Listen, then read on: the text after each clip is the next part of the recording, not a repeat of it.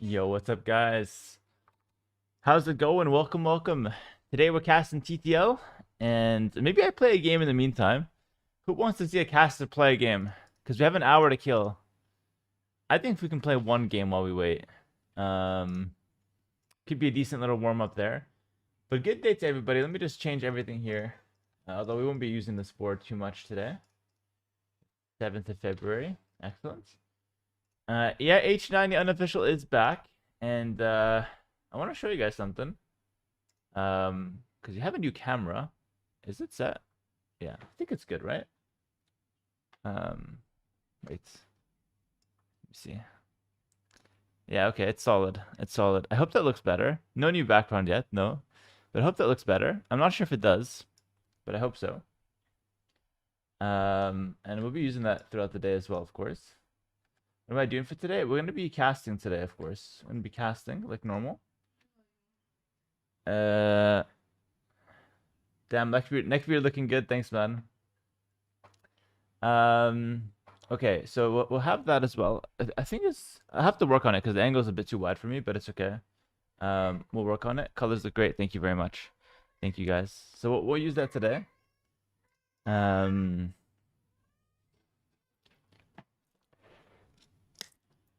I have brown hair. I have brown hair. Yeah.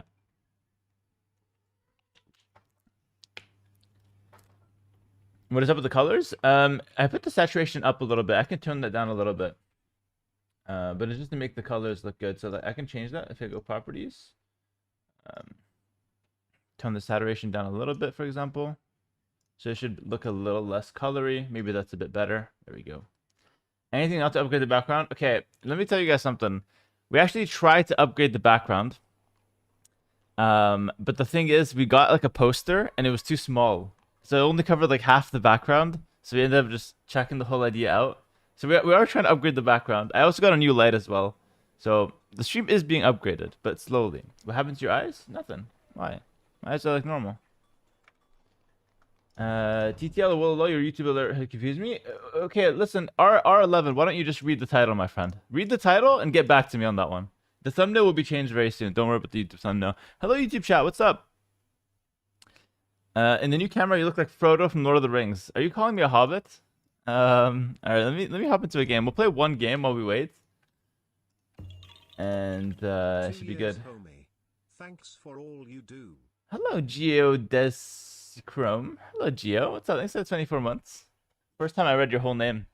Yo, appreciate you, man. Thank you for the 2 years. Also, Ollie Yoon. Are you here, bro? Thanks for the raid. Ollie Yoon, thank you so much for the raid earlier. Thanks for the follows, guys. Welcome, welcome. Today we're playing and casting some Age of Empires 2, and I am very excited to be doing that, of course. I am extremely excited to be doing that. So we'll play one game while we wait. The new lighting rocks. Thanks, man. Let me see the camera one more time. I need to put this here because I want to look at it myself. Looks good. Saturation is still a bit high though. Let me see if I can lower that down a little bit. Saturation could go down a little bit. Contrast up a little bit. All right, that looks a lot better. Perfect. Okay, cool. Curtain not fixed. Yeah, the curtain will not be fixed for a while, guys. There's no fix to that one, unfortunately. People can now see your green eyes, can they? Yeah, eyes looking good actually. The webcam's amazing. When is ACM vs. Lewis set? It starts in 1 hour. It starts in 1 hour.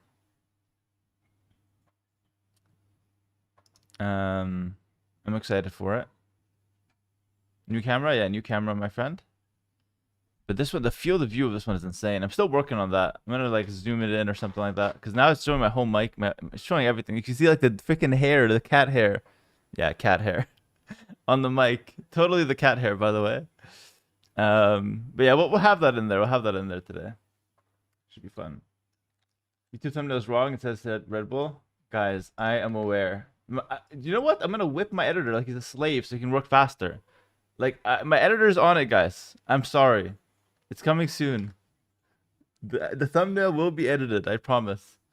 It's just the problem with YouTube is that they don't save thumbnails for some reason. Like they only save like the old one that I made. You'll sweep today. You better do. We'll see. I'll be casting it. I'm from Argentina, but cheering for Hera. You could say I'm a Vende Patria. Yeah, but I'm Argentinian. It's fine. All right, guys, we got a game. Maybe I can upgrade my camera IRL so I get green eyes. Well, I always have green eyes. Not the camera giving those to me. Goosen, thanks for the 15 months. Appreciate it. Hello, Donald. Hello, Murphy. Did you win at Red Bull? I qualified to Red Bull. The tournament hasn't started yet, so I can't say if I won yet, but oh, we're trying. Okay. Just fixing the cam a little. All right, perfect. Perfect. Hello, YouTube viewers. Hera, as a Montrealer, do you speak French? Oui, un petit peu. All right, 30 watch streak from forward aerial. Wow. Hello, Netis Ghost. What's up, bro? How do I make a Cuman feudal ramp push? I did one on my last stream, first game of the day, last stream. Check it out. Bohemians and Khitans. You can watch the VOD on Twitch. Bohemians versus the Khitans. Yeah. Thought it was Khitans and Bohemians. I think this is a pretty hard matchup, actually.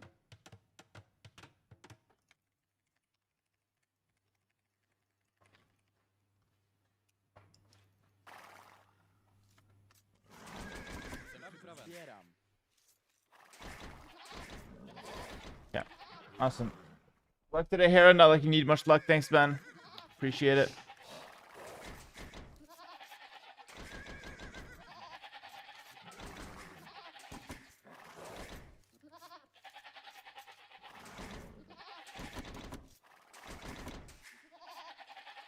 Alright, so in this matchup, I think I want to do something like a lot of spearmen, you know? Because that's the way to counter the Khitans. So maybe like archers and spearmen. I think I have to take these guys first. Let's take those chicken-looking guys first. Cool.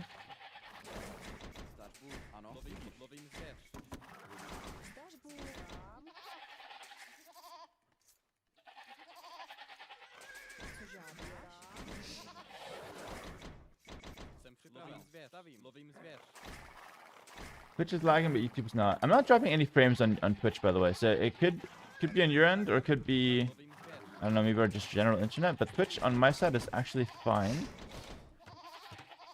I'm gonna go over to the chickens here, to the rabbits, and let's go ahead and grab that first boar. I think it's Twitch. Oh, it might actually just be Twitch because a few people are saying F now. Okay. Well, listen, if Twitch is lagging, just hop over to YouTube and watch there for now. It's no big deal. You can watch on YouTube. All good in the hood. That's the perks of multi-streaming, you know? Perfect.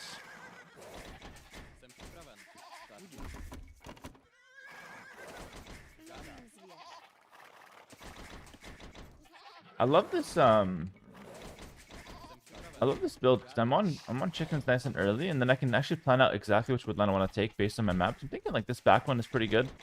Yeah, this back one, and then we kind of like wall here to kind of contain the berries. That sounds reasonable to me. I like that a lot. So it's a really nice build, this one. That board's a little far, so I'm gonna go a bit earlier for that guy. Come on, don't be shy, my friend. Maybe I can lure this one deer. It's quite close. It's like a deer by himself. Like there's no one else here. Crazy.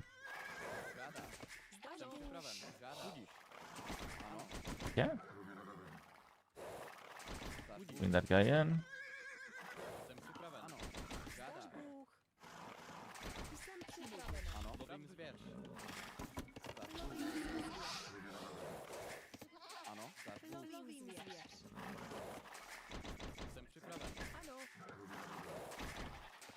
Hera sabotaging Twitch to make us also sub on YouTube. I see what you're doing.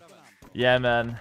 Yeah, I got connections in Twitch, and I use them for petty subs on YouTube transition. I'm not a big thinker, you know? I'm a micro player. Every sub counts. You gotta go over here, buddy. Finish that up for me. Should have put one in the hole, but it's okay. No problem. Why rabbits instead of bushes? So what I'm doing now is I'm gonna take the rabbits first because they're on the front. This is the Patreon build. I take the rabbits on the front first, and then as soon as the feudal age fighting begins, my rabbits would be finished, and I could take the much safer berries.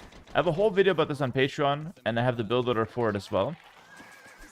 And it's very good. It's really good. It's what I always use on these chicken maps. Not always, but most of the time. I actually have a lot of food now, which is really good. It has a couple other benefits as well, but I can't spoil everything. I gotta leave something for the Patreon. Hello, Bart. What's up, bro? Thanks to 19 months. Good to see you, bro. GG's yesterday at the paddle. Next time I come with higher energy, my friend. This time I was a bit tired, you know? A bit tired and distracted, but next time, I won't take it easy on you guys.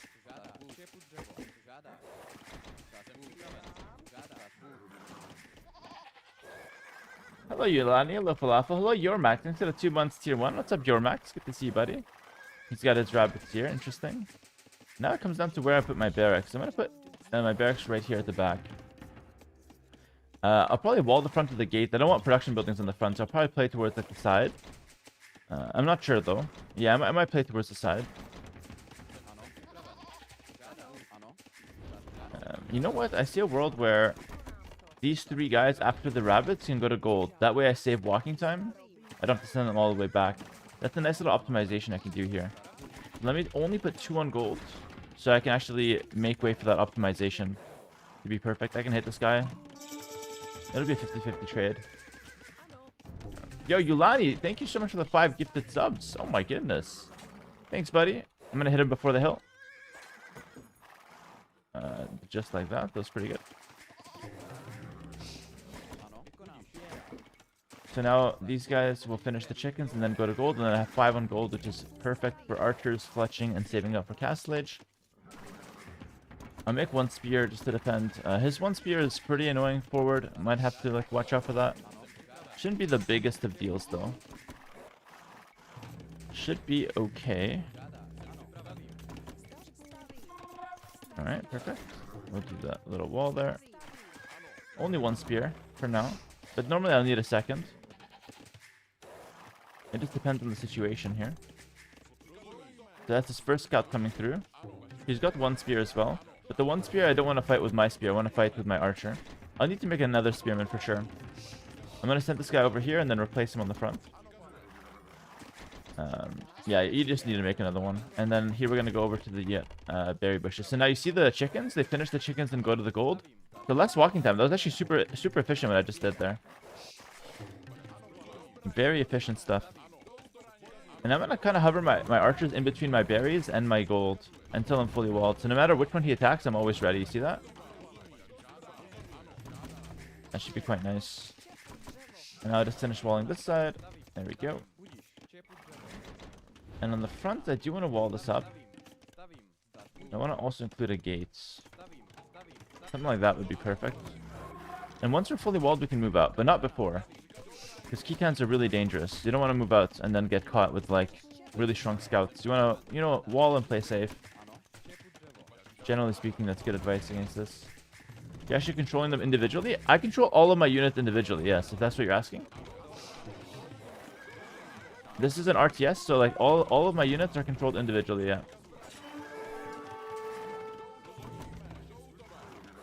Alright, let's go make a blacksmith. Here's that spearman would be a free kill. Nice, first kill of the game. We'll take it. Now I can start farming. Damn respect.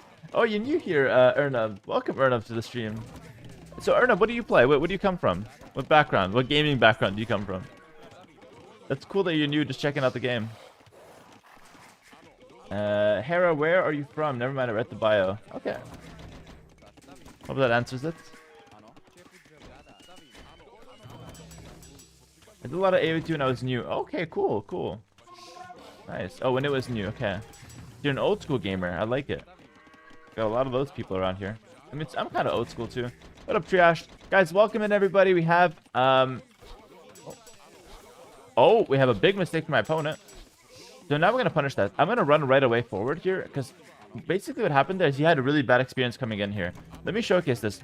He will not come back to this area. I'm going to leave it open and undefended because he had a really bad experience. So normally you have to camp here and wait. But because he had such a bad experience, I predict that he will not come back there. All right? I'm telling you, I'm like a part-time psychologist. I understand gaming psychology to another level. So I think he will not come back here just because of that bad experience he had. So I can leave it undefended while just walling it up. And I'm right. And that, my friends, is gaming psychology. But I'm going to wall it up just in case because I'm a bit scared. Pretty cool, right?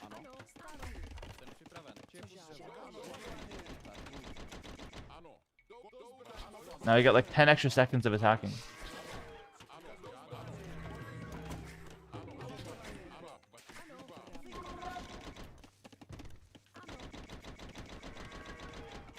That's my favorite civ. Oh, he's got skirmishers. Okay, that's fine. I'll probably play chemistry then. Chemistry would be really good here.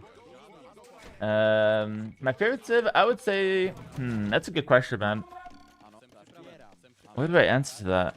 I like them all. Honestly, it's hard to even pick one favorite. At the moment, I would say like I'm a huge fan of like Armenians, but it's hard to even say. Maybe Mongols, yeah, maybe Mongols. Do these matches usually go all the way to Imperial Age? Half of the time yes, half of the time no. No, I would say like, yeah, half times yes, half times no, I would say. Hello, Mr. Matter JV. I'm gonna try that. If it costs me, I'll know who to blame. Yeah, but you can't try a like 400 elo Matter. Hold on. Matter, you're what? 400 elo? 450?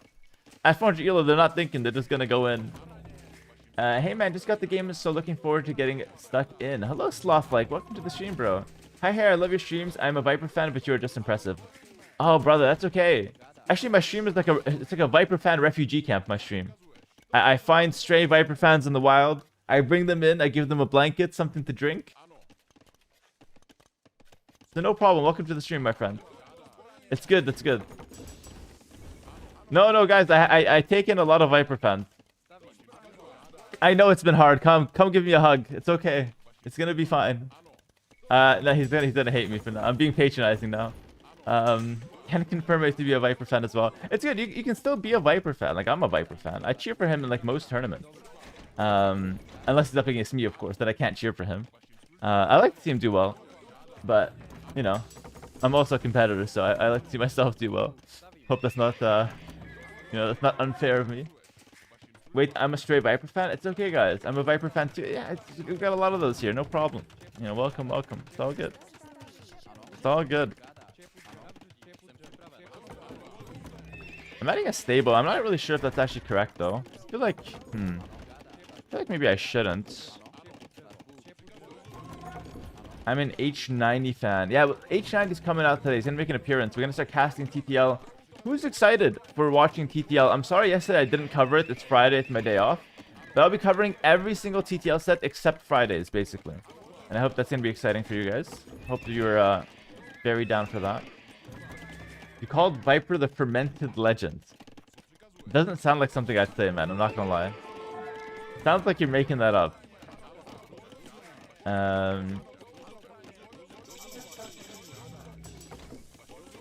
hear whispers of subs on YouTube, guys. We're gonna go fast ballistics. I want to go, or actually maybe even fast chemistry.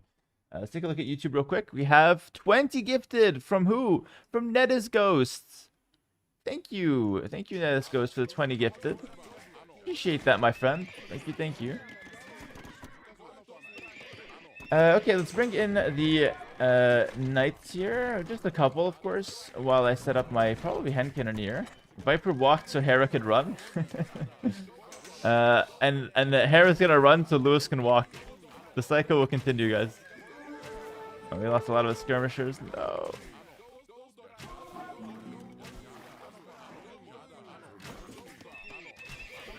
Did I get chemistry or ballistics first? I think, probably ballistics, if anything. I'm gonna go for hand cannoneers. No, you know what? I'm gonna go chemistry directly, and instead of going for like mass knights, I'm gonna do hand cannoneer siege, I think, instead. Ballistics could be useful later, though.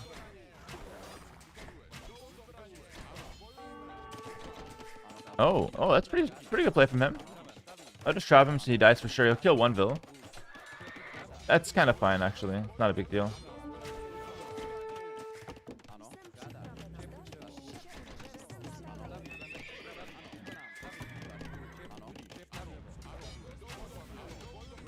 He's playing pretty well. Good defense. That's still open, I'm pretty sure. Yeah. How did I know? It doesn't look open, but it just looked open, kind of, you know? At the same time. So I'll go Mangonels and hand Cannoneer. Good defense, he's got the Monk already. I have to delete the Knight then. Do I want Ballistics as well? GL for the games today. Maybe not. So let's go hand Cannoneer here. I'll make a market, the forward market, the fabled forward market. Yo, Sight, thanks to the 48 months, appreciate it. I'll be casting my games as well. My games are recorded. I'll be casting those. Could be a little awkward, but I'll keep it neutral. What are your thoughts on the new Sims? I'll have a video coming out soon on that, I think. This Knight will have to die. Oh, kill one more. No, not quite. Not quite. Let's get in here.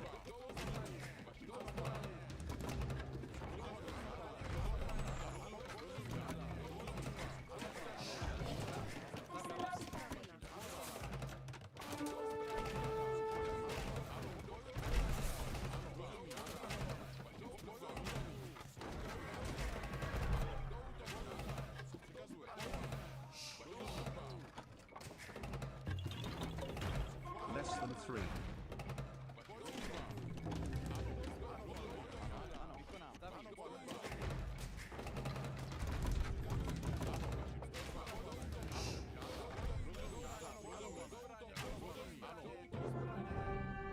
GG's, buddy.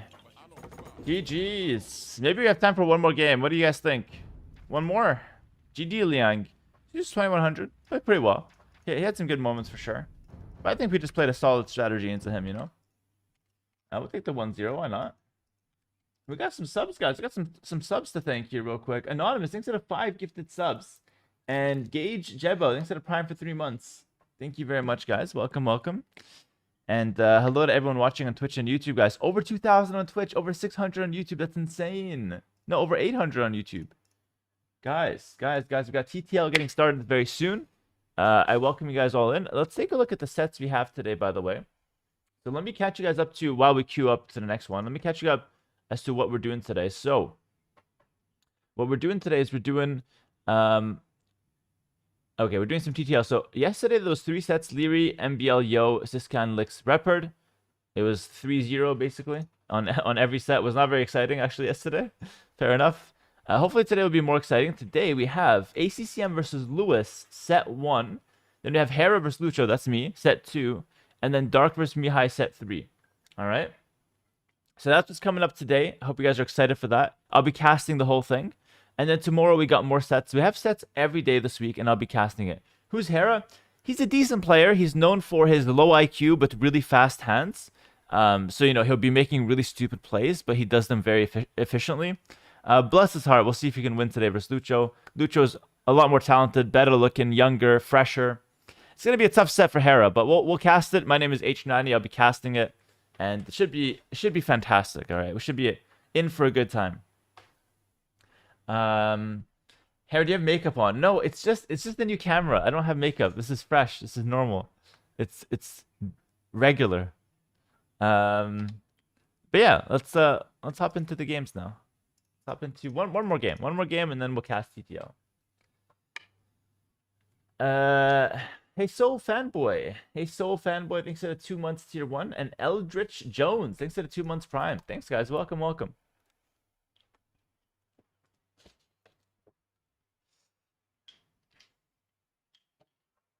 All right, my friends. The lighting looks weird. Why does it look weird? Hold on. Really? It looks great. What are you talking about? It actually looks perfect. Good day from Australia. Hello, my friend. Hello, Jup. Hera, I don't know who your makeup guy is, but he deserves a raise for real. I don't have a... Guys. Oh, it's Zenta again. This guy's good. This guy's good, man. Posted a YouTube video of him yesterday. Very nice game. You look tired. Thanks, man. I love to hear that. No, fantastic. Yeah. Hera, you look like you got ran over by cars. Is everything okay, man? Yeah, thanks, bro. Appreciate it. You know what? Maybe I will put makeup on so I can actually hide the fact that I look tired. Or maybe I'll just take my shirt off and impress you all with that. Maybe. It can happen. You look hydrated? Thanks, man. Hey, you look handsome today? Thanks, man. You look stoned out of your mind? No, thank you, man. You like have fun? You like have fun. Alright, we're playing as the Japanese here, up against the Aztecs. Infantry matchup.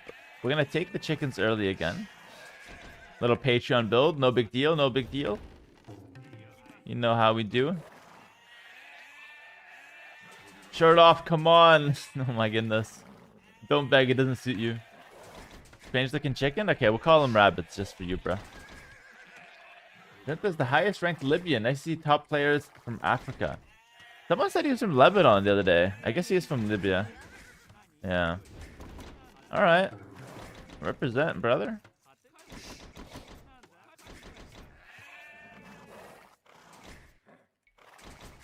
I'm not gonna fall for that, Roxy. Nice try, eh? Fool me once. You look like MBL today? That's a 2 weeks in the chat. That's a 2-week ban. You can't say that, man. It's the worst thing you can tell me. Did I watch Hums in the 1v1 tournament? I did, yeah, but he lost the last one.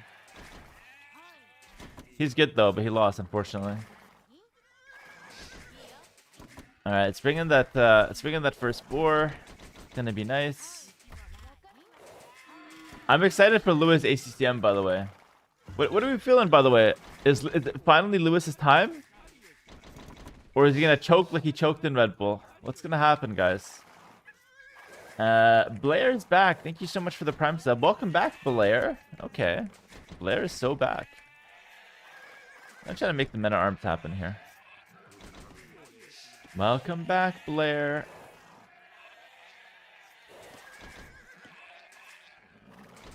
Shoot 1 ACCM, but I hope for a 3-0 for Lewis. My goodness.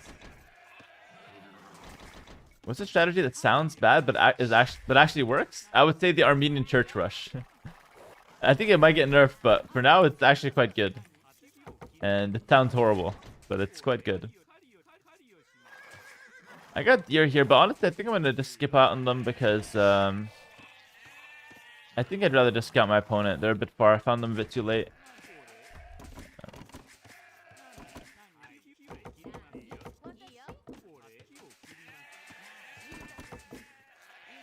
Yeah, ACM is a tough opponent.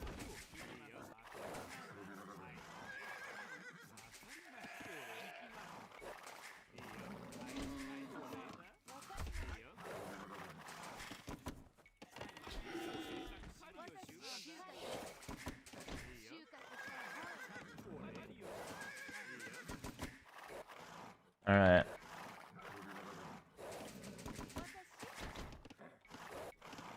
Hopefully the Hera set hasn't been spoiled for you. No, it hasn't been spoiled. So like Hera played that, but as H90 unofficial today, I would be just casting it with no knowledge, of course. You know, of course.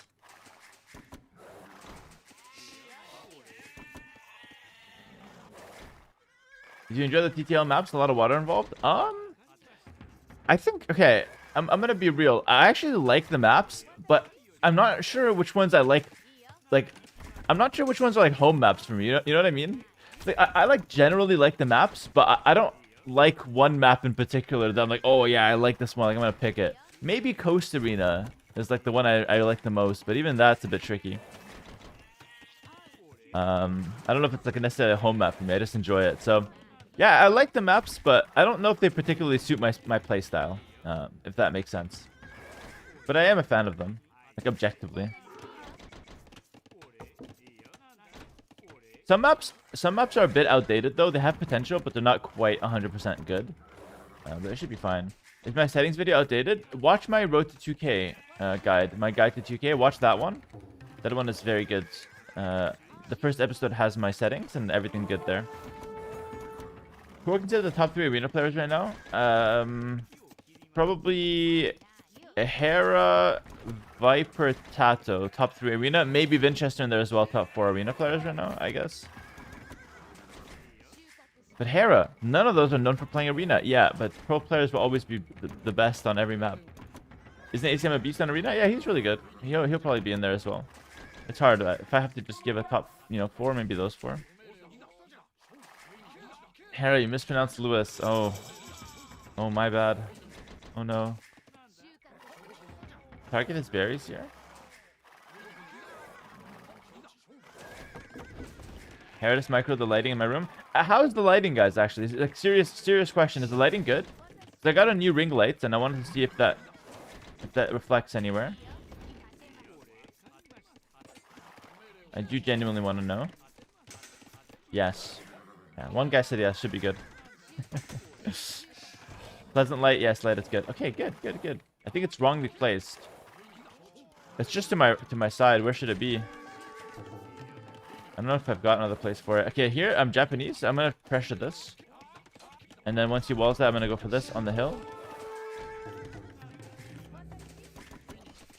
The Viper didn't qualify to wall low? No, unfortunately did not.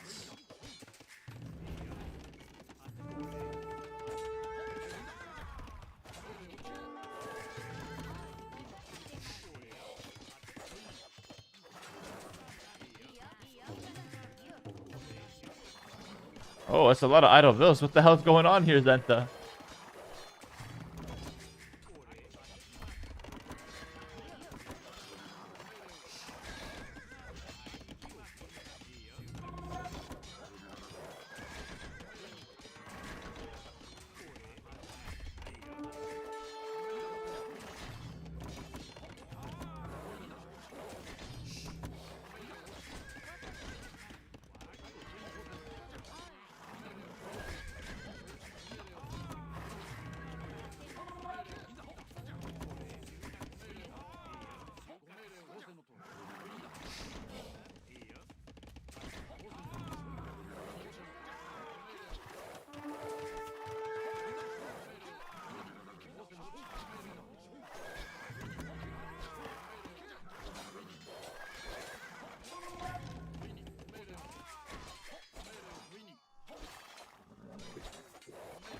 Killed a couple villagers. It's pretty good.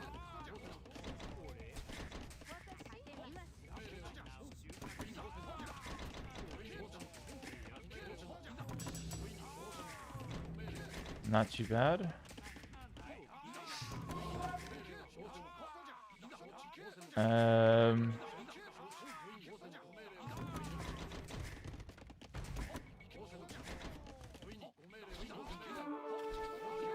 No, I lost my men at arms, so I have to be careful. I think I want to do a stable switch actually, because I need another melee unit, if you think about it. Hey, what do you think about this matchup? Like, which civ should win most of the time? I think it's quite even, actually. I think... maybe I prefer Aztecs, though. Just because I feel like the Atlado skirmishers, like the skirmishers with the unique tech, are very strong. So I would prefer Aztecs for that reason. But I think Japanese can actually win. If you play them correctly. Which I think I'm playing them correctly now with the men-at-arm opening. I think that's nice. That was good. We also have a good early game. Checking maps help out as well, because I got the extra savings from the mill. So there's a lot of cool things about Japanese as well. Did Hera get the 3000 elo? Yeah, my friend, many times. You can. I put the videos on YouTube actually, where we pushed the world record of elo. If you haven't watched them, you should go back and watch them. Very cool.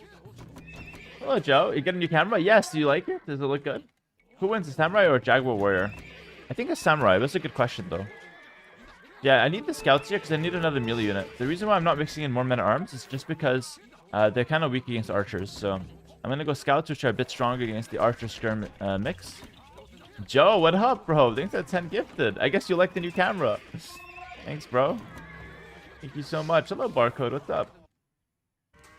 Mr. Hera, sleep in jeans every night or have a sand in your bed that you can't seem to sweep out. Pick one. I'll sleep in jeans every night, even though I hate it. Sounds more normal.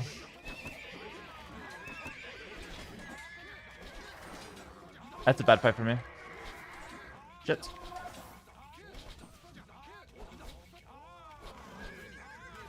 It was not horrible, but not good either.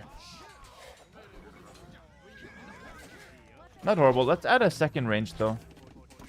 So I can replenish my archer mass. I think that should be pretty good. Very good, very good. Cool, yo, thank you so much, Joe, for the 10 gifted. Did Joe say something? It's okay, he says. It's just okay? Damn it. If it was good, it would have been 20 subs. But it's just okay. We got 10 subs. Listen, I'm not complaining. I made a career out of being just okay. Decent player, decent caster, decent camera. It's okay to be okay. Good gates. Okay gates. I'm gonna cancel. Cancel my scouts. There's no point committing more.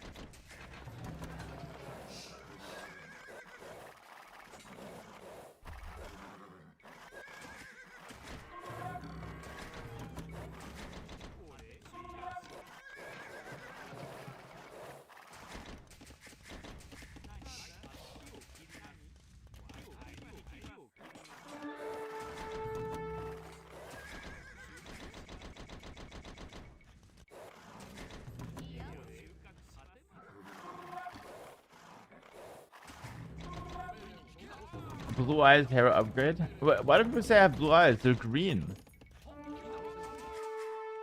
It's coming again.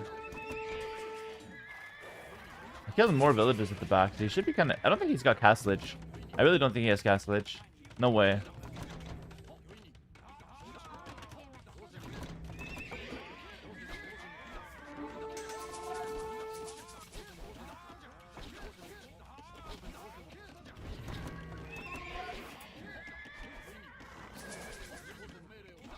Equal trade.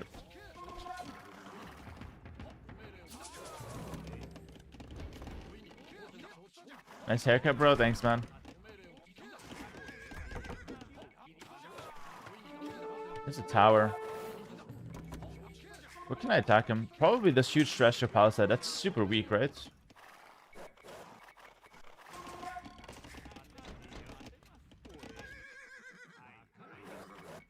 Down like 5 vills? Yeah, he lost quite a few vills.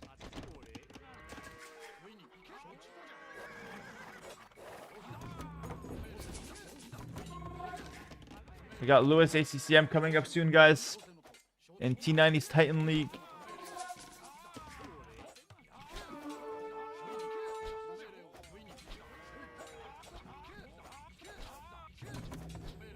Buddy, what you doing? He's microing. He's trying to micro hard. Oh, GG. Nice shot, man. Good game from Zenta. Yeah, he didn't have Castlage. That's what I was worried about. I mean, he played pretty well still. Played pretty well. Not too bad, not too bad. Yeah, I think we killed a few villagers and it really piled up, you know. What's my prediction for Lewis ACCM? We gotta talk about this one, guys. I'm not sure. I'm not sure about ACCM Lewis. My gut tells me that's probably ACCM 2-1, but I'm not sure. It can be either way. Hera top 6 TTL. Like, you want me to give you my predictions for top 6? I have no idea. It's too early. Too early, my friend. Mesmora says Lewis 2-1. Heard it here first. Okay. Okay, we'll see about that, Mesmora. Why is there a blowing curtain behind me? It's just, it's haunted. It's just the curtain. Sorry, not the curtain. The curtain's not haunted. It's just the fan. I got a fan behind me. The cat hair on the mic is distracting. I'm trying to take some of that off for you. There we go. Better? A little bit better, yeah? A little bit better. 1-0 and then Lewis's internet dies. That's quite the bold prediction, I'm not gonna lie. What's my PC setup? My PC setup is I don't know. Yeah, it's just a regular setup. That one hair is flying. Is it still there? No, it's gone now. Took it off. Caress the mic like that a bit more? Bro. No, that's not gonna happen. It's still there? Which hair? This one? Oh, this one. Oh, yeah. God, I never knew my camera can get so good that the hairs on my mic are a problem. Like, that's crazy. Also, now I gotta actually shave my neck here because you can like see everything. It's a bit too much. It's fine though.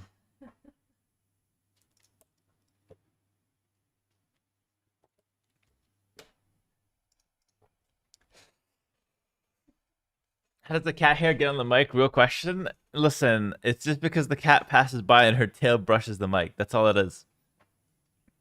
Daily hairdressing. Get that in the budget. My hair looks fine. It's good enough. Yeah, okay. We're gonna bring on Milky. Milky's coming in. Oh, she's so tired. Oh, you're so tired. Oh, you're so grumpy and tired. Oh no. Oh, Hera's using me for subs again. Yeah, we're gonna listen. No subs coming. You don't eat tonight, eh? 5 subs. Milky gets food today. Oh, she's so tired. Look at that. Oh, Milky, but you're cute though, Milky. Oh, but you're so tired. Oh, she's so cute. Look at that HD Milky. This is how the cat hair gets on the mic. Milky, what's going on? How's it going? You're tired, eh? Milky, you got 5 subs from Joe. Oh, she looks starving. Yeah, because she's not getting the subs. Now she can eat. You got 5 subs from Joe. Thank you. Thank you, Joe. You want the fat one? Milky, you got 5 subs. Look at those blue eyes. She looks terrified. Why does she look terrified? It's okay, Milky. It's just a new camera. Wait, no? Okay. You wanna leave or do you wanna stay? She's so sweet. She's the cutest. What a beauty. First time we see a beauty on the stream, guys. Is ACM gonna scrape Lewis? I don't think so. I think it's gonna be a good match. Her name is Milky, guys. Milky, you wanna stay? Or you wanna leave? You wanna leave, yeah? It's okay, you can leave. Okay, she's out. Bring me the fat one. Bring me the fat one. Let me show you guys something. Garfield's coming in. Oh yeah, oh. Who's fat and sleepy? Oh, doom, doom, doom. Coming in.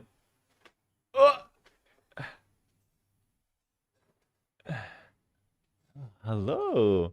Hello, fat one. Look at those eyes, though. You're so cute. But you're fat. Is she fat? She's fat. Belly reveal. That was disrespectful. This is not fat at all. Yeah, but she's with like a freaking model in the house. Milky's like skinny, petite. This one's like a little overweight. She looks like a fat ass. It's just how it is. It's all about the optics, you know? Just fluffy. I like it. I like it. I like it. She's cuddly. Exactly. She likes to eat. She likes to eat. Exactly. Nothing bad. She's still cute though, honestly.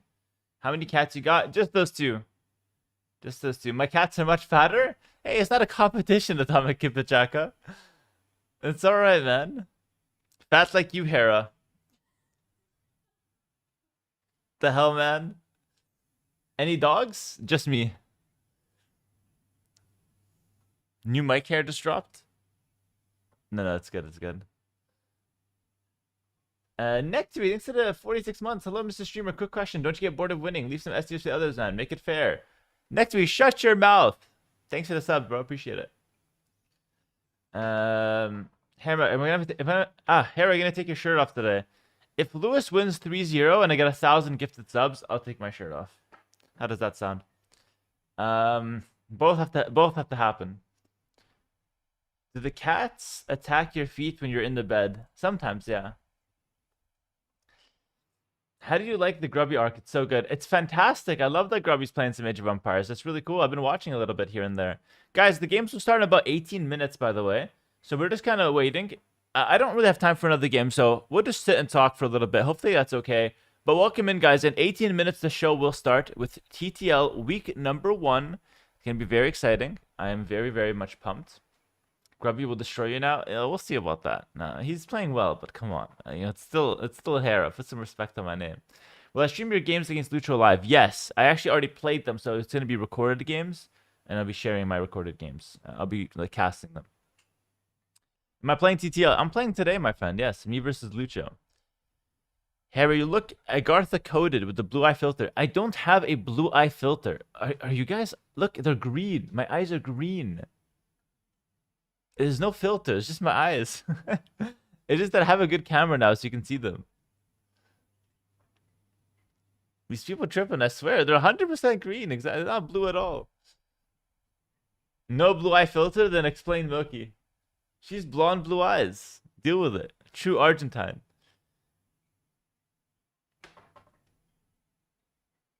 Actually, crazy though, going from the previous camera, it's a huge upgrade, eh? It's crazy. This one's 4K as well, but I'm not streaming in 4K. It's just 1080p. South Indian guy. What's up? Thanks to the Prime, South Indian guy. Where are you from? Hello, Malamadre. Thanks for the 26 months. Looking good. Thanks, buddy. Appreciate you. Appreciate you. How many white monsters does he drink a day? I don't think I've ever had a white monster. I've had some other flavors though. All right, Hera about to start a career in stand-up. You think so? My jokes aren't that good, unfortunately. Your lighting is a bit dark and uneven. I don't have the light on top open. Can you open the light on top, maybe? Maybe that's gonna get them to enjoy the lighting a bit more. How's that? Is that a bit better? It's like yellow now. I don't know if that's better. Does it have like a yellow light on top? It's worse. It's not better, boss. You're a Simpson. Yeah, okay, let's take it off then. I could open this one because I have a ring light. That's what I'm using. I'm using a ring light. I'm gonna make it a bit brighter. Okay, you tell me if that's better, chat. Turn it up and show your TK in real time.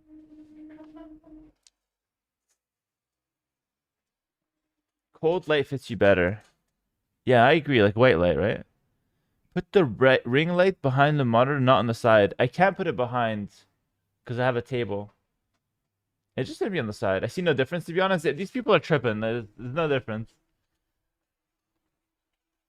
They're tripping. Don't worry about it. You want to see a tour of my house? I'm not giving you a tour of my house. No way.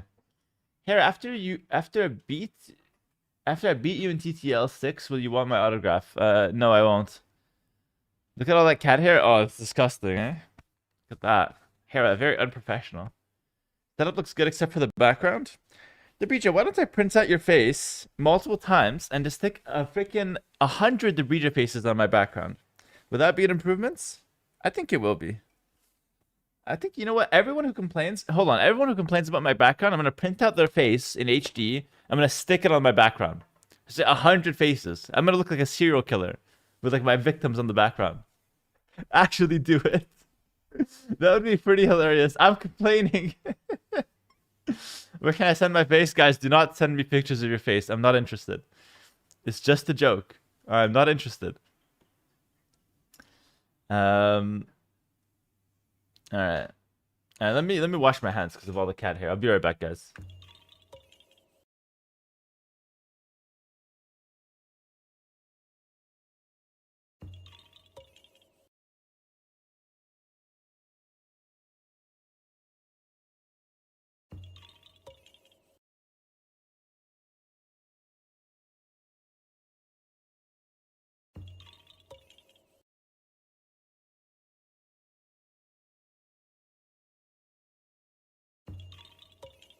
Hello Mr. Streamer. Quick question, don't you get bored of winning? Leave some S tiers for the others, man. Make it fair 11. Hold on, let me just do something here. I'm gonna do something very important. I'll do it later, actually. Okay. Okay.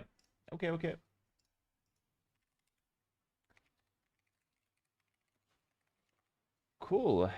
What's up, chat? What is going on, chat? Just tuned in. It's Hera curing leather. What's the background? It's always been the same, actually. Okay, guys. So TTL coming up soon. It's gonna be in just 10 minutes now. I do apologize for the delays. Actually, there's been no delays, but just the waiting. You have the smile of Mr. Beast. Someone on YouTube said I have the smile of Mr. Beast. That's bad, because Mr. Beast has a fake ass smile. I think my smile's real, actually. I always smile. Someone on YouTube said, hey, love from India. I watch a lot of your games and I play AW2 weekly with my brother. Much love, brother. That's good. Okay, so these are the sets coming up. Smile like Mr. Beast, that's so mean. That is a mean comment, yeah. Mr. Beast smile is like, there's no emotion here. It's just his teeth are showing. That's Mr. Beast smile. You guys ever seen that? It's like when normal people smile, they smile, and then you see like some lines here, some maybe a dimple. But Mr. Beast is literally just his teeth, and that's it.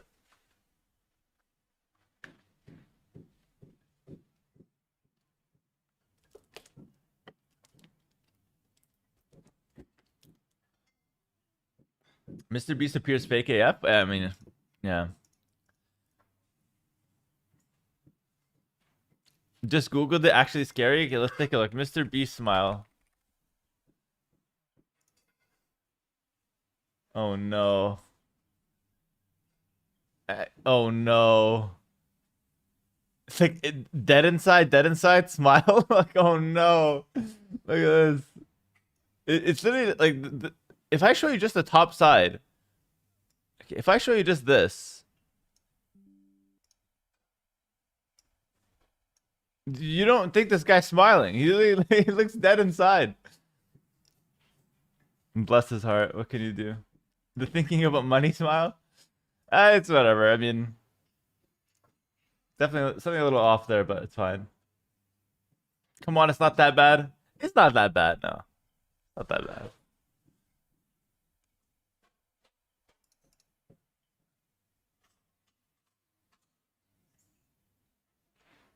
Who's behind me in the vitality shot? So it's me, then Leary and Hart, my two teammates.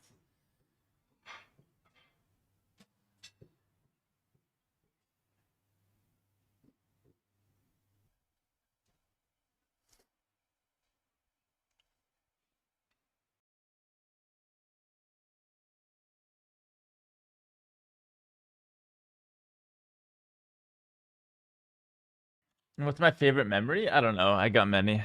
I got many good ones.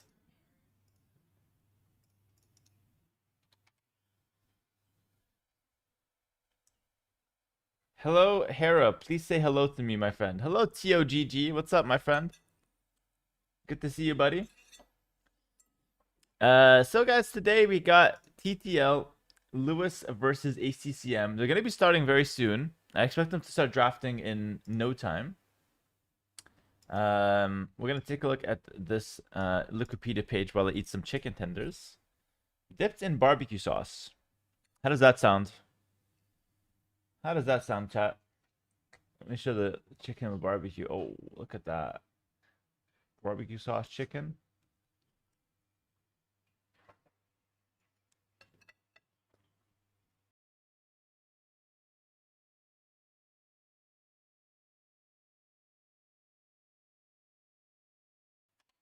Effie, thank you for the 21 months. My love, my goats. Hello, Effie.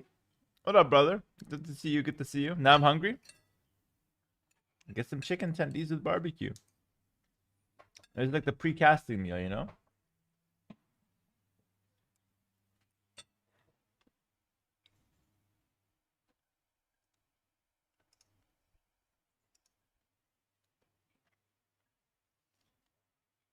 Good morning, Jonah. What's up, my friend?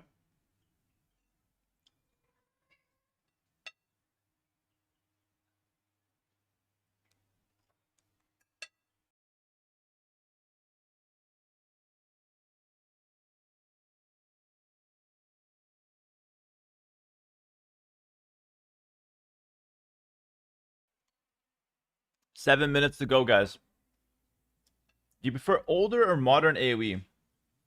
Overall, modern AoE. We've come a long way. But the best AoE was 1 year ago, in my opinion. The best patch ever for Age of Empires 2 was the Garrison patch. That was the best AoE 2 patch ever. It was so balanced. Then they got new civs, they ruined the pathing. It kind of went downhill from there.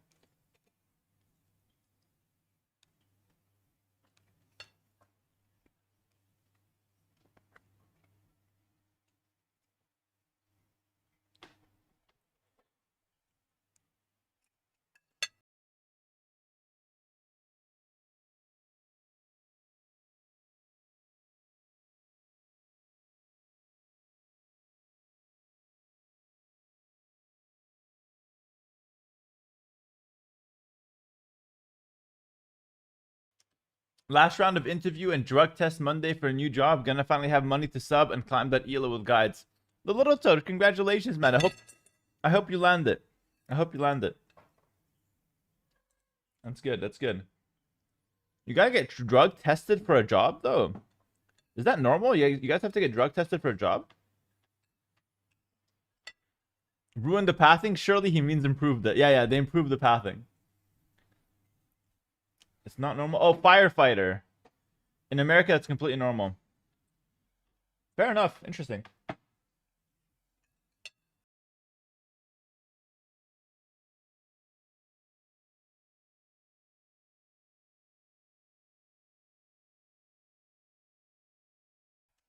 By the way, firefighters are a great job. I appreciate you, Little Toad. I have a lot of respect for firefighters, to be honest. I have a lot of respect for them. I feel like they're always good people, you know? I feel like they genuinely want to help, for the most part, you know?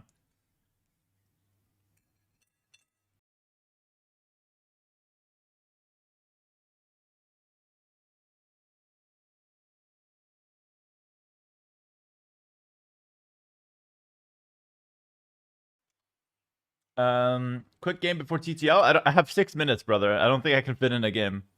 We're just waiting. The draft is gonna start very soon, guys.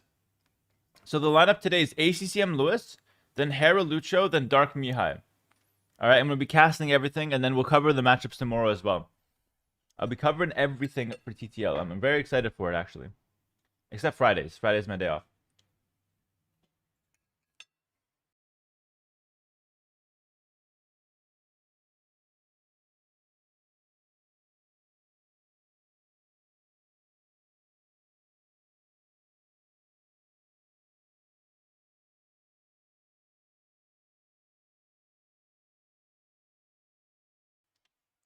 Well, I cast my own game while playing it. My games are already played. So I'll cast the recorded games of my game. And it's going to be funny because I'm going to make fun of myself. Which should be a good time.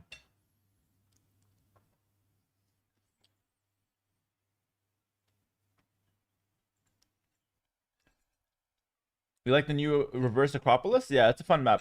It's a fun map. Pretend they're live? Okay, I'll pretend they're live. Okay, guys, wait. Now that it's just us, wait for the amount of people that will come to my stream during my set and to be like, wait, is this live? Wait, how is Hera playing while watching it? They're going to be so confused. It's going to be hilarious. It's always like that, by the way. Every time there's recorded games and a person's streaming, there's always a ton of confusion in the chat. It's hilarious.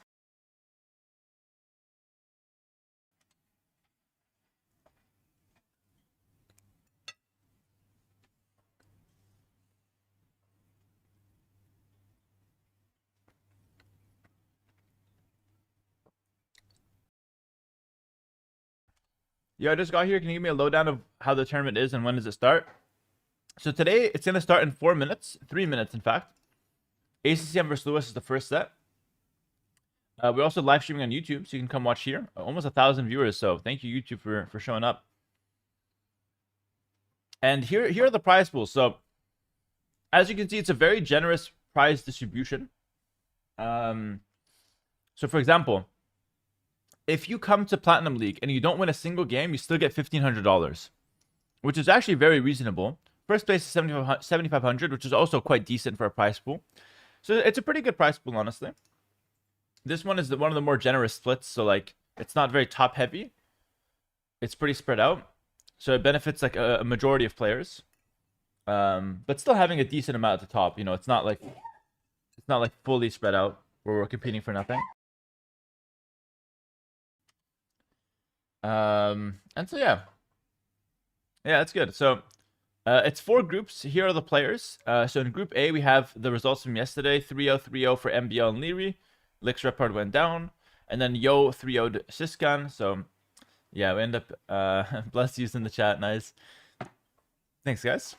So yeah, we end up having a few pretty one-sided results to start. Today we're going to be doing Hera Lucho, ACCM Lewis, and Dark Mihai. So it's going to be pretty spread out from Group B, C, and D.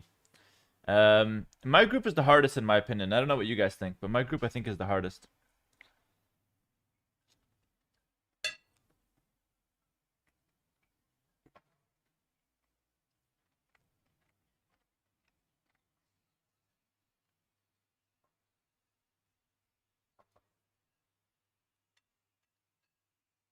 The thing is, like, my group has 4 Red Bull participants, which is like 4 out of the top 8, which is ridiculous.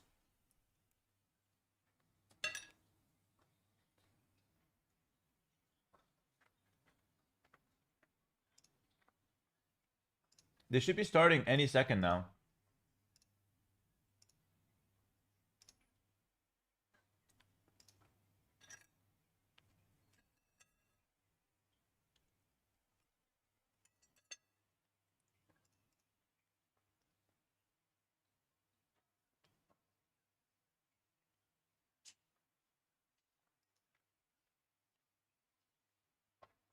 When will Viper play? I don't know.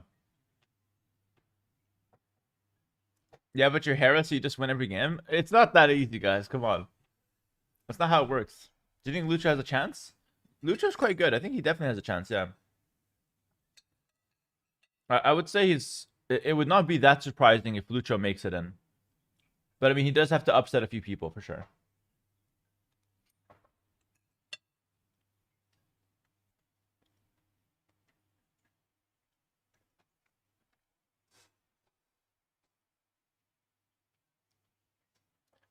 I hope MBL has a good tournament. He's off to a good start. Genuinely cannot win a game with the Armenians at the moment. Bro, the Armenians are so good. How can you not win? Just go with the 100 HP champions with skirmishers. Do that and you win for sure. All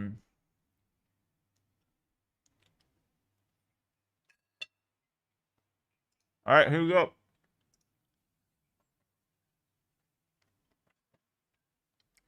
Lewis, ACCM.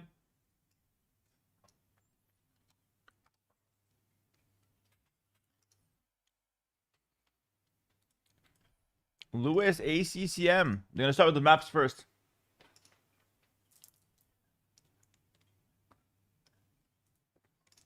Murphy, you didn't piss me off. What are you talking about, Murphy? What did you want to know? I can answer you. Best player of all time versus the best player of the era. Lewis versus ACCM? Yeah, sure. This is a champion player career, become a full-time caster. I actually love casting. I'm really excited for it. I hope I can do a good job today. Hope it will be entertaining for you guys. All right, guys. Lewis ACCM is starting. Here are the drafts, and I'll be done eating by the time the drafts are finished, so we can just full focus on the cast. These games are live, by the way.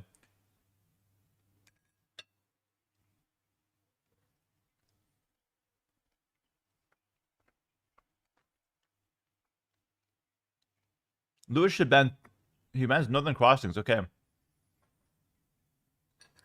What will he pick? Mudflow? Mudflow for Lewis.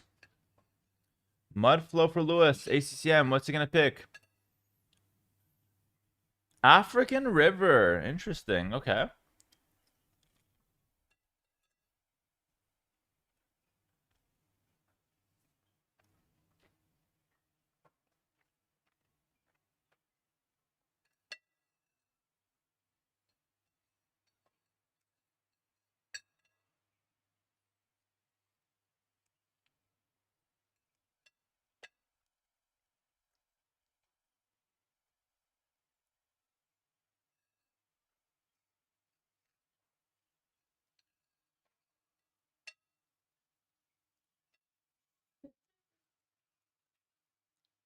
All right. They're just banning out some maps.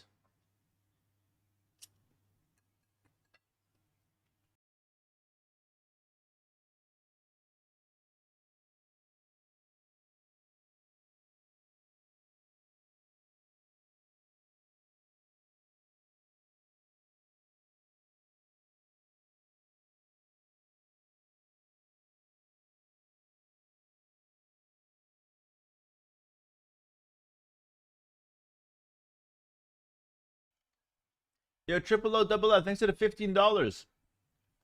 Hi, Hera. Yesterday I had a birthday. Yesterday you had a birthday. Was it your birthday yesterday? If so, happy birthday, my friend. Thanks for the $15. Appreciate you. It's your birthday. Happy birthday, bro. How you doing today?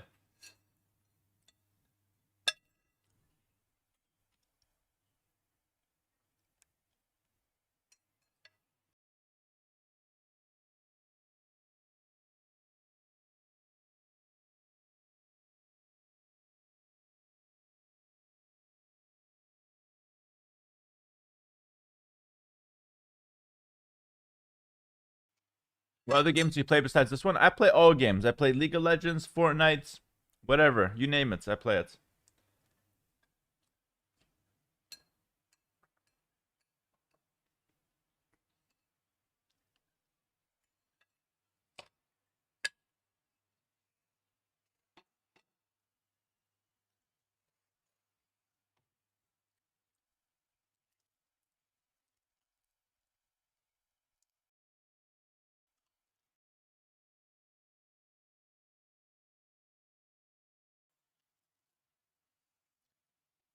Yu-Gi-Oh! Forbidden Memories speedrun anytime soon? Probably not. That's hilarious though. He plays hide and seek mostly, but he has also played rock, paper, scissors. I like that one. ACM wins this, right? Maybe. I think these maps all favor ACCM though, to be honest with you.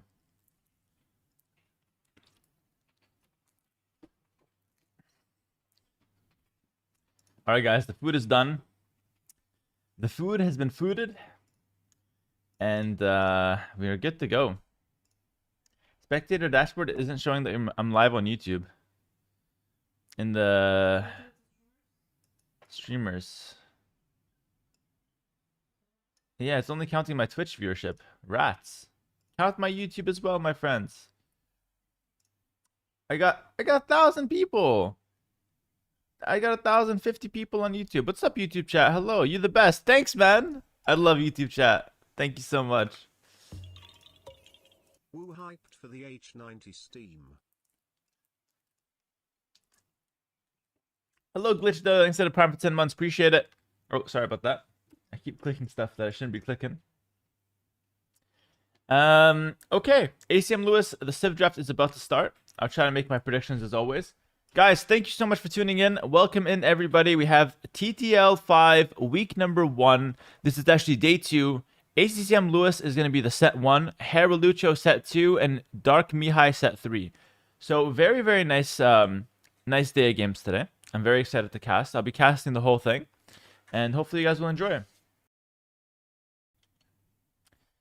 Hi, Hera. How you doing? I'm doing great, man. What about you?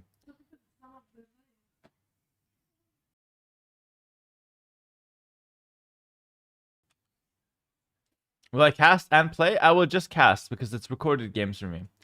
So I'll be casting myself. Yes, I'll be casting myself. It'll be fun. It'll be fun. You guys will enjoy it. Ah, my goodness. Like I casted myself for the Found You game. Dual cast with T90 would be dope.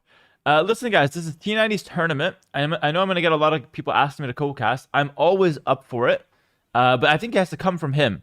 It's his tournament. He likes to run things how he wants to run them.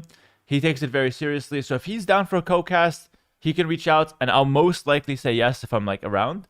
But I don't want to ask him just because I don't want to impose onto his tournament. If that makes sense. I'm kind of like the new guy in the casting scene, so hope that makes sense. We'll see if he wants to do something at some point. I'd be down, like I said, and yeah, it should be good. You won, otherwise you would be cam of crying in the corner. XD. So let me just get this straight. Okay, I'm not gonna address this, guys. I'm not gonna be rage baited. It's fine. That I won for sure, because otherwise I'd be cam off crying in the corner, is what he said. Absolutely hilarious. Lewis bans Koreans and Byzantines. If you told me Lewis banned Koreans, Byzantines, who's he playing against? I'd say ACCM every time. That's like the anti-ACCM bans. Hit him with like, take away his like, I would take away like Dravidians as well, honestly. Just every pure skirmissive. By the way, can I get a found you in the chat, guys? It's ACCM playing. I know on YouTube we don't have emojis. But on Twitch chat, come on, let's get a found you in the chat. We have an emote for it.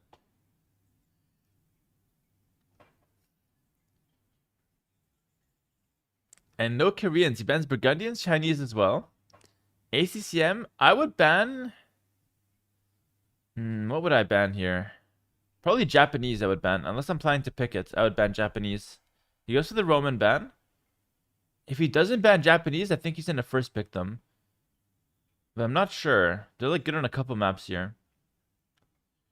Dragon Lord Freya, thanks for the 17 months tier 1. I appreciate it. Good found views in the chat. I like it. What is this game for? Is it just for fun? No, this game is not for fun. This game is for TTL5. It's a $64,000 tournament hosted and sponsored, hosted by T90, sponsored by Microsoft. We see the Jurgens band coming out of ACCM. And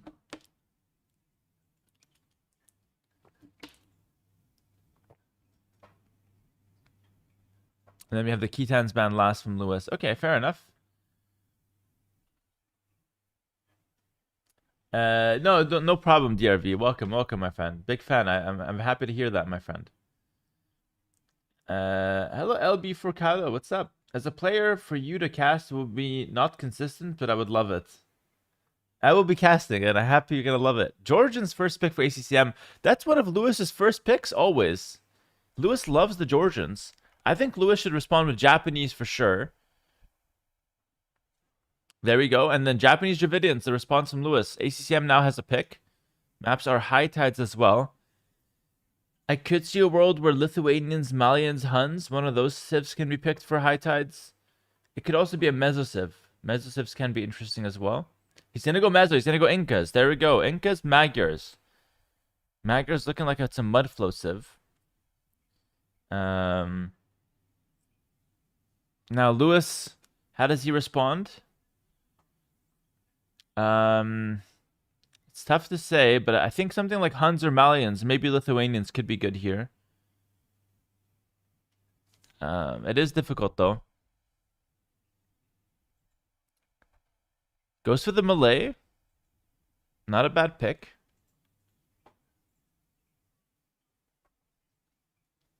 Is ACCM top 5 in your opinion? I think he's number 5, yeah. But maybe Hart is number 5 nowadays. So, like, in my opinion, the tier list right now is Hera, Leary, Yo, Viper. I would say ACCM, Hart. Top 6. That's what I would say. I don't know if people agree with that, though.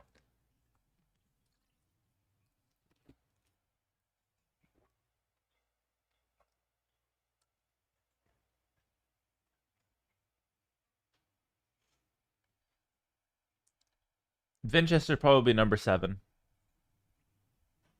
Where's Lewis? Lewis is like double digits. Khmer Vietnamese to wrap up the draft for ACCM. Lewis has one more pick. If I were Lewis, I would pick a Mesociv here just to confuse my opponent. I'd go Mayans. Make him think about it. But not sure. He's not that kind of guy. I think he'd probably like last pick Huns here if I had to guess. Last pick's the Bengalis. Okay, fair enough. So that's the draft, guys. The maps are going to be African River, Mudflow, High Tides, and these are the civilizations available to ACCM and Lewis. And now we're just going to go ahead and we're going to wait for the set to start. Once again, thank you so much for tuning in on Twitch and YouTube, guys. 1,100 on YouTube and almost 3,000 on Twitch, which is fantastic. So thanks, guys, for tuning in. What's going to be the first set of the day, ACCM versus Lewis. And it's going to be 3 games all played, okay? These games are live, 100% live. And I'm very excited. So I'm going to get set up here with Capture Age. There's a lot of stuff on my desk. Yeah, it should be good. Set up with Capture Age. Perfect. Hello, Adders. Thank you for the Prime for 2 months. Appreciate it, my friend. Thank you, thank you. Why is this live, but yours isn't? Just because of how the scheduling worked on the back end. Nothing crazy, though. Buy a standing desk. Maybe I should. You know what? Maybe I should. Hello, Nakfoons. Thanks, man. Thanks for supporting me. All right. All right, let's do it. Let's do it. Have you played your TTL already? I played my match versus Lucho, yes. We're just waiting for the games to start now. Game 1 should be underway very soon. Hi, Hera. I told Lewis to get a new mic for the stream. I think the audio is not that great. What do you think? For Lewis? Maybe. I haven't listened to him in a while.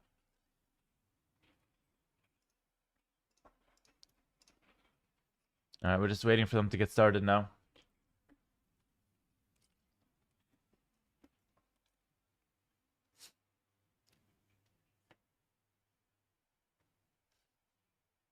Lewis needs to get a new pair of hands. Where can he get those? I agree. 100% agreed. Are you playing Lucho today? Yes, I am. I bought a squatting desk. That's what you need if you want real gains. Yeah, forget about the standing desk. It's all about the squatting desk now. Where's Sebastian in the top 10? I think he's probably around number 8. I think number 8 for me, for Sebastian. That's kind of my take on him. I think Sebastian's a great player, but I just feel like the people ahead of him have proved themselves a bit more. New cam, look at this quality. New cam, my friend. How is the weather right now in your spot, Hera? Looks warm and cozy. It's extremely warm and extremely cozy. I'm not even joking, by the way. It is that. Grab this. Turn off the AC because it is so warm and cozy. Harry, you look tired. I'm fine, guys. I might look a certain way, but I promise I'm fine. I'm actually in a very good mood. I'm in high spirits, you know? I'm excited for the cast. My favorite tournament map of all time? What's my favorite tournament map of all time? That's a good question. I think one of them is probably Copenhagen. I think that was a really fun map. But I'm not sure. I'm not sure. Yeah, I'm not sure.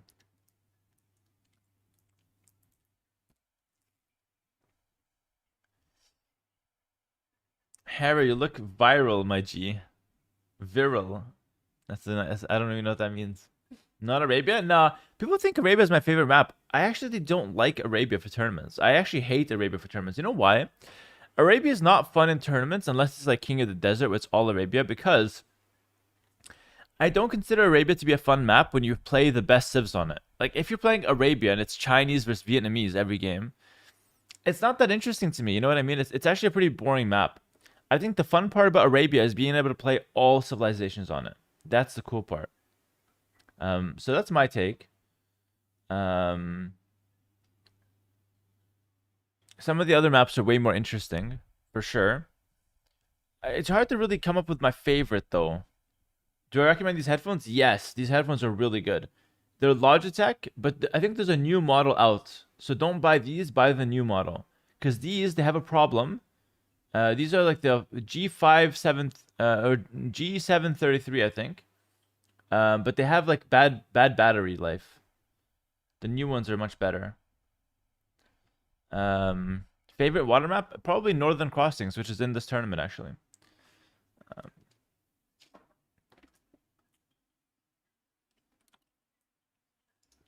I'm staying nice and hydrated for the set. Come on, guys. Start the game. They're in the lobby. High Tides game 1. They're starting soon. Love it, love it, love it. Come on now. Very exciting stuff.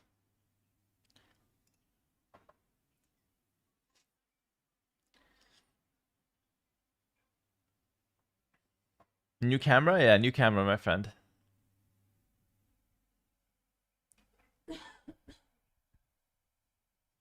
Too bad it's banned for this game? Yeah, no Northern Crossings this time around, but it's okay.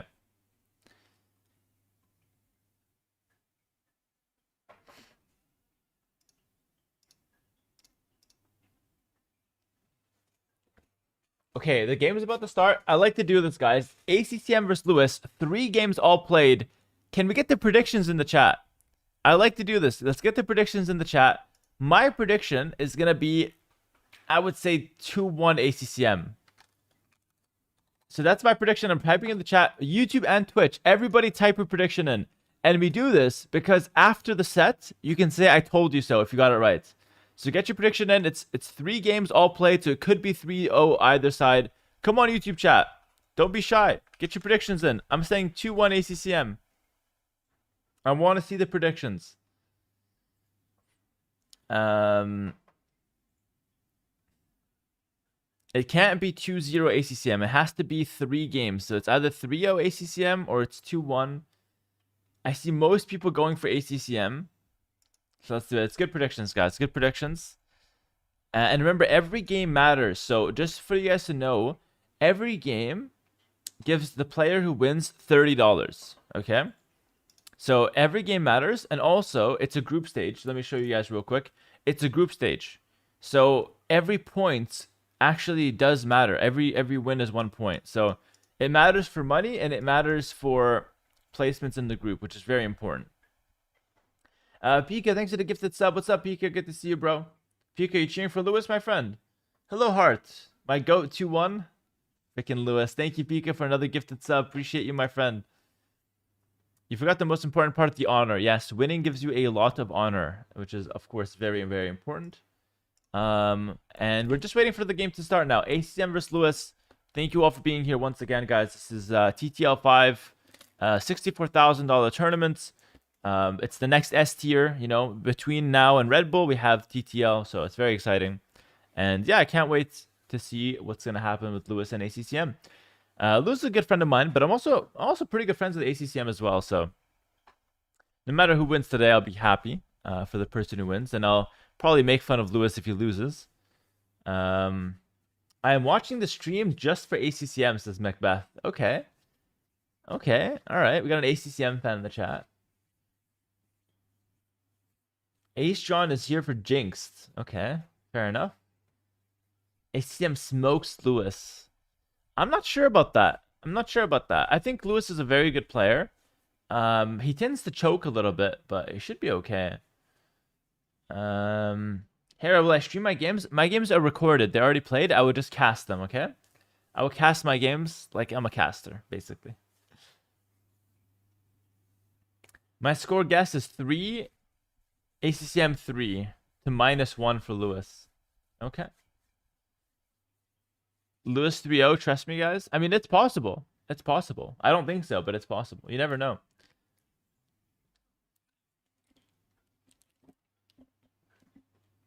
Have I ever used ChatGPT for build loaders or other stuff AoE related? No. What the hell does ChatGPT know about build loaders? I know. I teach ChatGPT. I am build loader GPT.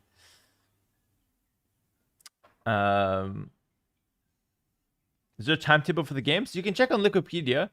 So if you're looking for information, you can check on Wikipedia. This has all the information, guys. You should really get used to this website. It's very good. It's very, very good. But yeah, take a look at this. It's all like very solid. Is it true that Lewis has kids? No. Lewis does not have kids.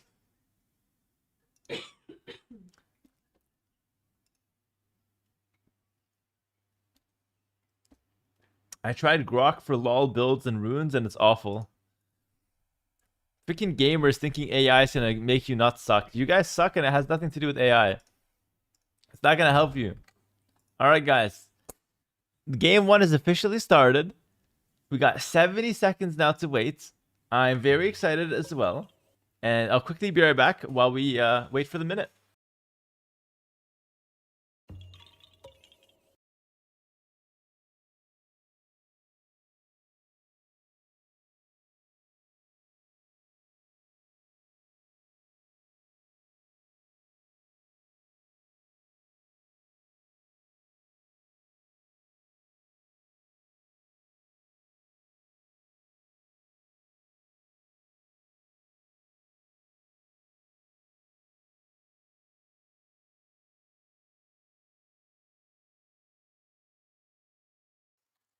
Georgians versus Italians, game 1. Lewis versus ACCM. I'm very, very excited. And I think I always get hyped for Lewis games because I think he's a guy that I think he can play really well, but he can also choke. And ACCM is very solid. He's got a unique play style. Likes to play really aggressive. Likes to trade army for villagers very often. So it's gonna be a fun set. It's gonna be a really fun set. The maps are good as well. So let's take a look. We're gonna start things off. It's gonna be High Tides game 1. And this is, of course, ACCM's first pick. Hopping right in, guys. Why remove the camera? Don't worry, we're back. Camera's here. Everything's set up. Okay, we're good to go. We're going to hop right in. I don't like these colors, guys. We're going to go Lewis in blue, ACCM in red. Hopefully that's going to be good. Welcome in, everyone. This is game number 1 between Lewis and ACCM. This is, of course, part of T90's Titan League Season 5.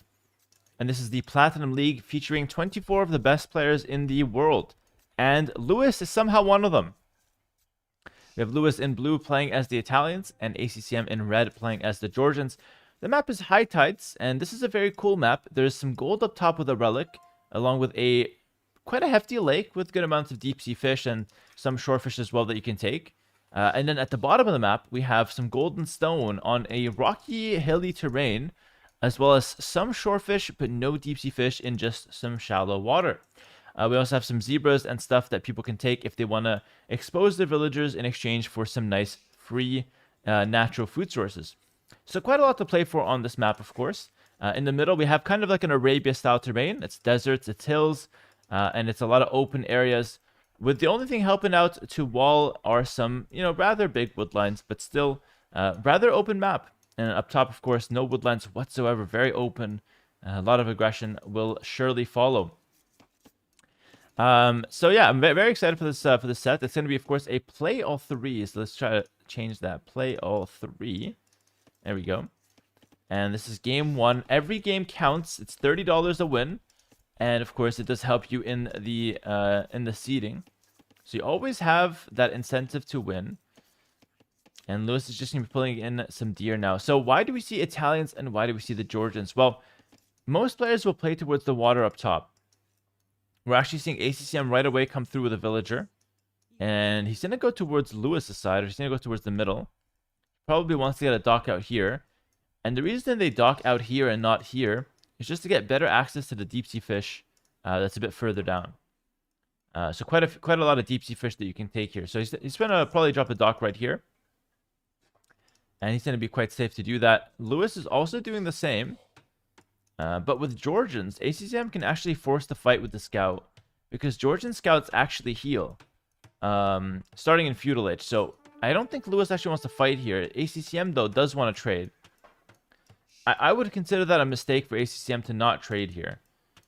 So you guys understand what I'm saying? Like, he can just trade a few hits and then run away. And then his scout would heal in Feudal Age. So he'd get free value, essentially. But he opted not to go for that for whatever reason. Maybe he just wanted to go back and lure some deer. Which also makes sense because he also has some sheep that he has to pick up. So quite a lot to be done for ACCM back at his starting base. So I'm liking this map a lot. It's going to promote some water fighting on top. And then also some land fighting, in the middle. And there's also this element of the bottom side. This bottom side becomes really important in late game. Because there's a lot of stone. And stone in late game is really good. Think Svan Towers for the Georgians. How strong is that? Take the stone on the bottom, start spamming up those towers. And Lewis with the Italians doesn't really have access to a strong Svan Tower like, building. But does have bomber towers. So even for him, the stone is very, very useful and very powerful. Yeah, guys, we got a new camera. Hello, Nikowis. Thank you so much for being here. And yeah, we got a new camera. And I want to upgrade my setup a little bit. I felt like, I'm a professional streamer. Let's try to get a professional setup for the first time in my life. Now all we need is a good background, Okay, so Lewis will be going up to the next age right now, right after Loom. Both of them actually doing that at the same time. So Italians and Georgians both can up at 18 villagers with a dock up top. And of course, going up fast is really important when it comes to fighting the water, because it means you can get like a fire galley out before your opponent. ACCM, nefarious intentions here. Oh. Lewis reacts. Lewis reacts in time. ACCM scout is in the vicinity. Lewis is not interested in that, though. Oh, ACCM walls in the villager. Lewis escapes. Oh, my goodness. What a play from Lewis. What a play from Lewis. ACCM was walling in the villager. Lewis escapes, makes a dock, and then keeps his villager safe. So despite ACCM having a scout in this area, Lewis was actually able to outplay him and still land the second dock. That's huge. 2 docks each. As Mem would say, these are romantic docks. They're touching and they're very close together. There is a world where ACCM's ships get stuck in this area, by the way. And maybe the same for Lewis on this side. They have to be careful. ACCM is insisting on trapping this villager. Now, trapping that village is really good. Because if ACCM wins the water, he can just kill that villager nice and easy. So he puts a lot of pressure on Lewis. Lewis is going to be struggling to get that first rotation of fire galleys out. ACM a little bit smoother there. Both players opening with only water aggression. First barracks being dropped for Lewis. Okay, fair enough. So it's going to be water opening and then the barracks for some land aggression. But both players having to go water early, or else you just lose your fishing ships too fast and you can't really get enough damage on the land. So it does make sense to open the 2 docks here. How are you streaming if you're going to play Hera? Oh, hold on. I'll answer this soon, but ACCM could lose a villager here. Fire ship comes out. Lewis will commit. Lewis will commit. Ooh, he gets the villager. He does trade a scout, though, but he gets the build. Meanwhile, though, Lewis loses a villager back here, and ACCM keeps his scout alive. Advantage ACCM out of that trade, I have to say. Lewis does have the advantage, though, of having the villager ready to repair. ACCM will send a new villager right away. He wants to have a villa here that he can repair. Demo coming out. Demo coming out. Huge demo for ACCM. Not quite. Not quite. It was just decent. If he killed the villager, that would have been amazing. Definitely advantage ACCM on water, though. Pretty bad demo from Lewis there. Guys, ACCM is winning the water. ACCM is currently winning the water. Meanwhile, ACCM has stolen 2 of Lewis's sheep as well. So, ACCM is doing better right off the start here. It's not over yet. Of course, Lewis can easily still win this game. It hasn't been much to it. Both players only lost a single villager. And now Lewis will go with a range and wall up the bottom. Okay, I like the range opening. I think that's pretty good against the Georgians.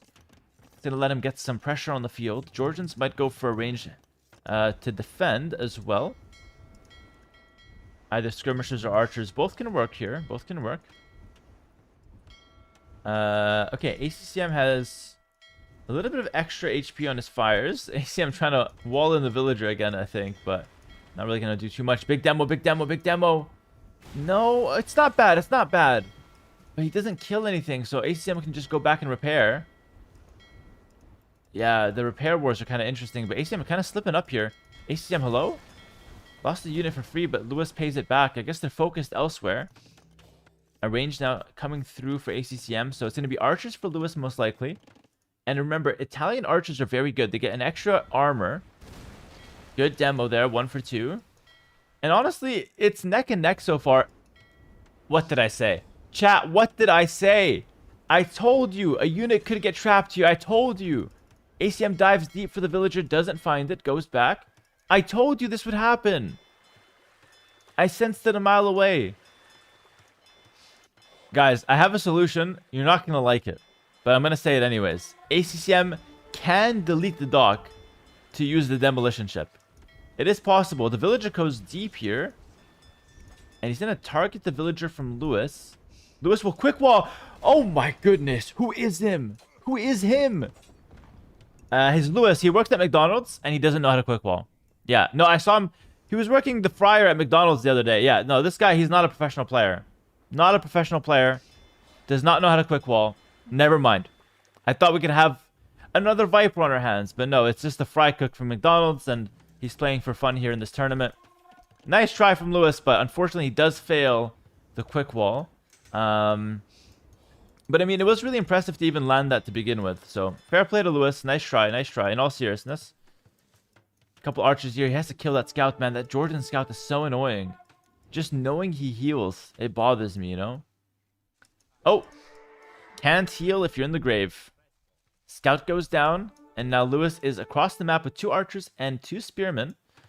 And he's going to be looking to target some of the gold from ACCM potentially. ACM does have 4 skirmishers ready though, so there's no chance for Lewis to get any kind of pressure right now. And Lewis does not know about the skirms. He could be in trouble here. He could be in trouble. So ACCM sees the spearmen. And he knows there's some armies going to eject. And I mean, Lewis should be fine to run away. Lewis sees the skirmishers now. I would run back, though. I wouldn't run in. Yeah, I think you have to run back. He sacrifices the spearmen to try to save the archers. I think he might lose 1 archer here. I think at most 1. But not even that. Meanwhile, up top, we have some water fighting going on. It looks like Lewis actually wins the water in the end. Wait, can't you delete the demo? Delete it! He got some value off that. The trap demo got him some value. It's not even that bad. One archer did die in the end. Lewis is running for the hills, and Lewis is not making any more archers, by the way. He has stopped all archer production, which tells me he wants to make a market. Aha. I called that a second before it dropped. I swear to God. Let's get an instant replay on that one. Market goes down. My caster ego showing here. Market goes down. He wants to probably sell the stone and try to get some extra food. Try to click up to the next age as soon as he can. And remember, in Castle Age, both of these civilizations get access to some really strong units. So Georgians can make cav archers and knights, all of which are healing. And Italians get access to extra armor crossbows. And they can also make cav archers and knights if they want to. So stronger units available in the Castle Age. Still some water fighting going on. Lewis is desperately trying to hold on to this one. And this is a nice area for this fire galley. So how this works is ACCM's fire ships can't actually hit this fire ship from Lewis if it's behind the dock. It's a bit of a weird mechanic. Fishing ship will go down there. Looks like Lewis is winning the water, though.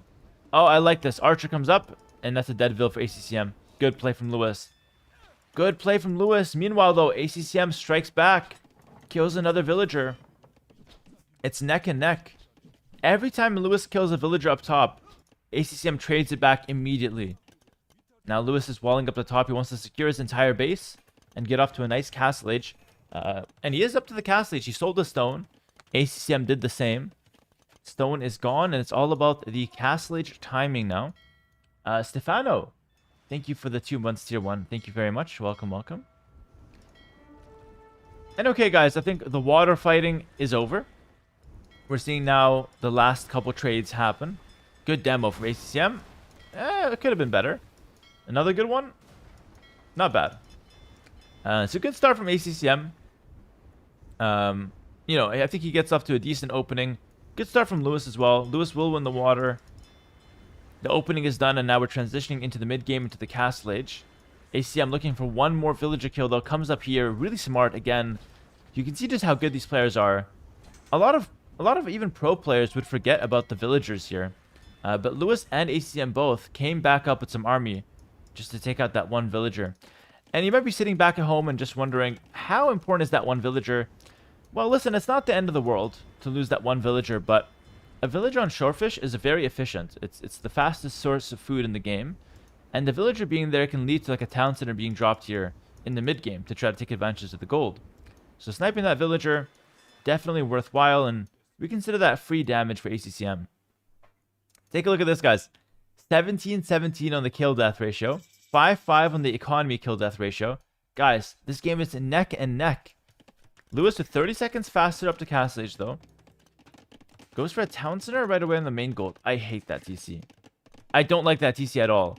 I would have made it on the wood line for sure. I feel like on the main gold is not really needed, especially when you're going skirmishers. But I think he's going to make a second town center here as well, most likely. It is interesting that he sells the stone and then buys it back, though. And actually, ACCM is doing the same thing. They both sold the stone to click up the castle age, and then they buy it back.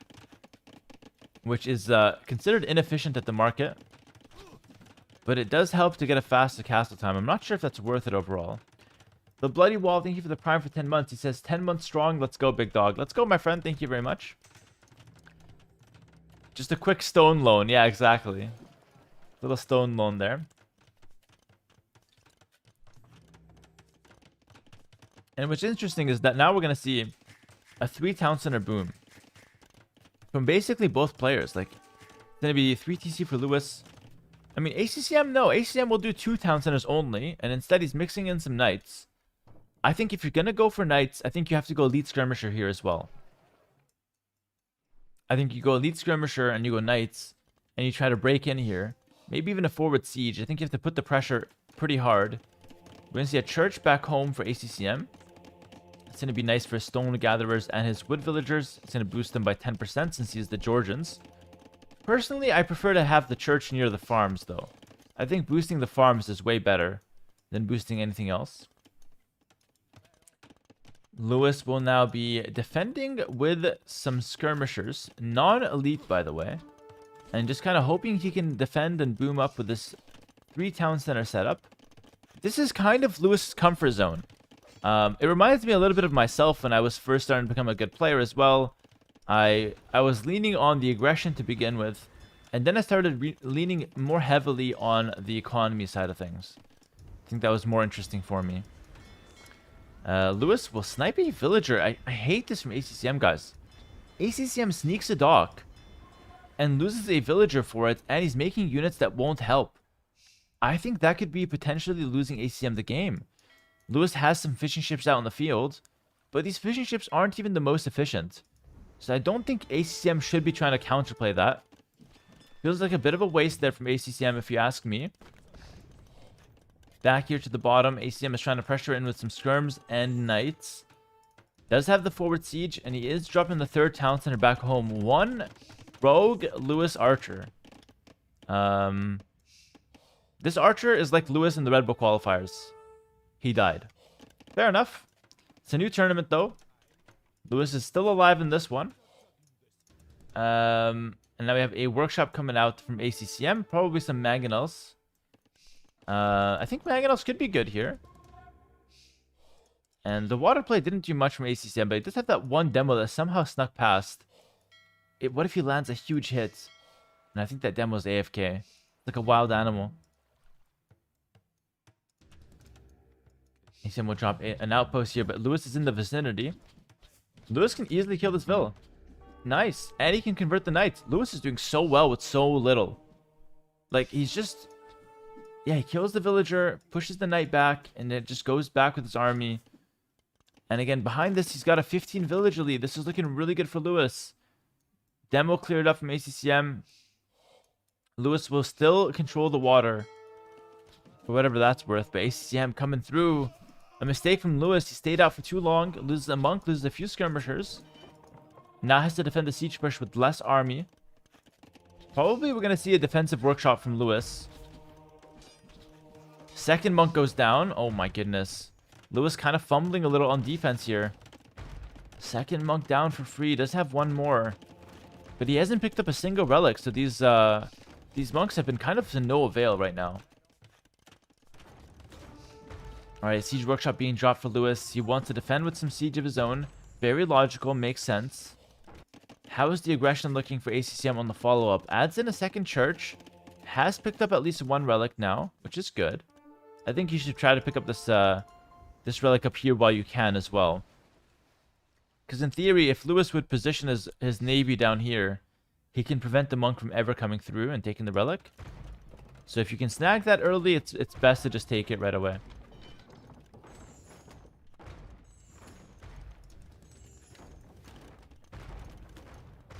Alright, Mangonel coming out for Lewis now. He needs big shots to defend. The two Mangonel setup from ACM has been solid. He's going to knock down the range. We've got the Ram coming through as well with outposts and a church to supplement the push. Okay. I don't mind the church. Can be really strong, actually. It's a good offensive building. Ooh. Careful there. Careful there, ACCM. Almost lost the Mangonel. Good defense here so far for Lewis. Has handcart coming in. Good economy. Will remake the market at the back, but you can see how annoying this is, right? Losing the market at the front, having to rebuild it. ACCM is definitely dealing some damage to Lewis's economy. The church is imposing, but it's not doing a whole lot if you think about it. He's not making a single monk from it. But it does look pretty dangerous there. I don't know about you guys, but I feel like the church is one of the nicest buildings in the game. Oh, good micro there from ACCM. Uses that Ram to snipe the market. It doesn't matter in the end because we got another market coming out. But it's a nice moral victory there from ACCM, of course. But yeah, I think the churches look really nice. The developers did a really good job on them. But to be fair, the monastery is also not looking half bad, you know? Alright. Castle defense. We see Lightcap on the field for ACCM. He could go for an all-in castle age. I don't think he really wants that, though. I think what he wants is the castle in the middle of the map. And then he wants to just go up to Imperial Age afterwards. Lewis will expand with another town center on the top side of things. And he's going to try to go up to Imperial Age after dropping that castle defensively. He's up to Imp. He uses the market up to Imp. What does he do in Imperial Age, though? It has to be Arbalest, right? I mean, it could be Genoese crossbows as well, if you think about it. Yeah, I would like to see Genoese crossbow. That's really good versus Georgians. It is going to be Genoese crossbowmen. Very cool. Monks will push away the cavalry from ACCM. So for those who don't know, Genoese crossbowmen are a ranged unit similar to like the crossbow or the arbalest, but it has a massive attack bonus against all things cavalry. And of course, the Georgians are known for their cavalry, and so the Genoese crossbow is definitely a good response to the Georgians. Who won game 1? This is game 1, my friend. You have not missed anything so far. This is game 1 of 3. And the score is neck and neck, but I prefer... Slightly, I prefer Lewis's position. Just because I like the late game that he scales to. I like Genoese crossbow and Hussar. That sounds really good to me. If he can get to that late game, I think that's very solid. ACCM, though, is picking up relics, guys. He's got 3 relics so far. He's going to pick up relic number 4 as well. Lewis has only 1 relic to his name.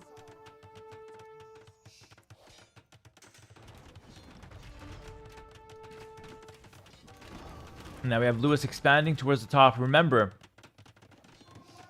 you know, if ACCM has control of the bottom, which he doesn't right now, but if he does have control for the bottom, Lewis has control of the top with some navy, potentially, with a castle on this hill.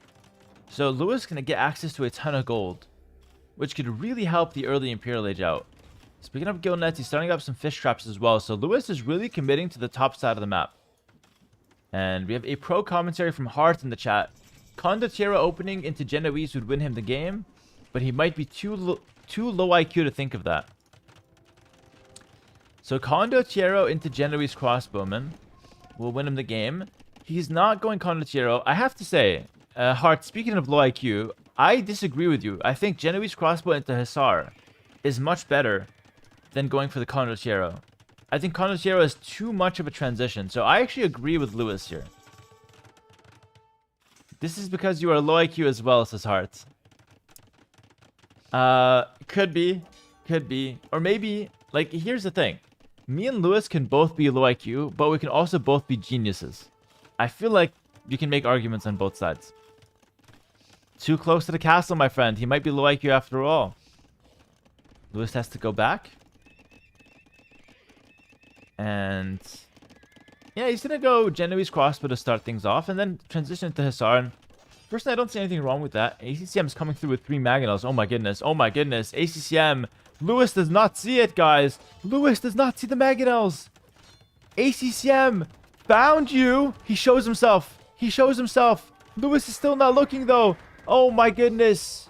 He's not looking. He's going to lose 10 villagers for free to the most random raid in Age of Empires 2 history. 3 mangonels and 2 knights from like the side of the map. That's so random.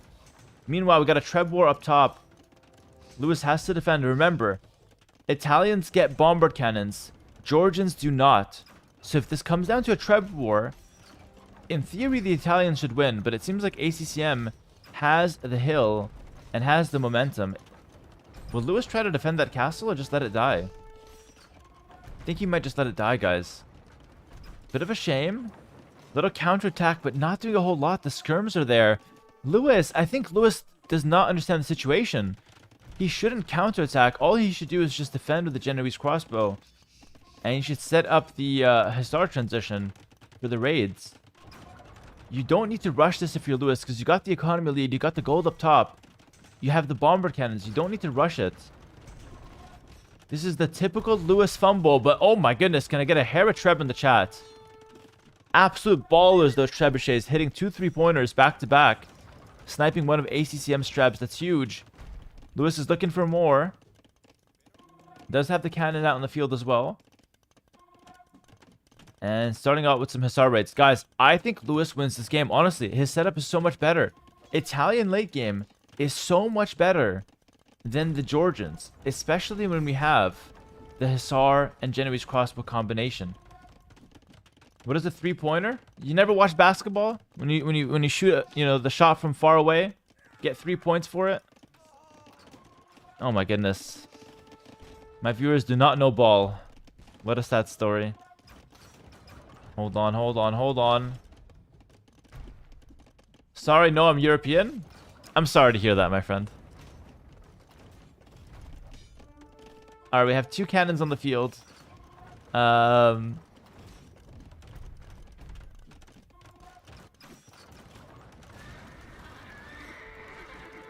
I think Lewis is winning this this Treb war. He's got the raids as well. ACCM has the score lead for now. He's defending with Manaspa, but the problem is the Manaspa do not work against the Genoese crossbow. So Lewis's power unit is a lot stronger than ACCM's power unit here long term. The cannons will make a big deal in the Treb war, like they have been impacting the situation so far.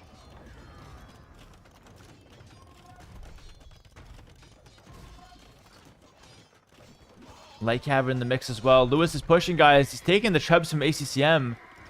He's taking the Trebs from ACCM. ACCM desperately tries to repair. Shot goes wide. And the Treb goes down. Like I said, the bomber cannons are very, very solid. It's so important. And now Lewis can actually push onto these 2 castles. And suddenly, ACCM, guys, very open. He's down to 150 population. He's trying to make a play for the bottom. But Lewis is already there. I mean, granted, it's just 1 knight, but still. Lewis is aware of the situation. And Lewis is pushing on top, and he's got the gold. He's not really using it right now, but he does have it. Knowing he's got that gold available, he could start teching into bomber towers if he wants them as well. Elite Genoese crossbow could be a good upgrade to pick up as well. Manaspa going in, and oh my goodness. Absolutely disgusting, guys. The Genoese crossbow destroys, absolutely destroys the Manaspa here. Manaspa will defend.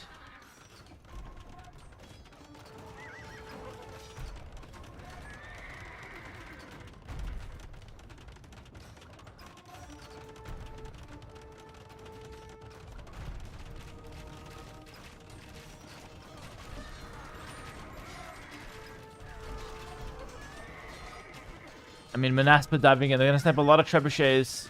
Snaps 3 trebs and goes back. Still a decent trade. I mean, the game is still kind of neck and neck. We see the towers coming through now. But meanwhile, there's some raiding happening. There's some raiding happening. Lewis going for some nice raids. And whoa, Lewis is dropping 3 extra town centers. What the hell? What's gotten into him? He just dropped 3 town centers, 1 shot. But yeah, it's looking good for Lewis. He's getting crop rotation, guys. He's dropping in some Hussar raids constantly. He's fighting on the front with cannons and Genoese, which, like I said, is very hard to penetrate. You can't just run into these Genoese crossbow. You could keep them at bay with the skirmishers, but it's difficult. No Koreans, no ACCM. Oh, is that the propaganda we're spreading now?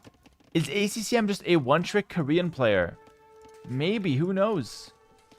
Some raids coming through. It's going to be Svan Towers and Manaspa. Hussars? Hello? Hello, Hussars? Are we just running past villagers now? And now he goes back. Oh my goodness. Oh my goodness. Now he's turning back into Manaspa. It's too late. Lewis, that was the worst Hussar turnaround I've ever seen. Just keep running, my friend. Keep running. It's okay. Bit of a misstep there for Lewis. And honestly, those are the kind of missteps you can't make against ACCM. ACCM will tower the top now with Svan Towers. He's towering the bottom. ACCM has control of all of this golden stone. Guys, this game is not over. This game is so far from over. Lewis was looking really good, but ACCM is now paying it back. Manaspa on the field, they destroy Hussar. They completely destroy Hussar. He's got the score lead now. He's switching. The Manaspa with the Svan Towers are really good. He's raiding Lewis to bits and pieces. Oh my goodness, Lewis fumbled. Lewis fumbled really hard. He's getting raided to death. He's getting pushed with towers all over the place. What the hell happened to ACCM? Holy shit, he's turning it up another notch. He's pushing in, trying to snipe some more trebuchets. But the Genoese from Lewis doing good work. Gonna thin out some of those Manaspas.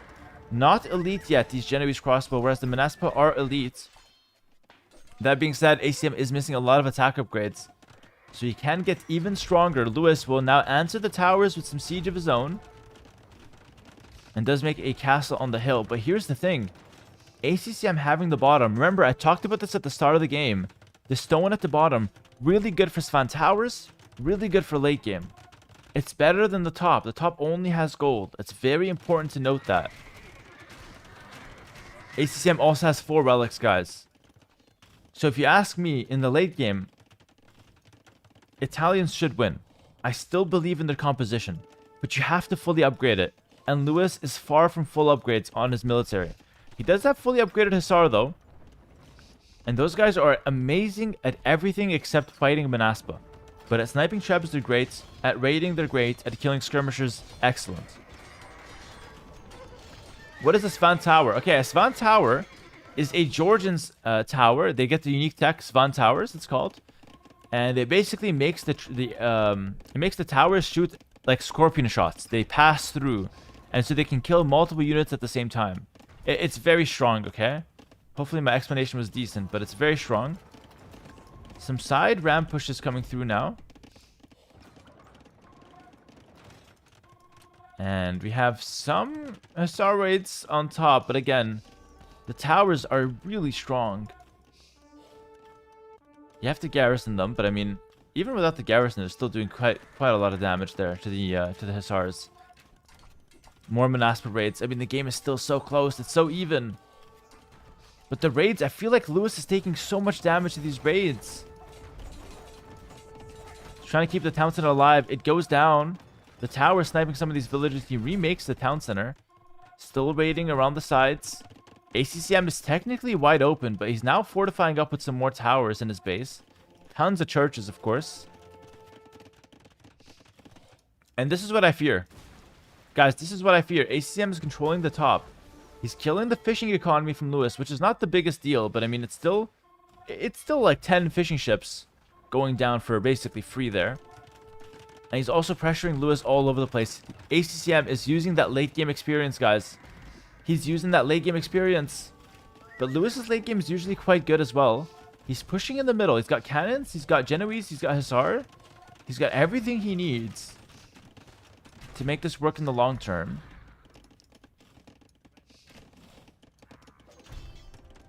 And now some Hussar on the bottom. I'm going to be sniping out some of these trebuchets.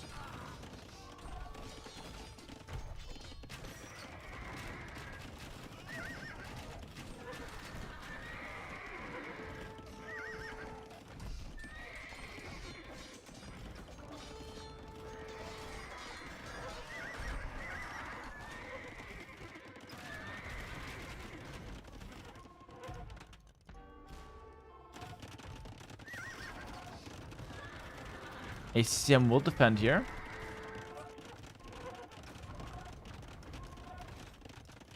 Trying to repair the castle as much as he can.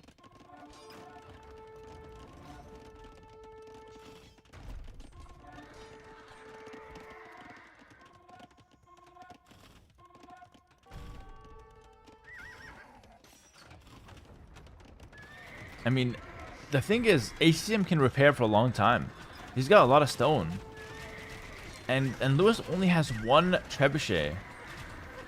So I don't know. It's going to be difficult. He makes a keep in front. This could be good against the Genoese crossbow. His stars are coming in though. Lewis could decide to dive this. He's trying to dive a little bit, but it's difficult. The towers are strong. The castles are also really, really good. It's too much DPS. It's hard to dive those trebuchets. Tower will go down though. And now we have some Manaspa raids and some towers on the left side of things.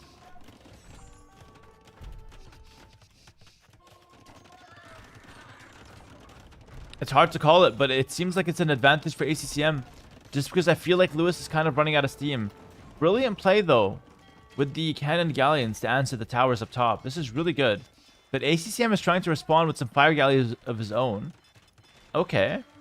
Lewis, in theory, should see those docks, though. We'll see how that plays out on the water. For now, though, it's just more towers from ACCM. He's everywhere. He's tower rushing everything. I would like to see him sneak some villagers over to the left as well. Continue towering back here. The thing is, Lewis is running out of wood, right? Once this runs out, there's no wood at the back. He has to take the front woods. And the front woods are very hard to take when there's towers in the field. And remember, this is not like Red Bull. There's no time limit here. And if you know anything about ACCM, he tends to be in some really long games, by the way.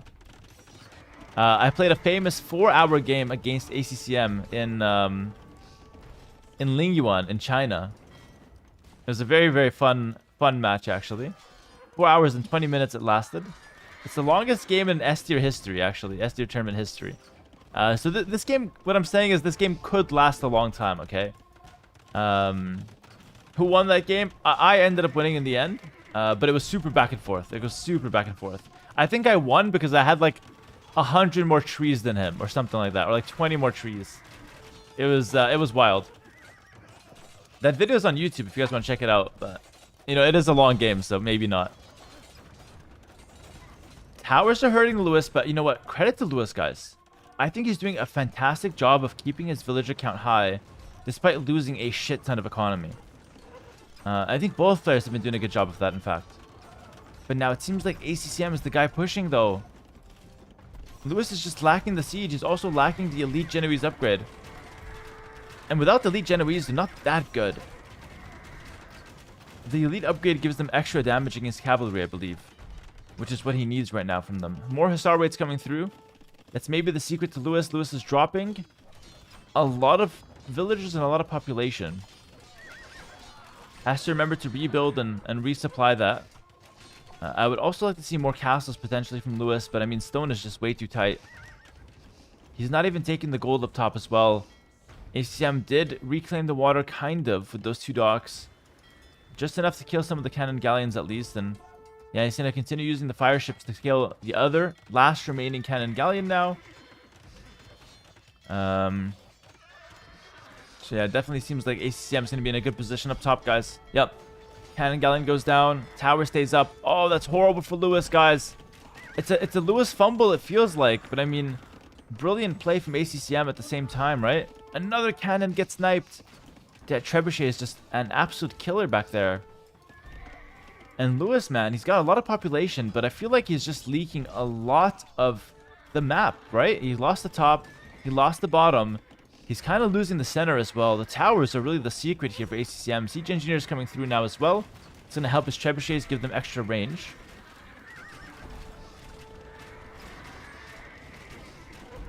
But I mean, as you can see, like, the Genoese crossbow are melting the Manaspa, right? They're absolutely melting the Manaspa.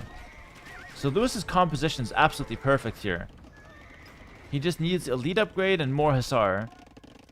He's doing a good job keeping his Vil count high, though. But less and less defensive structures here for Lewis. Like, he's got 1 castle only, and then maybe a second out here.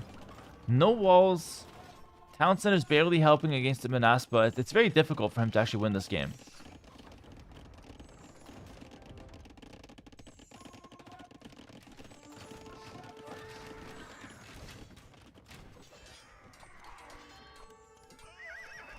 More Manaspa rates from ACCM.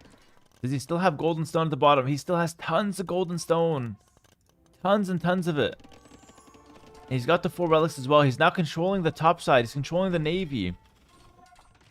Guys, this is looking like GG for ACCM.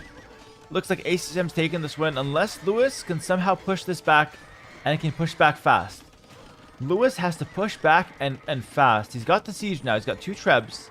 That's pretty good. I think you have to Hussar raid at the same time.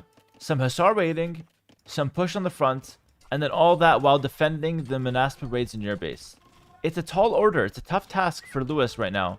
But that's what he has to do to win this game. He has to play near perfectly. And we're starting off pretty weak with a lost cannon. Not the best opening there. For the perfect play that needs to happen. Yeah, losing some Genoese crossbows as well. I have to say, I think ACCM should be trading his skirmishers a lot more against the Genoese crossbow. I think he's been a bit too passive with the skirmishers, if you ask me. Like, there's no Hussar. Just run up and snipe the Genoese crossbow, right? Wouldn't you guys agree? I feel like that would be a much stronger play than just, you know, letting them hit the trebuchets. But fair enough. Manaspa could be coming through. ACCM has tons of stone left, guys. Tons of stone. He is not lacking for any gold nor stone.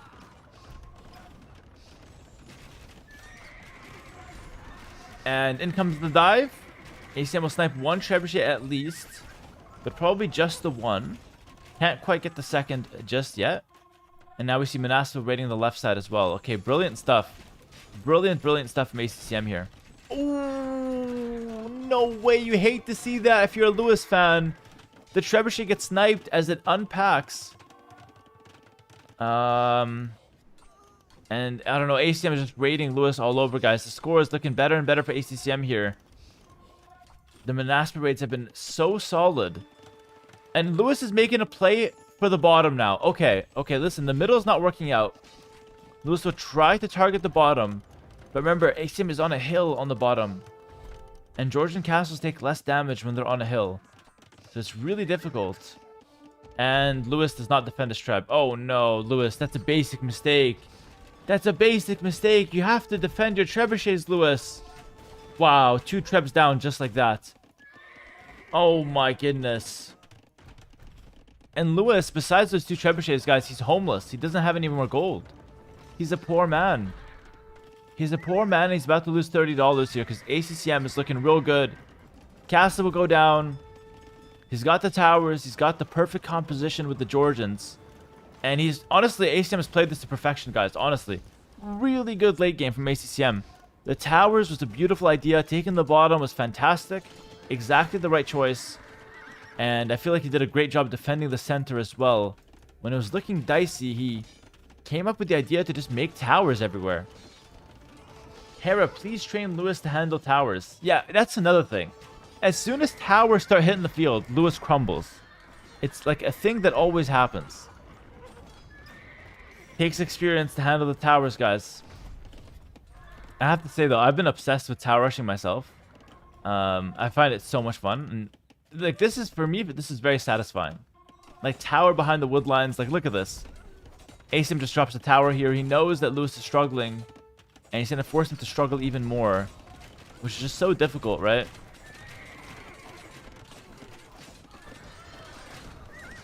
I see the Kappa heart. I am a tower rush player.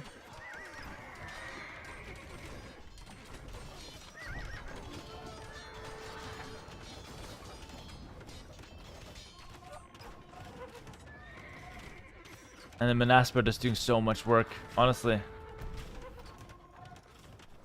It's just difficult when you have that Manaspa front line, right? The Hussar can't really find success. The tower backline is also really good. And honestly, if you think about it, we don't even need the skirmishers. Like, the skirmishers can easily just be something else. But I don't know what else you would want even. So, like, we might as well make the skirms. But, like, the tower Manaspa is really all he needs. I guess the skirms can dive in and snipe some of the Genoese crossbow. And really, ACM can just fight this. It's like, what, 15 Genoese crossbows? 18 of them. Just dive into the skirms. Snipe those guys one by one and let the Manaspa kill everything else. We see a big fight here on the front. Exactly like I said. Skirms will dive the Genoese. The Manaspa will destroy the Hussar. No chance, guys. No chance for Lewis. He's completely dead. His units just don't work against the tower as well. He's got no real answer to Manaspa. And this is just his last moments, his last breaths. But ACCM, a guy that can play Koreans, but he can also play the Georgians. He's proven himself now. We'll take game 1 for sure. 100% this game is donezo. And what a brilliant pushback from ACCM. Honestly, really good game. It was neck and neck for so long. And ACM just used his tower brilliance and his macro to take the win. Make the game hard for Lewis. And Lewis, I mean, Lewis is still trying. But I mean, no gold up top. Like, Lewis had control of this. Lewis had control of the gold and didn't take it. Like, you have to fault him for that, right? I feel like he had to take that gold early and use it to try to get some siege to control the bottom, maybe. Something like that. 4 trebuchets, more towers coming through. Yeah, the tower chain is just brutal as well. He's got infinite stone virtually. I mean, it is running out, to be fair. But he's still got a little bit of stone and, I mean, a lot of gold. He's also got the relics for late game. Lewis now has no wood. Lewis has 0 on wood. 0. 100. 0, 0. He just has 100 farmers and that's it. He's not taking wood anywhere. He's got 1 tree. He's got 1 tree. It's like when you call your friends over, but you have only 1 pizza box. And this is you and your friends. But then obviously the pizza box finishes. And now it's like, okay, now what? Yeah. Yeah, that's what that is. Oh god, it's brutal. Lewis is trying to fight. He's trying to micro. ACM, why are you being so patient? ACM, just drop your balls on his forehead. Just freaking wipe the floor with Lewis, bro. Just destroy him. It's over. It's over. No, listen, I'm sorry for misspeaking there, but it's over. Just fight him and that's it, you know? Oh, wait, hold on, hold on. Lewis is kind of winning. Wait. No, no, no. The towers are really strong. Yeah, the towers are too good. The towers are too good. Lewis is trying his best. Bless his heart. He's trying his best. Accm goes back. Accm is just so patient, man. Maybe he's just having fun, you know? No need to rush this. He's having fun. He's now going to patrol in. The Genovese crossbow. We got like 11 of those guys. And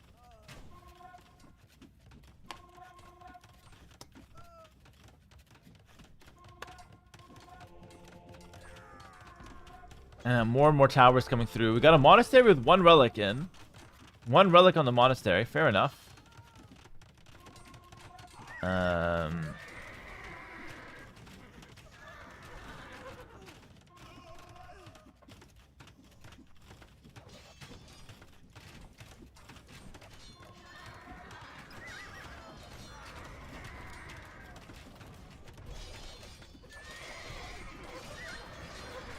Oh my goodness. It's hard to watch. It really is hard to watch. GG's called. Thank God. I couldn't take any more of that. GG's called, guys. Let's get a GG in the chat for ACCM. He takes game 1.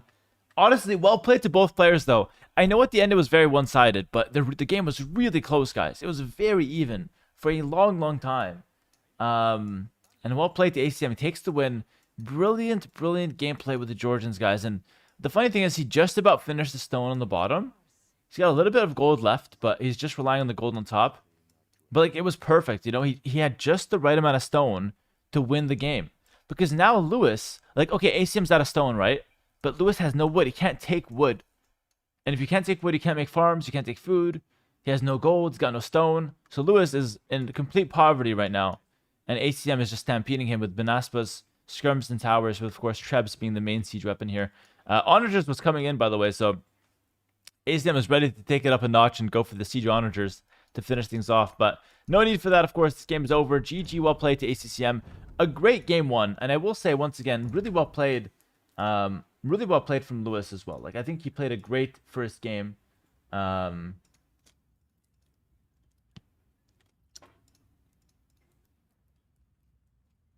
entertaining.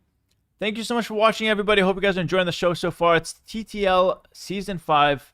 This is actually week 1. It's day 2. We got 1,700 people on YouTube. Hello, YouTube chat. I like to read you guys a little bit in between games. Hope you guys are all doing well. Let me also thank some subscribers on Twitch. We have Trip Hammer, thanks to the Prime sub. Cappy Atmo, thanks to the 6 months tier 1. Kobe and Status, thanks for the subs. And Nugs90, thanks to the Prime. And last one, Crab9, thank you for the Prime for 11 months. Appreciate it, guys. Thank you very much. I am playing today, but I will cast them. My games are already played, and I will be casting them. Hera versus Lucho, and it should be pretty good. Don't reuse the plastic bottle, brother. Same one every stream. No, it's a different bottle every time. I'm ruining the environment. I'm sorry. But yeah, I don't want to get plastic poisoning, so I have to use a new one. Am I playing today after this match? I'm not playing today. I'm just going to be casting my match. That's going to be the plan. Hello, YouTube chat. Good to see you guys. Can you interlace this with some low elo games just to give some perspective? I will not interlace a pro tournament with low elo games.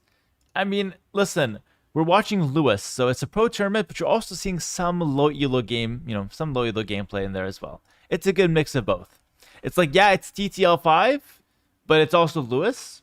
So it's a pro tournament, but it's also Lewis. You understand what I'm saying? So, you know, it is what it is. And I think, honestly, Lewis played a great first game. But I question why he didn't take the gold on top, right? I question why he didn't castle the gold up top. He kind of let ACCM do whatever he wanted with the towers. And I feel like a big mistake that Lewis did is having the lead and not securing the map. And he ended up getting punished for that. So yeah, fair enough. Fair enough. We'll see what he can do to bounce back, though. That was the neutral map, so he still has a home map here. Remember, every game counts.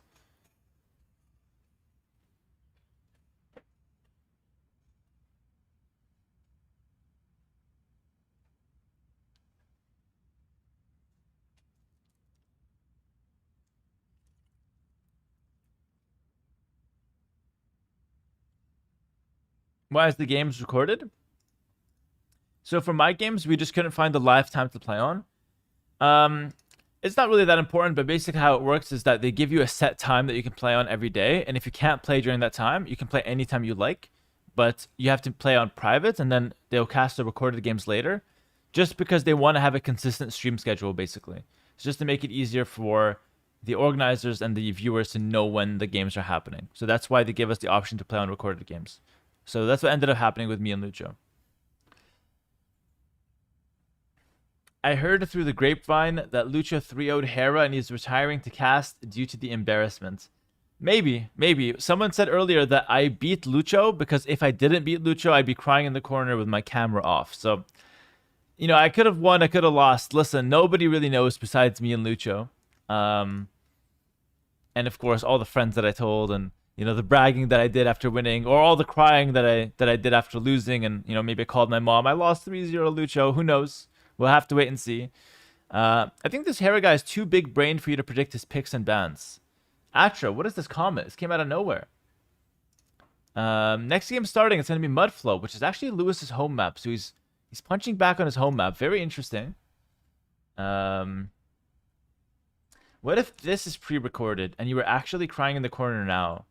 That's a really good point. I pre-recorded an entire live show just so I could be crying in the corner by myself instead. Could be. It's a good theory, you know? Why is the light in the back so blue? Or like my wall? It's just like the... I don't know. It's just the lighting. I don't know. My lighting is not the best here. I'll probably try to work on it. But for now, we got a new camera. So that, you know, we could be happy with that. All right, guys. Next game starting off soon. Let's see. Thank you, Anonymous, for the 5 gifted subs, by the way. Completely skipped over that. Thank you so much, Anonymous. Really appreciate it. And thank you, Triphammer, for the Prime sub. Welcome.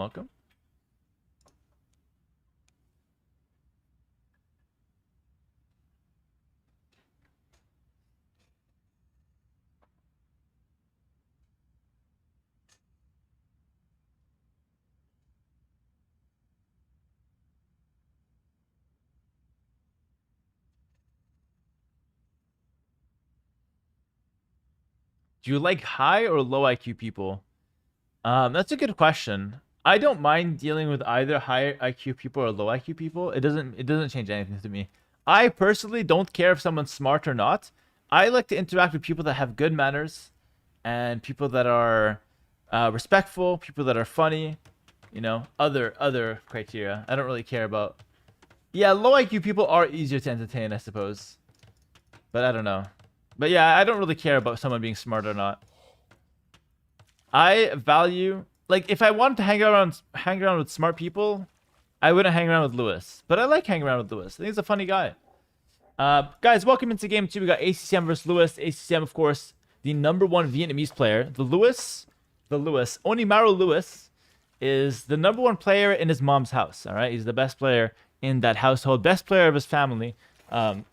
Quite talented, of course, has a lot of potential. Is yet to live up to that potential, though. Down 1-0 in the series. And he's back on his home map, though. He's got the Japanese up against the Khmer from ACCM. Now, let's go through this map. This map is really interesting. So this map is called Mudflow. And this map is actually extremely special to me because this is the first map where I was able to defeat Viper in a major tournament back in Hidden Cup 3. So this map is actually really special to me. Or Hidden Cup 4 it was. I think it was Hidden Cup 4, actually. Hidden Cup 4. This map is very special to me for that reason. Oh, no, it might have been Hidden Cup 3. I don't remember. Anyways, one of those tournaments. But yeah, Mudflow's the map. You start with, you know, a little area here. We got some deep sea fish. In the center, you've got the mangrove terrain where both water units and villagers can walk on. And then on the outside and, you know, on the mainland, you've got, you know, regular stuff. Some trees, some gold, some... I think some stone. No, not much stone. Oh, you only get the 1 stone on this map. Whoa. Oh, no, there's extra stone in the center. Ah, there's extra stone in the center. Okay, so stone in the center, gold on the outside. Interesting. Pretty cool map, though. And you can't farm on this terrain. This terrain here, you can't farm on it. The middle one, you can. So the farms are really awkward, which is important because Khmer can make farms anywhere, and they work perfectly efficiently, right? So that's why we see Khmer being a top pick here.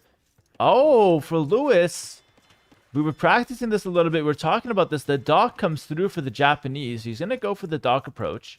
And this is really cool. So we saw ACCM. He ate the fish. He ate the fish right away with the villagers. Lewis did not touch his fish. He's like a toddler at a restaurant, only eating fries in the corner. Does not touch the fish. But this is on purpose because he wants to bring out the fishing ships and use the fishing ships to take the deep sea fish, which is actually more efficient. No pun intended. Because he's going to get extra population onto the field.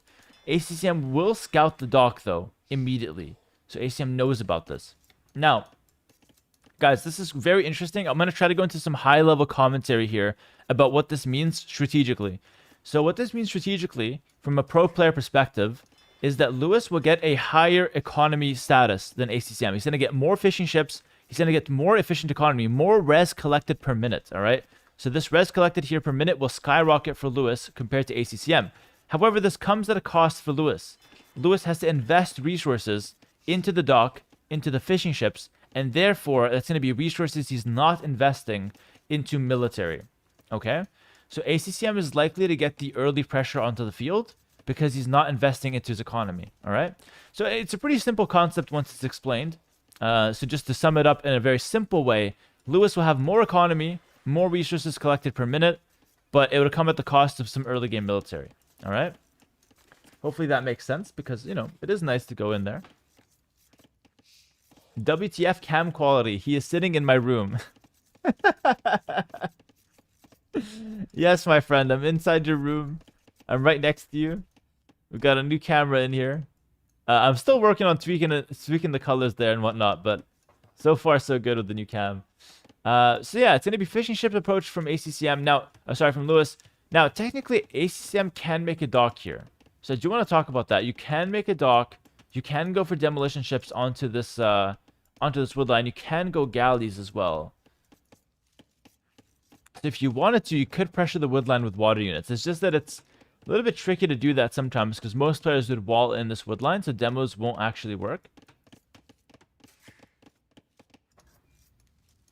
And now ACCM is going up a little faster than Lewis, but he's also defending with a gate. Okay, so he wants to wall in his woodline, not take any risks himself. I imagine it's going to be stable opening from ACCM. I imagine. With the Khmer, makes sense to just open stable. Go for the stable, go for the early scouts. You could pressure nice and early with that. Lewis will go for the barracks now. And he's only made 3 fishing ships, so it's not like a crazy opening for him or anything like that. But I mean, look at the rest collected already. It's already starting to climb up a little bit. Although that being said, it shot off ACCM. I guess he just dropped off a lot of his resources, but fair enough. Small advantage for Lewis in the risk collected so far. It will grow as the game goes on. Now, I expect Lewis to just make a couple spearmen to defend himself with the Japanese. It is going to be a stable opening from ACCM. So he wants to go scouts. Scouts early. Maybe he'll follow it up into archers, but he's starting off with scouts and just picking up horse collar. Now, ACCM does know about the dock. I don't know if he cares about it, though. He seems to be just playing normally. Lewis will now make a stable.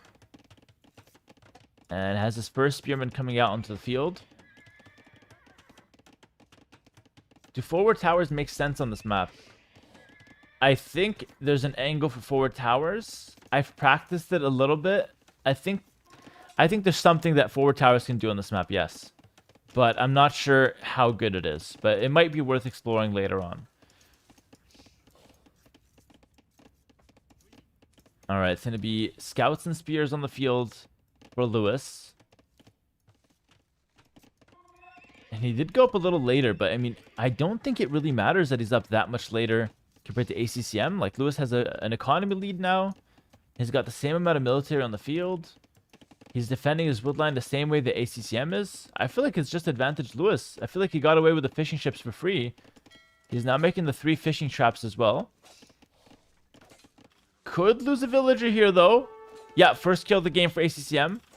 Lewis will try to respond. Doesn't quite nail a villager, though. She's able to, he is able to hide into the house with Khmer. It's a nice little bonus there. I like this from ACCM. I like the house farm engine. If you get hit, you just hop in the house. Beautiful. Perfect. That's the Vietnamese setup right there. But of course, in this case, Vietnamese for the person, Khmer for the civilization, and another Vil will die. Lewis is fishing, but he's losing villagers. He is losing villagers in exchange due to the pressure from ACCM. We did talk about this, guys. We did say that ACCM would have more pressure on the field. And Lewis is trying to look for some counter damage, but not quite finding anything. And now we see the archer range transition for ACCM.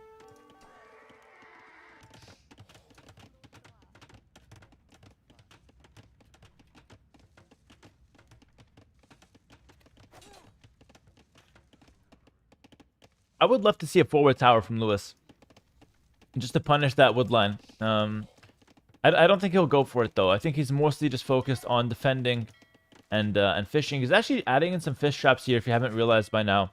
The fish traps are really good. They're like farms, but for fishing ships. They're very, very solid. 4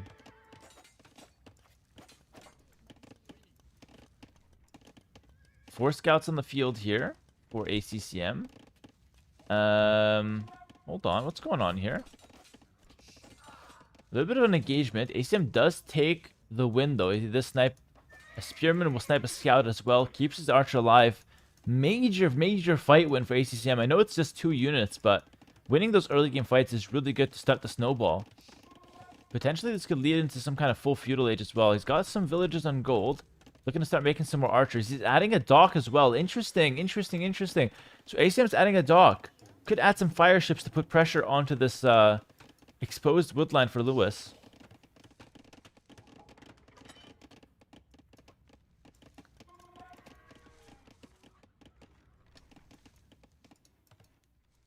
Second stable now for Lewis, though. Second stable's good. He's going to add in a lot more scouts, it seems. But he has to defend first and foremost. He's got 1 spear to defend. I feel like as Japanese, I'd want to see more spearmen from him. I feel like he just hasn't had that many on the field. ACM will dive and commit here. He's going to kill 2 villagers. Loses 1 scout and a bunch of HP, though. As a retaliation, though, finally, Lewis finds some success. Lewis kills 2 villagers at ACCM's base. And now it's looking good for Lewis, because now he's got the fishing ship economy set up. He's finally found some counter damage. And I feel like Lewis with the 2 stables can really do work right now. But it's just difficult. It's difficult because there's always something to worry about. First it was the scouts from ACCM, now it's the water units, the galley coming through. Lewis will switch onto some stone. Interesting. He's gonna tower for sure then. Yeah, I think you just make a tower here and you just chill. We'll come back to that in a second. Tower defense from ACCM. He pushes away the scouts. In Lewis's base, more scraps going on. Some scouts do fall, and yeah, we're gonna see the tower here. Makes sense. This is kind of like a chess move. Like ACCM makes, you know, a forward move with the galley, and Lewis responds with the tower. Purely strategic, has nothing to do with like reaction time or anything like that. This is just a strategic move from ACCM and a strategic defense for Lewis. And I think Lewis ends up having the better trade there, because you want that tower there to defend against the land units. So yeah, I prefer that trade for Lewis. I'd rather have the tower than the dock in this position. And it looks like Lewis sniped 1 more villager. Take a look now at the res collected now. Lewis is up 500 resources. He's got 9 extra workers. The fish boom strategy is solid, guys. And this is something that he practiced a lot, by the way. So he's clearly committed to this one. Lewis is really showing his preparation early on in the TTL bracket. Another defensive tower from him. Might lose a Vil, though. Yeah, we'll lose 1 Vil. Has the spear. It's only 1 archer, so I think the spearman could push that guy away as well. But, I mean, it's going to be difficult. We'll kill the one scout. It's not too bad. Constantly trading back, though. Lewis will snipe 1 more villager from ACCM. Brilliant. 1 more as well. Okay. Could be a 3rd. Dude, 3 villagers killed. Lewis is absolutely styling on ACCM this game. I mean, ACM's played a great game as well. He's honestly pressured Lewis like crazy early on, but it's actually ACCM that's down so many villagers right now. And it feels like there's no end to Lewis's scout domination. He's going to kill 1 more villager on the front. The woodline is still so exposed. I would love to see forward towers from Lewis. I think it would be fantastic. I just don't think he's that kind of player, you know? And then T-West in the chat says, finally someone fish booming on this map. So T-West, you initially designed this map Were you thinking of the fish boom from the very beginning? Because it took a long time for players to come up with the fish boom. We've seen it before this game. It's not the first time we see the fish boom, but I remember when the map first came out, nobody thought about fish booming, and now we finally see another dock from Lewis committing heavily to the fish boom. Very cool, very cool. He is the Japanese. His fishing ships work faster. They're also tankier, which is worth noting if, you know, it ever comes to that.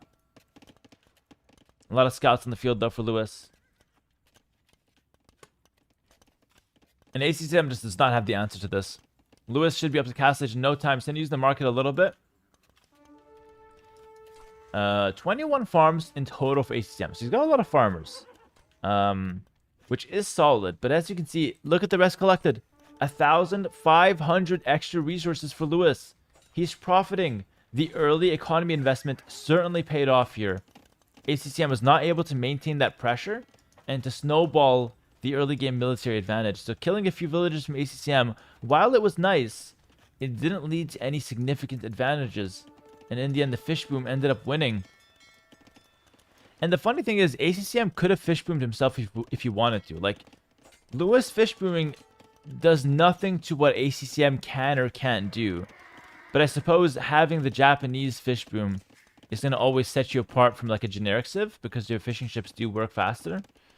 But it is worth noting that ACCM could have went for the same strategy if he so wanted to. ACCM will click up the castlage now. Lewis is about halfway there. Fish booming with Khmer does seem wrong, though. I agree, yeah, of course, of course. With Khmer, you're thinking about the farms, you know, you want to use your bonuses, but it seems like the fish boom might be stronger. I don't know, it's maybe too early to tell. We've only seen one game on it, but I love the way Lewis has played this so far. And I think in typical Lewis fashion, we're going to see the Cav Archer switch. And now, if you know anything about Lewis, you know that he's obsessed with Cav Archers, guys. It's probably his favorite unit in the game. And to be fair, he's quite good with them. 2 Rangers, Cav Archers. I'd like to see him mix in a couple Knights, though. I'd like to see a couple Knights, because I think the Knights can really do a great job of, like, pressuring on the walls, sniping the, you know, the rogue farmers running around doing nothing. Now we see Castlage comes through. It's going to be Cav Archers and Knights. It's going to be a mix of both. Very mobile composition now for Lewis coming out across the map. And what does ACM do to defend that? ACM can't really do much. He's only on stable so far. He's got 1 range, but I mean, yeah, he doesn't have a big massive archers or anything like that. I don't see a world where ACM is able to defend against both Cav Archers and Knights. I just don't see that. 1 Knight goes back just to clear up these units. And now Lewis also adds a town center. Beautiful play from Lewis, guys. Fish booming, now transitioning to land booming as well, adding in some town centers. And yeah, better strategy, better plan for Lewis, it seems. Which is crazy to say, because ACCM with the Khmer, I mean, it's one of the best plans you can have, right? On a map where farming is difficult, having the civ that can farm anywhere, having the civ that can play scout opening really, really strong, really powerful. Still not enough compared to the Japanese fish boom.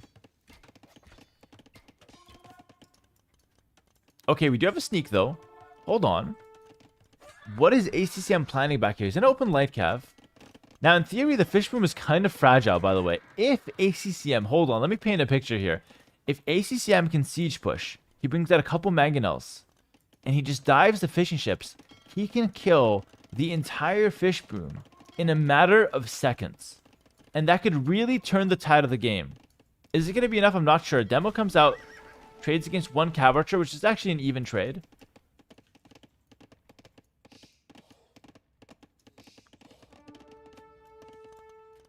Good rating from Lewis, though. He's getting gill nets. That's an upgrade that actually boosts the efficiency of the fishing ship, so it gets even better. I'm really impressed by Lewis, honestly. He's played a great game. Very, very solid strategy.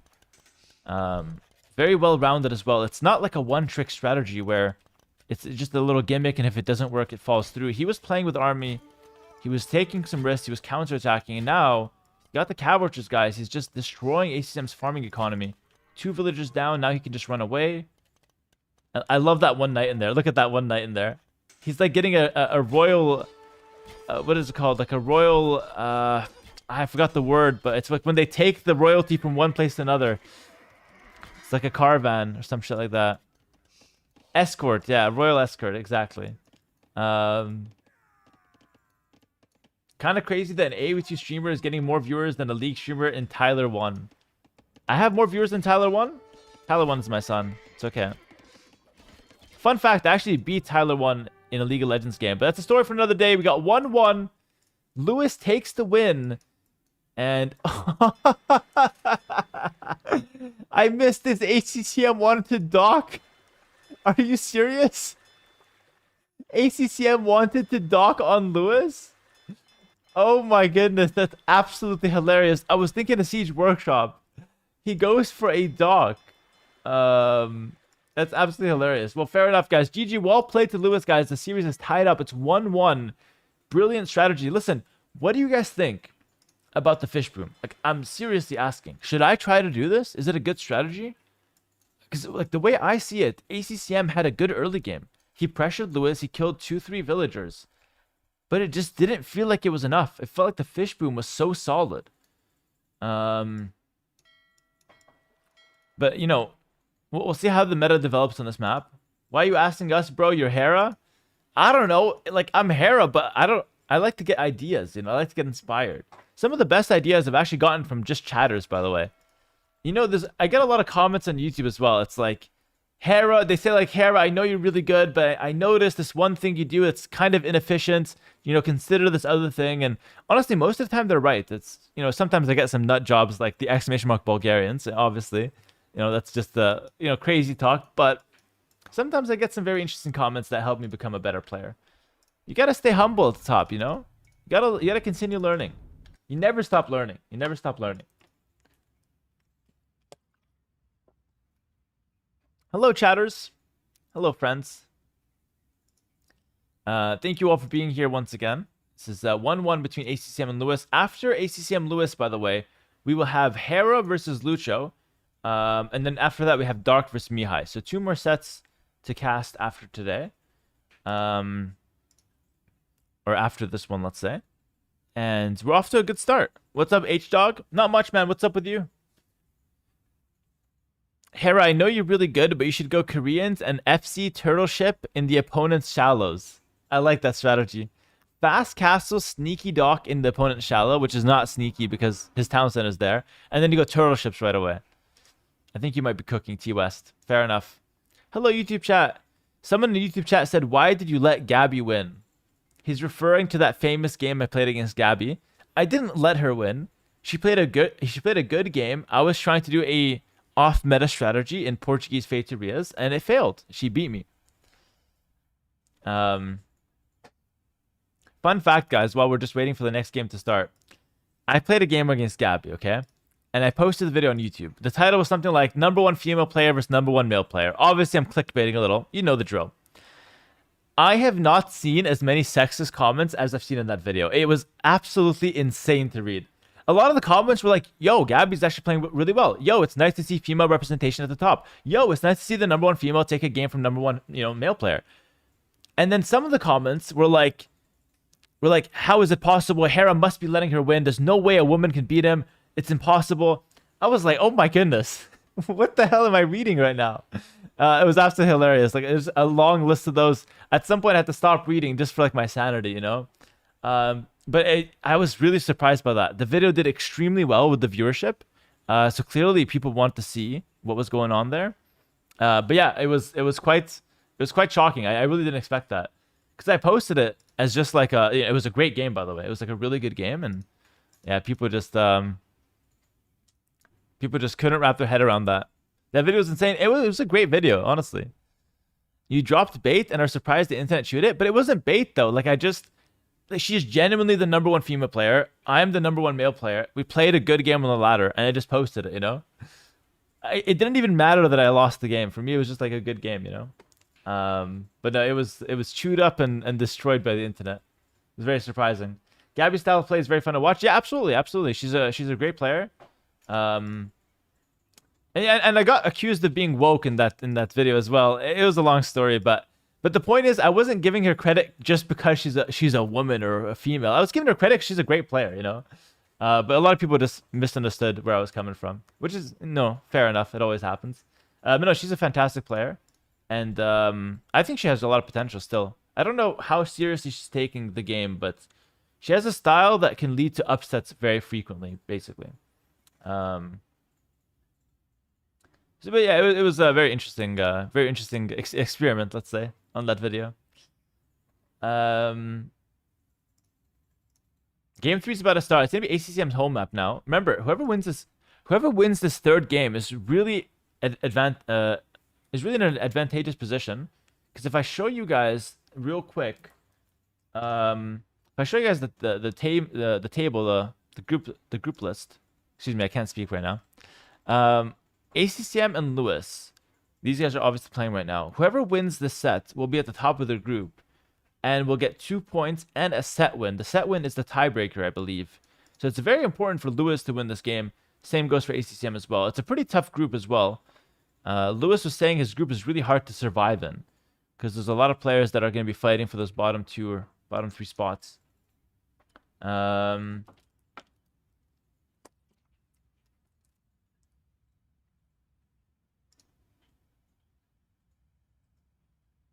But yeah, this group is quite competitive. There's a lot of players who are on the same skill level, so it's going to be quite interesting. But if Lewis can beat ACCM, I think ACCM is the favorite in that group. So if he can beat ACCM in this next game, that's huge for him. That's really huge. We'll see how that plays out, though. Next game has started. We're 100 seconds away. Can you link the game, please? Hera versus Gabby? Just search it on YouTube. Like, literally type Hera versus Gabby, or like #1 male versus #1 female, some shit like that. You'll find it so easily. How do you feel about my group? My group is the hardest by far, and my group is impossible. Like I was actually kind of not frustrated because I'm used to having very hard brackets, but like I was like shocked at how hard my group is. So yeah, it was very interesting. There we go. We got the Hera Gabby link in the chat if you guys want to check that out. Somebody asked on YouTube, is this tournament happening every year or something? This tournament happens every year. Yeah, TTL. It happens every year. All right, the game has started. Let's see if I can get in here real quick. We are, I think, yeah, 45 seconds away from the third game here. Whoever said 3-0 ACCM is wrong, by the way. Whoever said 3-0 Lewis is wrong. I said 2-1 ACCM, so if ACCM wins this, I'll get my prediction in. Question from YouTube as well.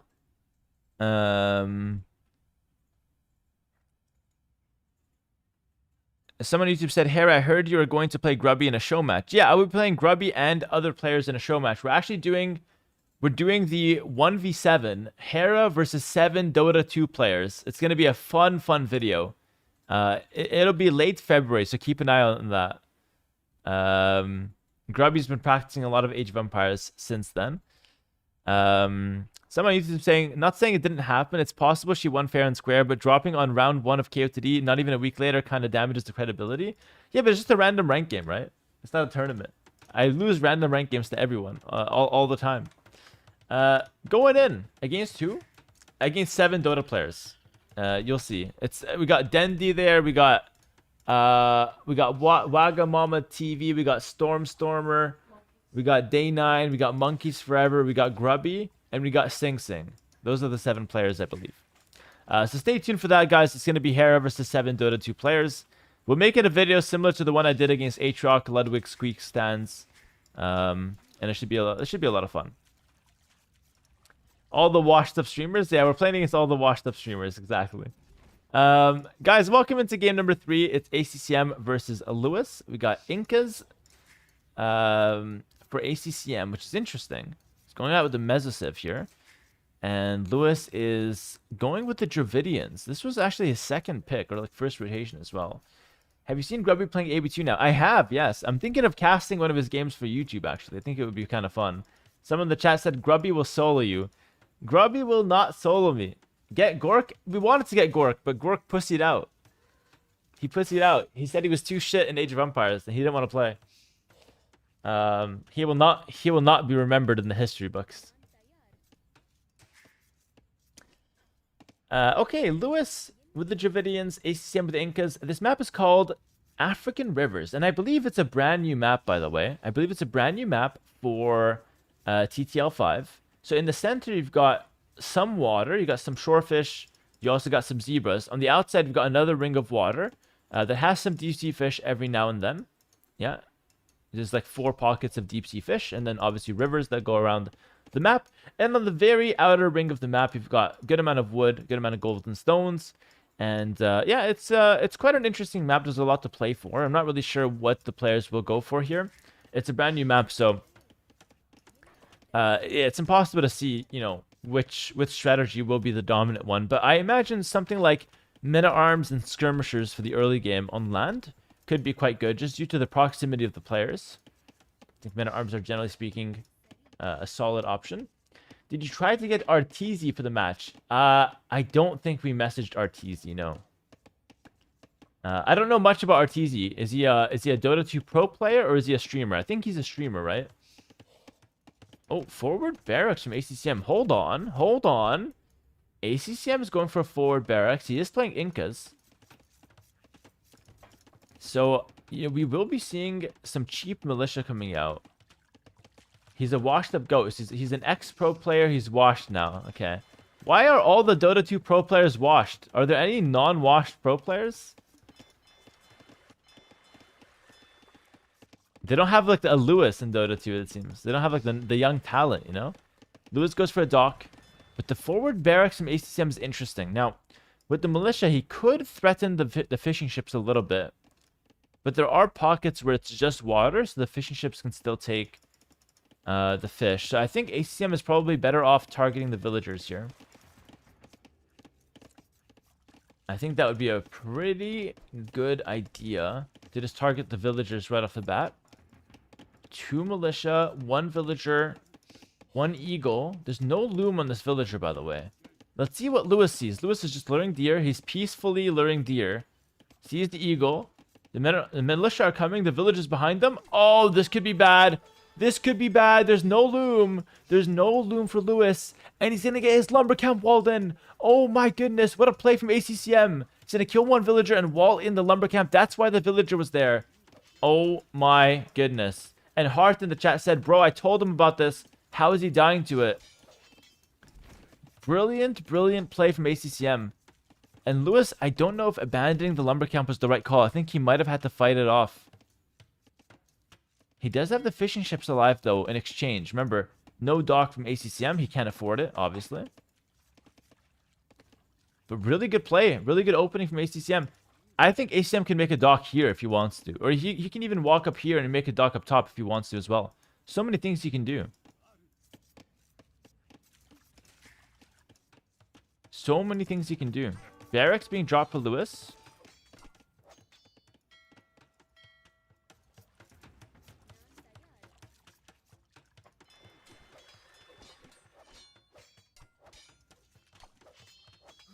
Yeah, he's gonna drop a sneaky dock. Yeah, in typical ACCM fashion. Everything has to be sneaky for ACCM. Everything has to be sneaky. Lewis will try to punch back with something now in Feudal Age. I could see him going militia and, you know, potentially going for men-at-arms. He has no wood, though. He's long distance taking gold. This is so brutal. He's knocking down the palisade walls just to take wood. That's gotta be annoying. Meanwhile, he's getting his fishing ships harassed by the militia. So much damage from so little here for ACCM. Maybe Lewis can recover, but he needs something special with the men-at-arms now, with the militia. He needs something special.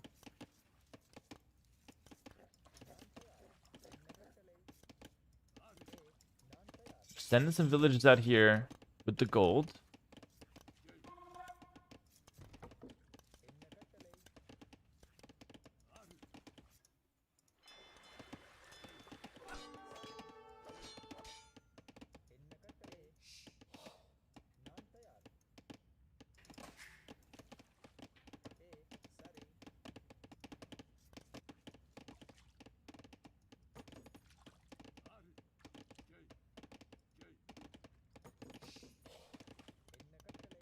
And Lewis is really struggling. He's really struggling. Can't even take gold properly. He's got a counterattack in, though. He's got the men-at-arms. He's trying to find something on the counterattack. I just don't know if it's going to be possible, right? Because ACM's walled in. And so now, okay, Lewis walls in his wood as well. Sorry, his gold, excuse me. His wood is still exposed. Men-at-arms now in for ACCM. 2 more militia come through. Oh my goodness. 2 more militia come through. Oh! Lewis quick walls. Men-at-arms is in now. That was actually a really good play. He quick walls a little bit, kills one of them and runs. Might lose 1 villager though. He's gonna lose 1 vill by the looks of things. Yep. And now we have a tower defense for ACCM. Honestly, both players playing really well, but I have to say, I think ACCM has the advantage at the moment. He's got more potential for damage with his army. And I love that tower to just keep the gold and the wood line secure. I think that's a very, very good tower. Range follow-up for both players. Remember, Eagle Warriors are a possibility for the Incas here. So it could be like Eagle Skirm for Incas. And then Dravidians can play Men-at-Arms Skirm, which is also pretty good, right? Men-at-Arms Skirm could actually be better in some cases. In most cases, I would say, even. Especially that Dravidian Skirmisher that attacks even faster than the generic one. Fire Galley comes through. Both of them have 1 Fire Galley each. Lewis will go for the fishing ship instead of fighting the Fire Galley. Not your usual play, but I guess if you can kill the fishing ship, it's not bad. Lewis continues to defend with towers and walls. Okay. Fair enough. Towers and walls it is. And now we're going to have skirmishers on the field now for Lewis. Okay. So Lewis will go for some skirmishers. Lean into that Dravidian backline skirm unit. It's about all he can do at the moment. Honestly, he's doing a good job of like taking the natural resources. So is ACCM. ACCM's way out here trying to kill the zebra. They're both exhausting the shorefish in the center as well. No one is really in the shape to make farms. Like, everyone's just so... It almost feels like all in from both players. We see the first farm of the game being dropped down from ACCM now. And Lewis has done a good job of pressuring with the men-at-arms. Doesn't find a lot of damage and now just goes back with them. And now we see another dock up top for Lewis. Okay, so more docks, more fishing, more water gameplay. And at the same time, we have to try to stabilize on land. There's a lot of berries, though. You can easily just make a mill and be fine here. Lewis is missing Bidax. He's got the resources for it. He's just investing into the villagers, which are doing nothing right now. He's got 4 villagers in the queue. Have to cancel some of those. Lewis! Oh, he lost 1 vill. He's going to lose a second. Oh, ACM. What's going on? ACM let him get away with that one. I guess he wanted to defend here. Quite a lot of pressure coming through from Lewis. Both players are hitting each other quite hard. Really surprised that Lewis is not taking the berries, though. I feel like that's a no-brainer. Get onto those berries and just take some kind of food income.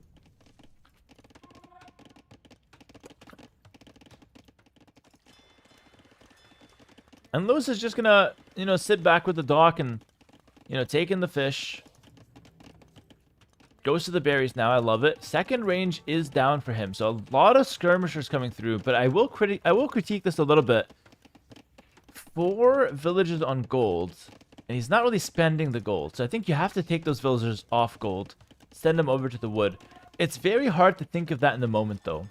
And he is spending some of the gold on Navy, I suppose. So maybe he does want to keep those 4 villas on gold.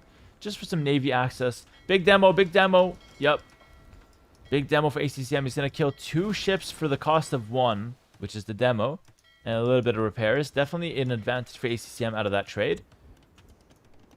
Speaking of ACCM, more pressure. 1 dead vill, at least, could make his way to the gold.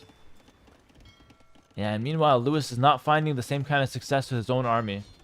Very intense game. A lot of fighting back and forth, but it seems like ACCM is doing more. He's doing more with his military.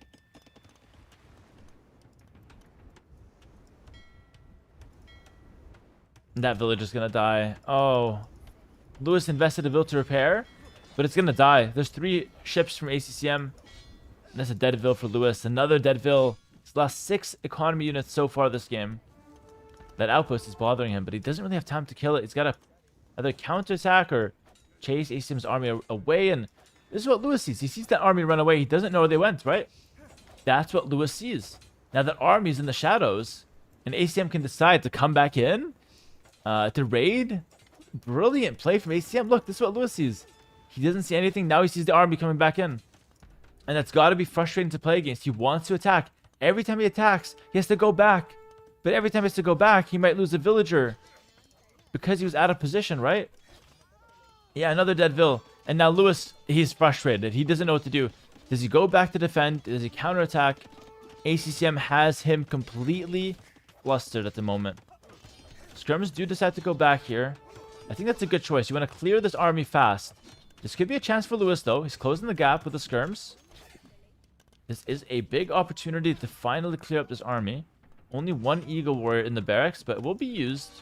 Could be good to, you know, push away the skirms and maybe damage them a little bit.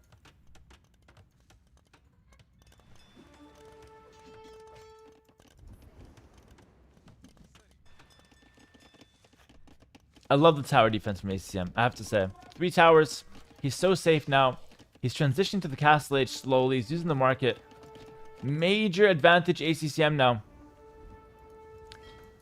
I feel like he's controlled the chaos a lot better than Lewis has. And Lewis is nowhere near castle age. Again, he's floating that gold. We talked about that earlier. I guess he can use the gold to try to go up to the castle age. But even with that said, Dravidians don't really get anything in castle age that really help them against elite Eagle Warrior. Or not Eagle Warrior. Not elite, but just regular Eagle Warrior. So I feel like that's going to be a great option for the Incas here. Just Skirm Eagle. You'll destroy anything Dravidians can go for. And Dravidians won't have the setup to go longswords. They won't have the economy for it. Because obviously Lewis is on 0 farmers right now. But of course, Castle Age is but a dream for Lewis. He's so far away from that. ACCM is clicked up. And we're going to see armor coming through onto the Eagles. So, listen, Lewis looked good in the Mudflow game. He looked pretty good in game 1 as well, but I think he just kind of got bested by ACCM's brilliant early game strategy here. The militia and the wall off of the lumber camp, it just did so much damage. Lewis is still trying, though. You never know. Maybe if he wins the water. Although, ACM continues to dock. ACM is just docking here without knowing that Lewis is here. There's a lot of importance on the water. Which, you know, makes sense. There's quite a lot of deep sea fish, so it does make sense. The thing is, this map really suits ACCM. If you think about it, right? This map is all about the sneaks. It's all about the, you know, towers behind woodlines. It's all about the strategic element. And ACM is so good at that. 2 barracks. It's going to be Eagles. He's up at the castle age in 15 seconds. Lewis does not resign early, by the way. He fights to the last breath. So I'm curious what he's going to try. Now, if he wants to have a chance, the only way he's going to have a chance is to go longswords. So he has to click up, somehow defend for the next 2 minutes, and then find his way to longswords. It's the only thing that gives him a small smidgen of hope, a chance. And he is going to go for that. So he's making men-at-arms now. He is going for that. Can Lewis make it happen? It's going to be tough. Eagle Warriors coming into the gold. 20 seconds until the upgrade comes through. Yeah, those skirms forced to run. And now Eagle Warriors on the field. Yeah, this is so hard to defend now. He's going to try to just defend with villagers. Which I guess is the smartest thing he can do, but it's not great, obviously. He's going to run away. Tower could hold a bit. There's archers behind the woodline. Everything is just so messy here. ACCM is looking so good with the Incas here. What a perfect map for ACCM. Great strategy as well.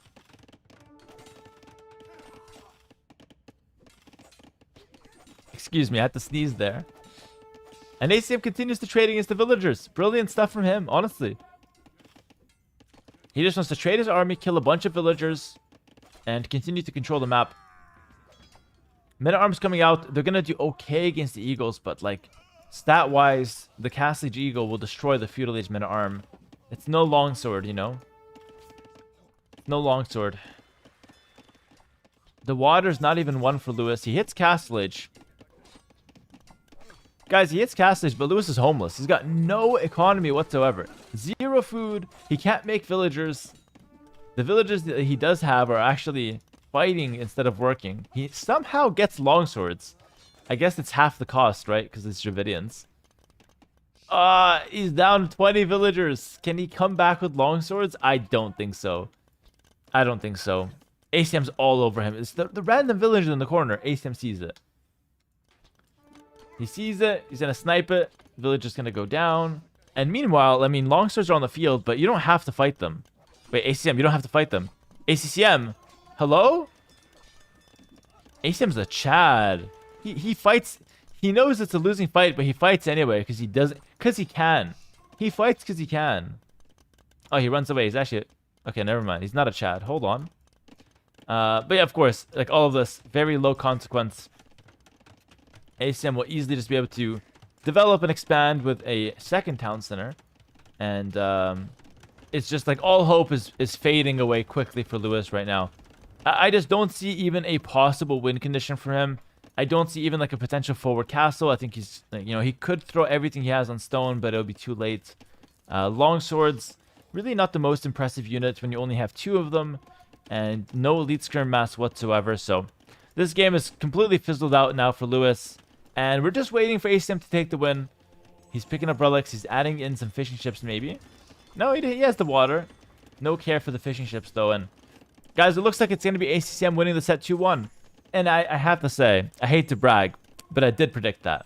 And I have proof that I predicted it. It's on stream. That's why we do the predictions beforehand, so I can brag afterwards if I got it right.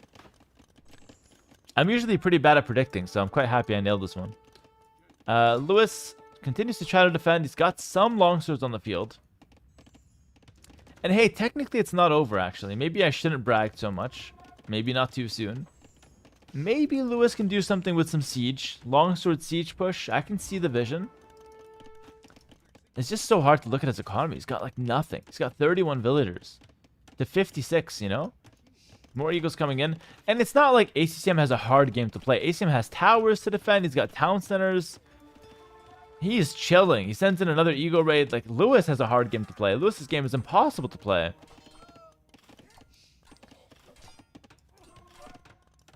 Quick walls coming through. I'm surprised Lewis can afford those. Yeah, 2 houses and a palisade wall. Don't break the bank, Lewis. That's a lot of cost. 5 skirms coming forward. Come on, Lewis. Show me something I haven't seen before. Kill 20 villagers with those 5 skirms. Oh, unfortunately, he just walks back. Not that impressive. I mean, it's not the most formidable force here. Let's be real. Longsword goes down like his mother never loved him. And... yeah, it's just brutal, guys. Lewis is completely done. It's GG. It's GG. We're just gonna wait till it ends now. GG's called. ACCM 2-1, guys. Let's get a GG in the chat. Brilliant set. I actually really like this one. I think the last game was the most one-sided. I think start to finish, ACCM looked really good here. His opening was so solid. He completely bamboozled Lewis on the wood line, killed a villager, sent the villagers running, walled in the lumber camp. I mean, what do you do? If you're Lewis, what do you do to recover from that? I don't think there's anything he can do. He had to see it coming. He had to scout it or predict it, and then defend with either getting loom or walling in the lumber camp himself, like walling in the villagers before the militia come out. But of course, he did none of that, and the GG is called. ACCM takes the set. Hopefully, that was a fun one to watch. It was certainly fun for me to cast. It was looking rather even for a long time there. So Lewis will go down in the first set of TTL. But, I mean, it's not the end of the world because he does have a very tough group, right? And I do want to show you guys the groups real quick. So this will be updated. I don't know if they're going to do it in real time. No, it's not being updated in real time. But, you know, we can use our imagination here. ACCM will get the win, 2-1. But, hey, that's the first set in TTL that was not a 3-0. So I guess that's something to celebrate. You know, why not? Why not? We can celebrate that a little bit. And yeah, for Lewis, that was the hardest opponent in his bracket. Maybe Sebastian could be considered harder. But then again, Andy, Nikov, and Running they're not free wins either, right? These guys are still very talented players. Could argue that they're even better than Lewis. So I don't know. It's going to be difficult for Lewis. I think he's taken the one game from ACCM, which will help him. But, you know, we'll see what he can do as the group goes on. And for ACCM, taking 2 wins off Lewis is good. It's a solid start to the group stage for him. Next up, we're going to have Hera versus Lucho. That's going to be the next round starting right now. I believe they're going to send us the replays. Now I already have the replays because I technically played the games, but I have to wait till they officially give the replays, so I'm like in sync with the other casters.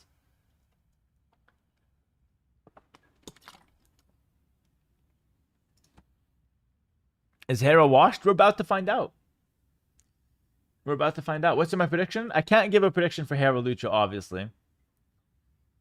Casting yourself and just telling everyone how good you are. I'm not going to tell everyone how good I am. I'm going to point out all the mistakes I make. Guys, I'm going to be extremely harsh. I might even use a few swear words. Maybe. If the situation calls for it. I might do a little glazing, though. A little glazing. Guys, if I do a really good play, I'm allowed to glaze. Get Lewis to co-cast? I could get Lewis to co-cast. Don't spoil it accidentally. I'm a professional. Please, I will not spoil it.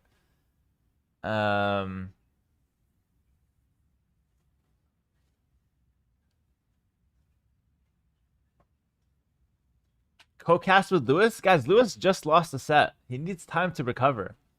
Should I call him? I should call him and talk some shit, honestly. That's like the correct thing to do here. Hello, YouTube chat. Yo, we have like 1,700 people on YouTube chat. It's not even bad. What's up, YouTube chat? Good to see you guys here.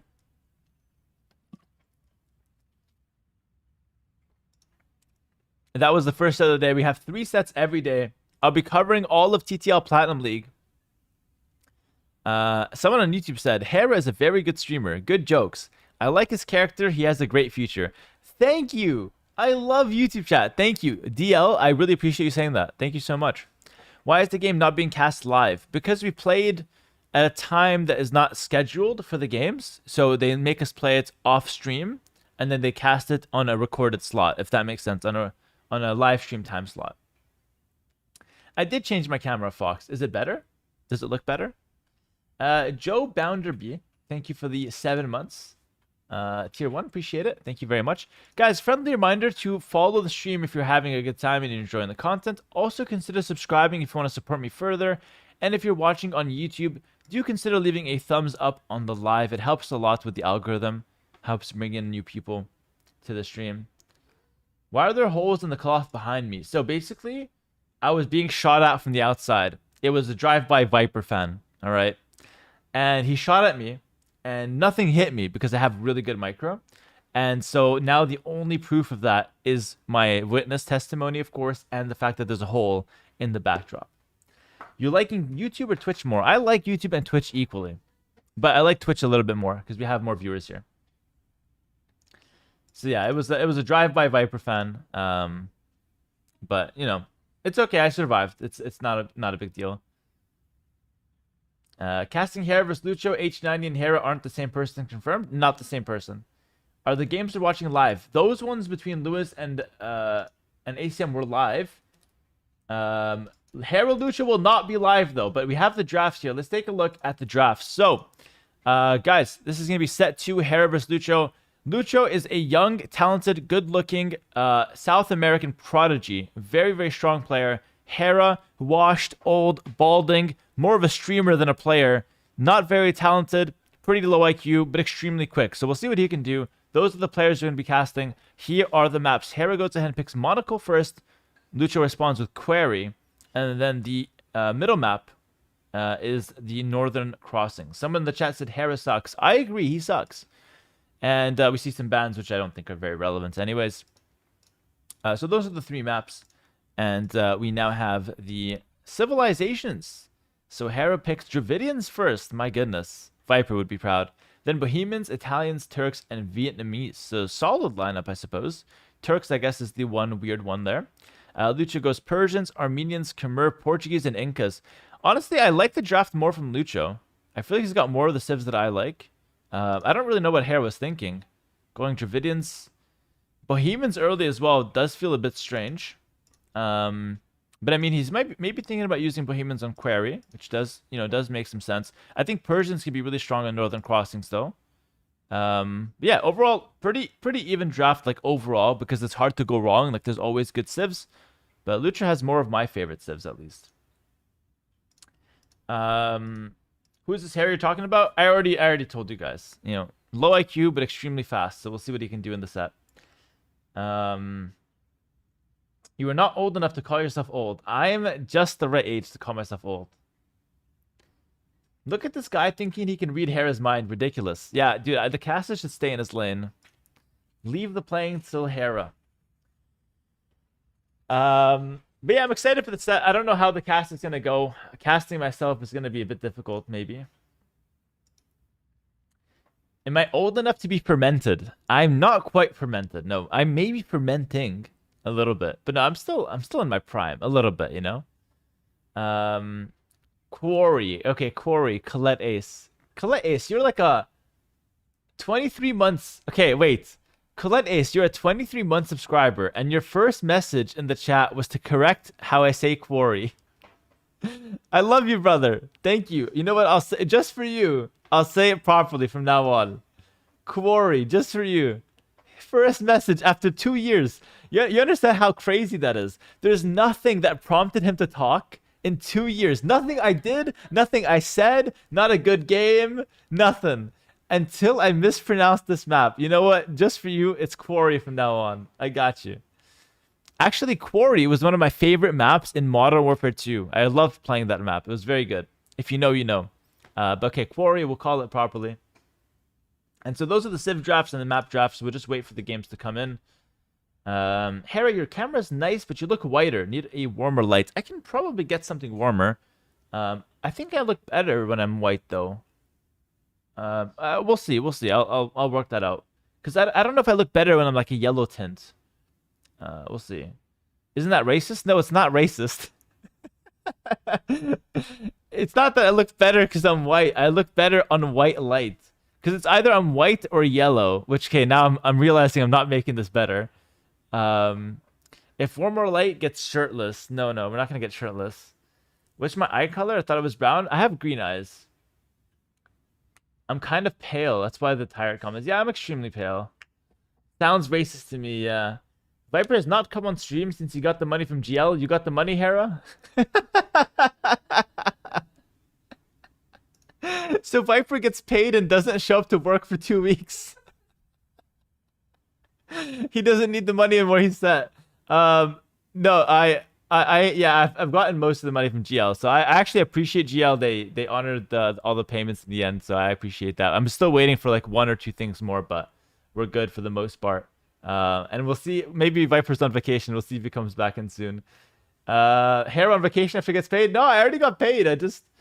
Guys, I love streaming. I genuinely, even if I was a freaking billionaire, I would still stream. Like obviously I sell out for subs every now and then, you know. Everybody likes money to some extent. You like to earn a living, but I genuinely love streaming. I do this shit for free. We're just waiting for the games. The last 2 Rex will be... last 2 sets will be Rex by the looks of things. Okay, I have to read that one later. Okay. Yeah, it's not a big deal. Okay. So we're just waiting for the Rex to start.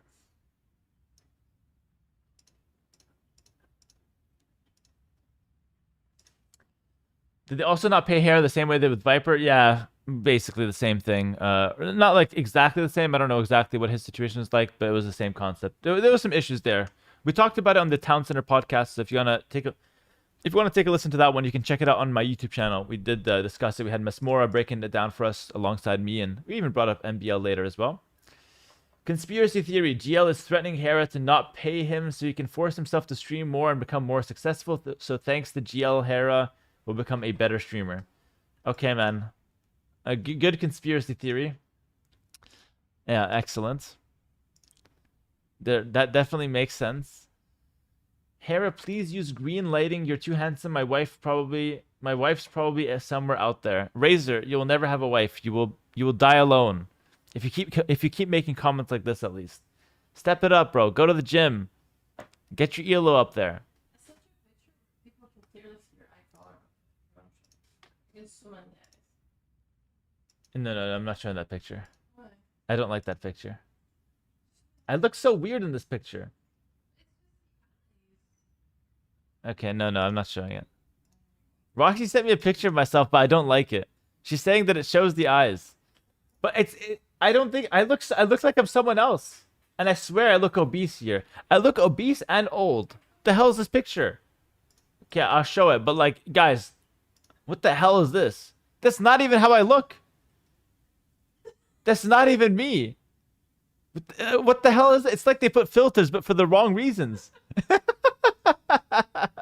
This you, bro. That's not me, bro. Who is that? That's what I'm saying.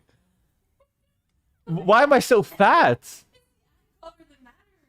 Look, I got a freaking stevia bottle. I'm probably chugging that shit raw. I'm so fat. Like,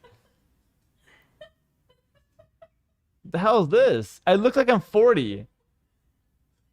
Why the gray hair? I don't know. I'm ancient. The fat part is accurate. Yo, mama hearts. Okay, but I got green eyes. How does Roxy see this and says, show it on stream, you have green eyes? Look at this shit. I look dead inside. What the hell? Why am I so depressed? Why do I have gray hair? Like, what the hell is that? Jesus, you're old. Oh my goodness. Dude, this is crazy. Oh my goodness. Depressed because he saw himself in the mirror. Yeah, dude, that's not one of my best pictures ever. That's pretty horrible. Can we make that an emote somehow, guys? Someone zoom in on the face and make it an emote, please. Like, take a screenshot, make this an emote. Hera stare. Oh, please, this is too fun. Yeah, this is to show the eye color. Yeah, that's what we're taking away from this. Very, very nice to see the eye color. Okay, the next game is starting soon. I have another one. This is also not. No, I'm not showing that one. No, I'm not showing it. That's enough. Roxy, please. I got the Rex. But I don't need to download the Rex. I already have the Rex. Okay, let me pull up the Rex, guys. Next set is starting. It's Hera versus Lucho. I'm not showing it. You guys already seen enough. Come on now. You guys have seen enough. It can't be worse than the other pick. It somehow is. I'm not showing it. No. Actually, no. This one's not even that bad. But Hera Lucho coming up, guys. Game 1. Italians versus Persians on Northern Crossings. All right, guys. Welcome in. Hello and welcome. We have Hera playing in blue as the Italians, and his opponent is going to be Lucho playing in the red as the Persians. The map is Northern Crossings, and these games were played earlier. I think they were played yesterday evening, and we're casting them today. It's Saturday. Yeah, let's see what we can do here. Let's see what we can do with the cast. So Hera is playing in blue as the Italians. Lucho in red as the Persians. 2 top-tier civilizations. And this map might be my favorite water map, by the way. We have crossings on both sides, so shallows that land units can cross on both sides, which is really interesting. You start with a transport ship that also promotes sneaky land aggression, which is also kind of good. And then you have water all around the island. So you got tons of water on the back, tons of water in the front, and of course in the center you've got an island with a good amount of stone and gold, but not a crazy amount, which I do appreciate. I hate when there's like 1,000 gold and stone piles, so it's like, okay, you get to the center and you win. Here, if you get the center, you get a nice advantage, but it's not necessarily all you can play for. So yeah, this map is really good. We're going to see a lot of action on land and water, I'm sure. And we'll see what both players decide to go for. So Hera's just throwing in some deers right now. Going to the right side wood line, probably because it's close to his gold. But then again, he had an option here as well. This will be a third-person cast, by the way. I'm not going to say I. I'm H90 casting Hera. 2 different people, okay? So this will be third person. If that's cringy for you, then subscribe. So we'll see. Hera is just going to be luring some deer just to start things off. And I imagine Lucho is doing the same. Yeah, Lucho's just luring in some deer as well. Lucho will dock the front, which is an interesting choice. You know, docking the front is more of an aggressive position. It's going to let him actually attack the back dock if Hera goes for that, which it looks like he is. And if Hera was to go for a front dock, then it'd be like very aggressive opening from both sides. I'm not sure what's better, to be fair. Both seem like reasonable options. But it does look like Hera will go for a back dock.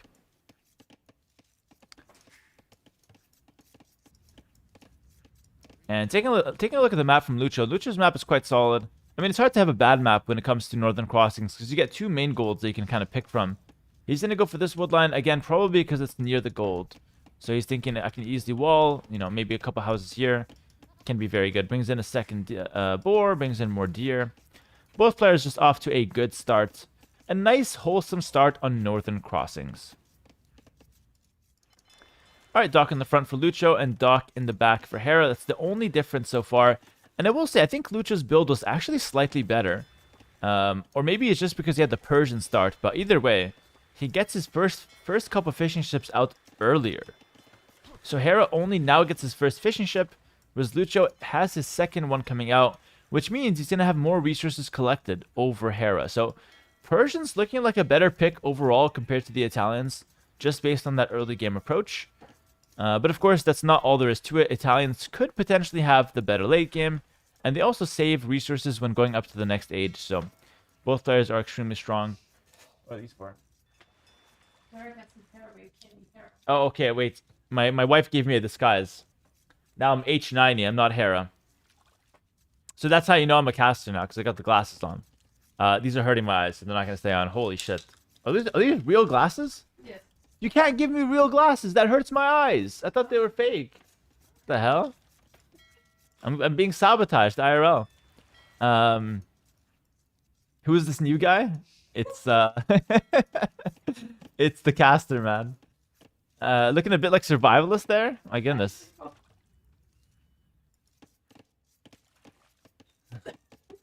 Oh god, this is so cringe.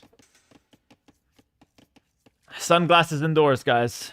Alright, so Hera's up to the feudal age. Lucho is slightly faster though. He's gonna be 1 minute 30 away from that one. How do I look? How do I look? Oh, I look swag. Holy, I look good. Yo, that's nice. You know, it's not cringy, it's nice, bro. What? I look so good. For the first time. I look classy, I look classy. They're not even straight. Yeah, so are you, bro. Lucho's gonna go with a second dock here by the looks of things. I'm casting with these on. You look like a pimp. Thanks, man. Oh, that's good. That's good. Ah, it's hurting my eyes as well. What? Yes, everything hurts my eyes. That looked good, though.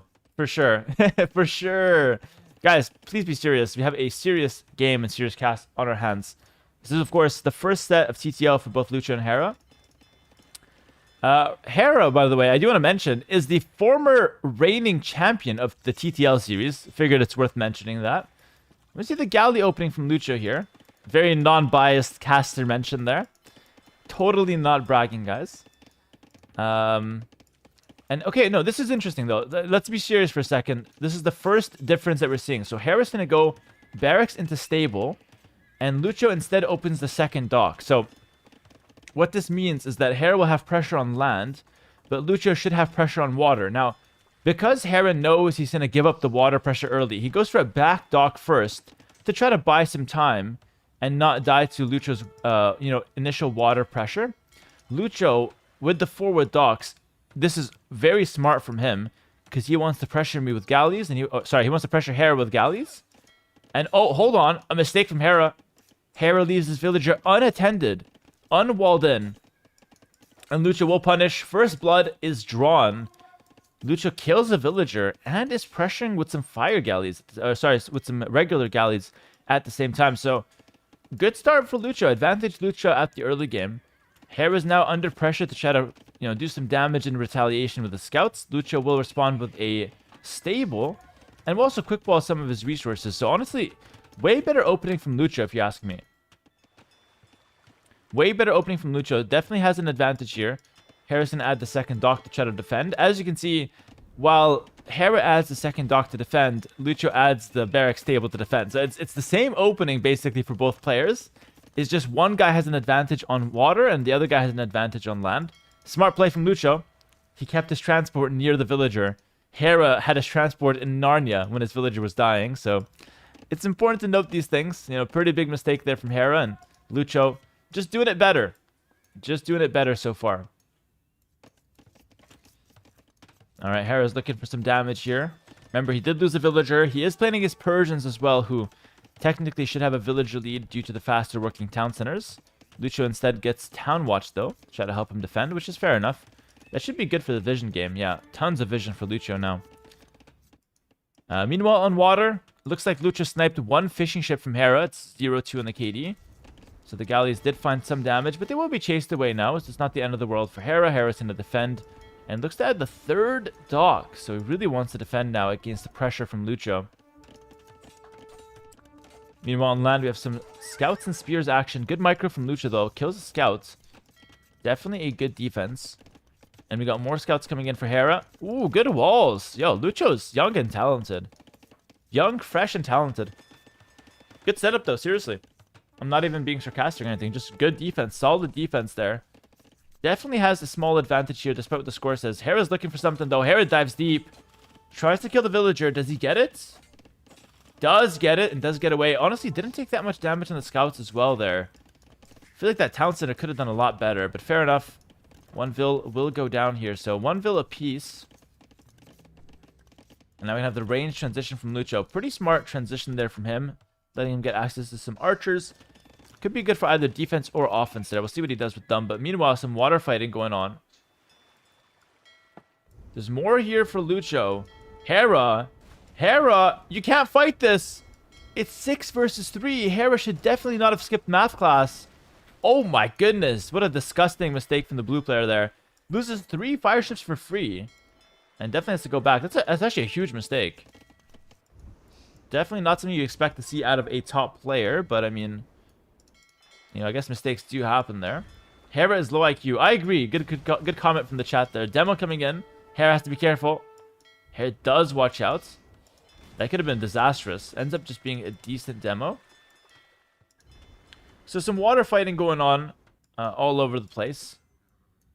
Scouts from Hera still trying to be active, but Lucho's defense has been phenomenal. He's only lost that one villager. And since then, he's been keeping a tight defense. Demo coming in. Demo coming in. Good demo from Hera. Turns it around and ends up being a pretty even fight on the water. Is this demo going to just slam into this one? No. Yeah, in the end, pretty even fight. The water's traded off and it's back to the land. It's back to the land pressure. What's Lucho doing with the range? I feel like he added a range but didn't make a single archer, which I don't like at all. If you're going to add a range, which I think was a good choice, you have to make the archers, or else you're just wasting the resources, right? Some scouts from Lucho in and around Hera's base. It looks like, actually, Lucho might have sniped another villager with those scouts, by the way. Because he's got 3 kills now in terms of economy KD. So far, though, it's pretty neck-and-neck game. Both players went for different approaches, but ultimately a similar concept of just playing some scouts while fighting on water. Another mistake from Hera. Extremely sloppy there. Runs the scout straight into the spearman. You don't want to be doing that. Good micro from Lucho, honestly. Like, really good. He's microing back every spearman. Snipes another scout. Gets good value there. Continues to attack as well.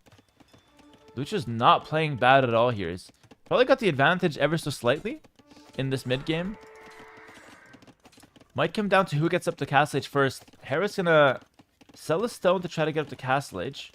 Does click first, but remember, Persians can match that time, even if they click a little later, because their talent center works slightly faster. No, guys, it's neck and neck. I like this back dock from Lucho, though. He's gonna just add some fishing ships after front docking. That's a really cool concept, actually. I might steal that one. Hera still has his back dock set up. Still spamming some fire ships. Of course, water is still important going into Castle Age. Because water lets you control the crossings. It also lets you snipe your opponent's fishing ships. Potentially lets you transport across as well.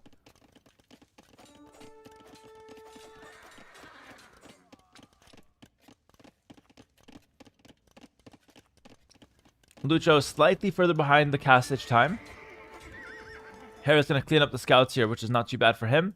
And it's starting to have some more success on water. So it looks like potentially Hera's turning this one around going into the mid game. It's still a pretty close game, though.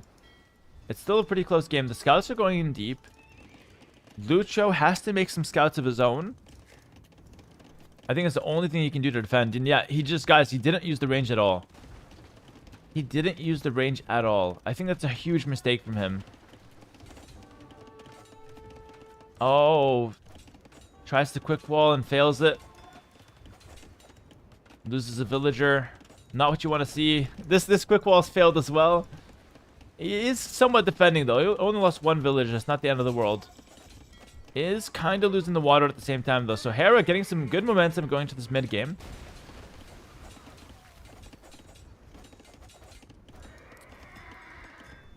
And now we have Bloodlines and Scale Barding Armor coming in for Hera. So he wants to go Light Cav. Only one stable for him. Can he afford the second? No, he's going heavy water. And obviously a front dock from Hera as well. Really wants to win the water. I'm not sure if that's the right decision, actually. If going heavy on water is the correct play. But I guess it's probably just the easiest thing that Hera can do right now. He could add another town center, but I guess going for water is maybe the safe play. Lucho defends with a camel. Smart play, you know, just one camel can defend against a lot of scouts. They're just going to run away and try to stay active. Reds collected is actually neck and neck, by the way. This game is still so even.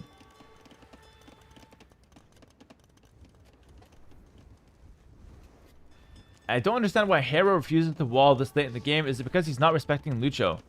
Walling is difficult on this map. I think you better watch your mouth before criticizing Hera. Walling is... you know, not that I have a conflict of interest here or anything like that. You know, just as a neutral caster, of course. No, but, you know, in all seriousness, of course. I think walling is difficult on this map. I think Lucho's done a great job of walling, but even him, he's open on the back because you can't wall on the sides, right? There's that rocky terrain. Least biased caster. Back to our game, though, we see some trades on the water. It's pretty even, though. Lucho's doing a great job of defending with his docks. Remember, these are Persian docks. They're so hard to take down. They got double the HP. And Lucho just continues to defend with camels on land and some navy on water. Looking pretty even. And even some counterattacks from Lucho. Lucho's going to snipe a villager here with the scouts. Oh, a great play from him. These scouts should just get no value, and instead they're going to kill a villager that's on the shore, which will prevent Hera from continuing to dock, so that does place a wedge in his plans.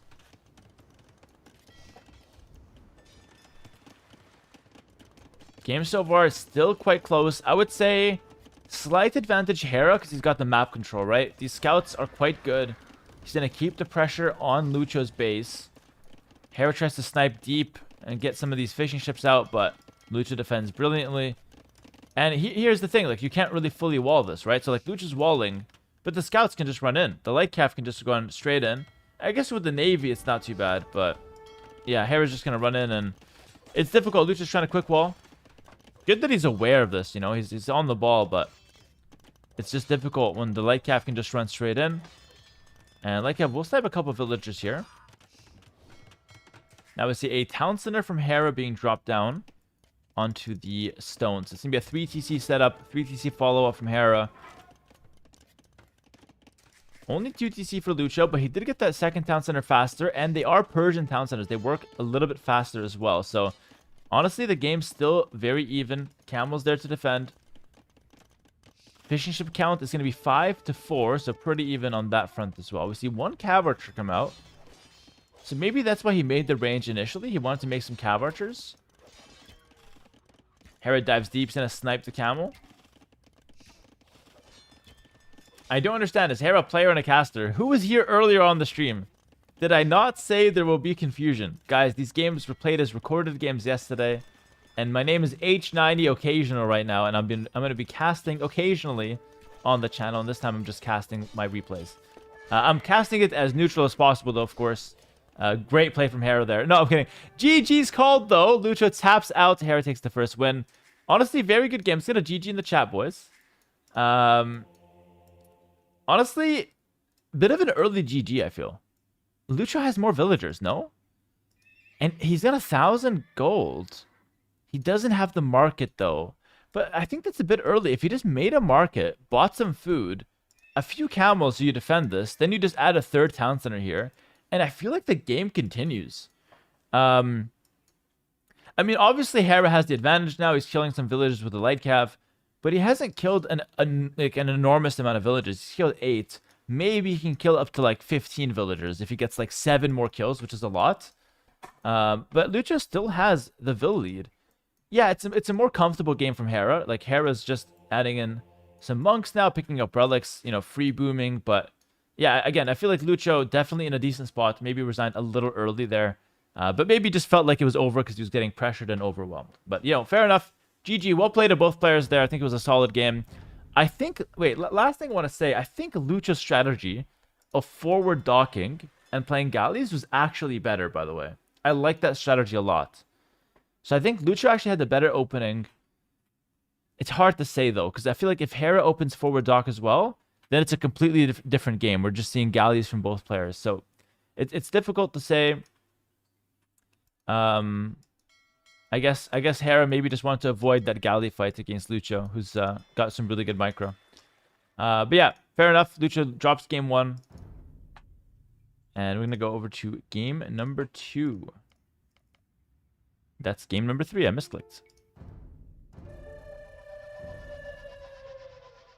No. Don't look at that one.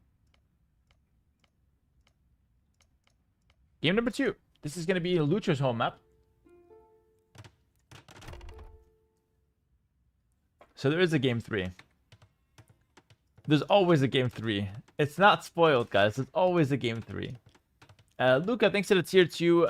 Sorry, not the tier 2. The 2-month sub. Appreciate it. Only tier 1. Thank you, Luca. And welcome in, guys. We got game 2 between Lucho and Hera. Hera's going to be playing in the top side of the map as the Bohemians in the blue. Lucho is playing as the Incas in the red. Now, this map is quite interesting. It's called Quarry. And yeah, it kind of looks like a Pokeball. Take a look at the mini-map, which is kind of interesting. So the Pokeball area in the center, I suppose, there's the middle of the Pokeball. There's some gold. There's a relic. And there's a little crater there. And really not a lot of gold, by the way. Only 4 tiles of gold. Or 4 times 3 tiles of gold, which is not that much. Quite a bit of gold on each person's mainland. And on the sides, there's one little line of trees that have only 50 wood. So you could chop those trees down if you wanted to. Now, we see Lucho going aggressive with his eagle right off the bat, trying to get some laming done, potentially. Trying to get some good scouting information onto Hera. Hera's just going to go ahead and lure in some deer. We saw him bring in 1 deer earlier. Brings in a sheep, and will now just try to defend. Trying to keep his sheep away from that eagle. Now, the downside of sending your eagle forward is that you don't actually have the eagle to lure in any deer, nor scout your own base. So Lucho, you know, might not find this boar, for example. Maybe not. He does see the one up top, though, of course. And 4 on wood. Judging by that, it could be some kind of early game militia from him. Hera with only 2 on wood means he's not going to do any kind of early game militia for sure. He wants to just go for a fast feudal age, most likely. I mean, it could be a fast castle as well. But it won't be early game pressure. And the Bohemians on this map are very good.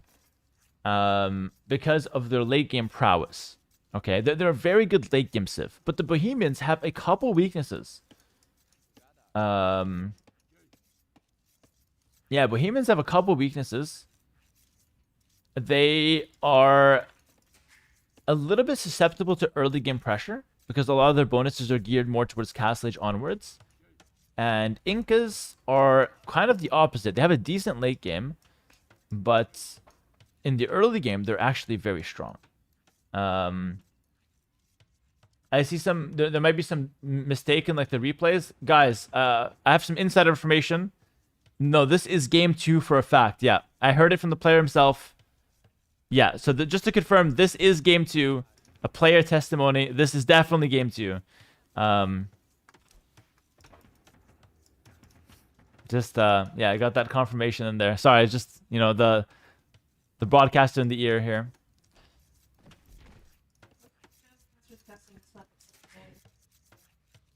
Why does T90 have a different game? He might have went for the game 3 by accident. It shouldn't matter though. It's play all 3, so it shouldn't really matter. But it might spoil the game 3 for us. But anyway, don't watch anyone else, guys. Just watch me for now. I'll cast them in order. It'll be good. Yeah, Lucho's being annoying. He's trying to defend the deer. Prevent Hera from luring in any more deer. Hera gets in a few, but you can just look at Hera salivating for more food. The guy's always eating, you know? And he's not going to get access to that deer. So good play from Lucho. He's also bringing in the militia. And so it's going to be some early game pressure. Does Hera scout this one? He scouts it, but I don't think he saw it. Because I remember that he didn't see it.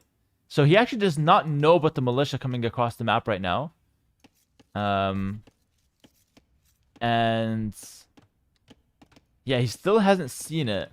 He might expect it to be the case because of the score.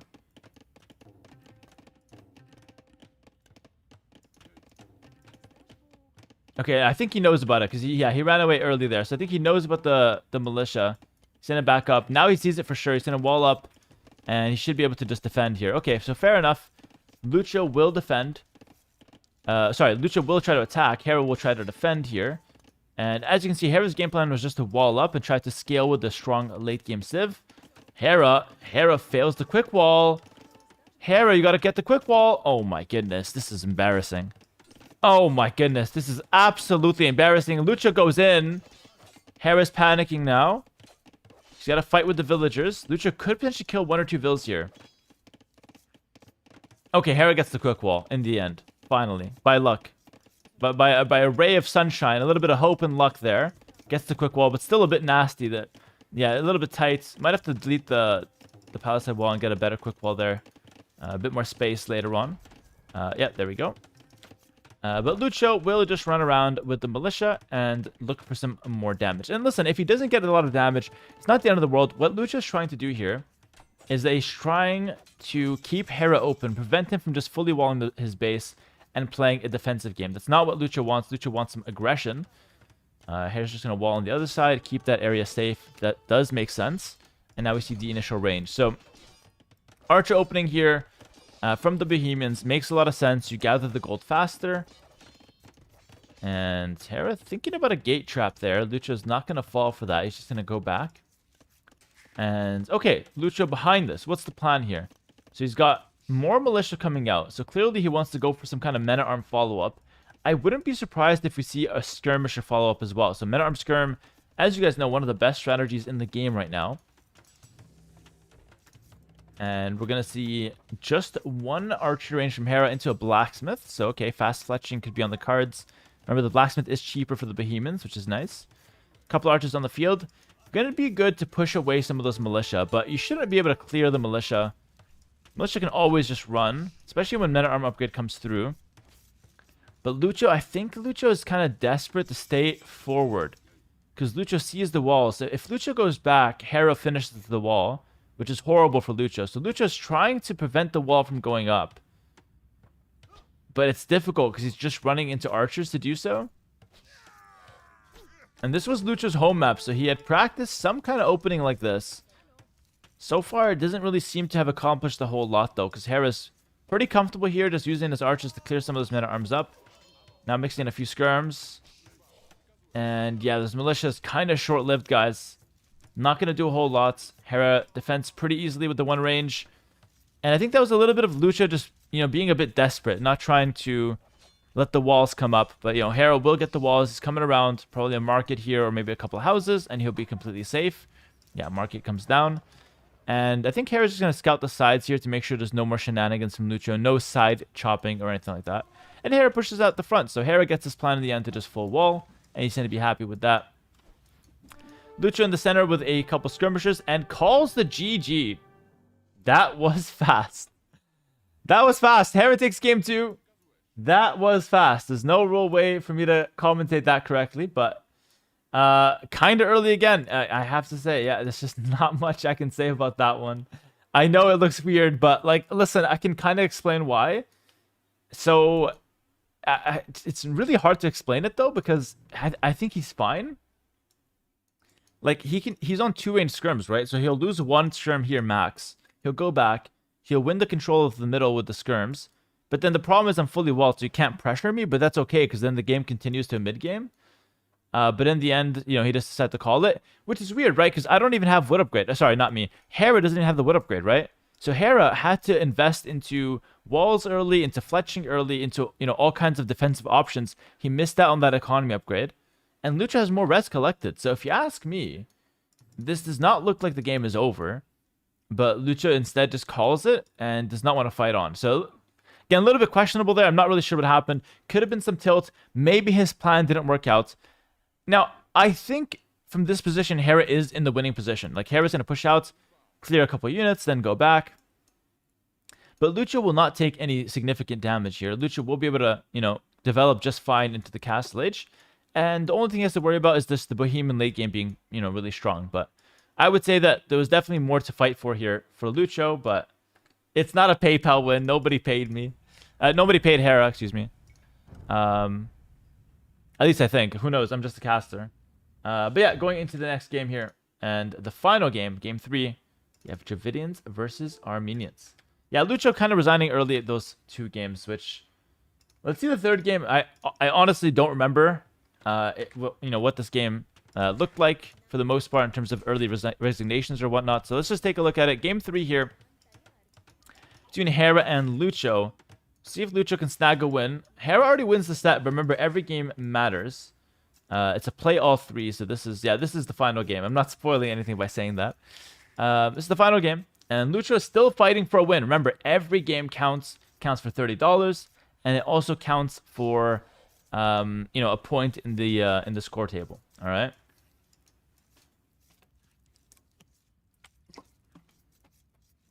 All right, so this map is going to be Monaco.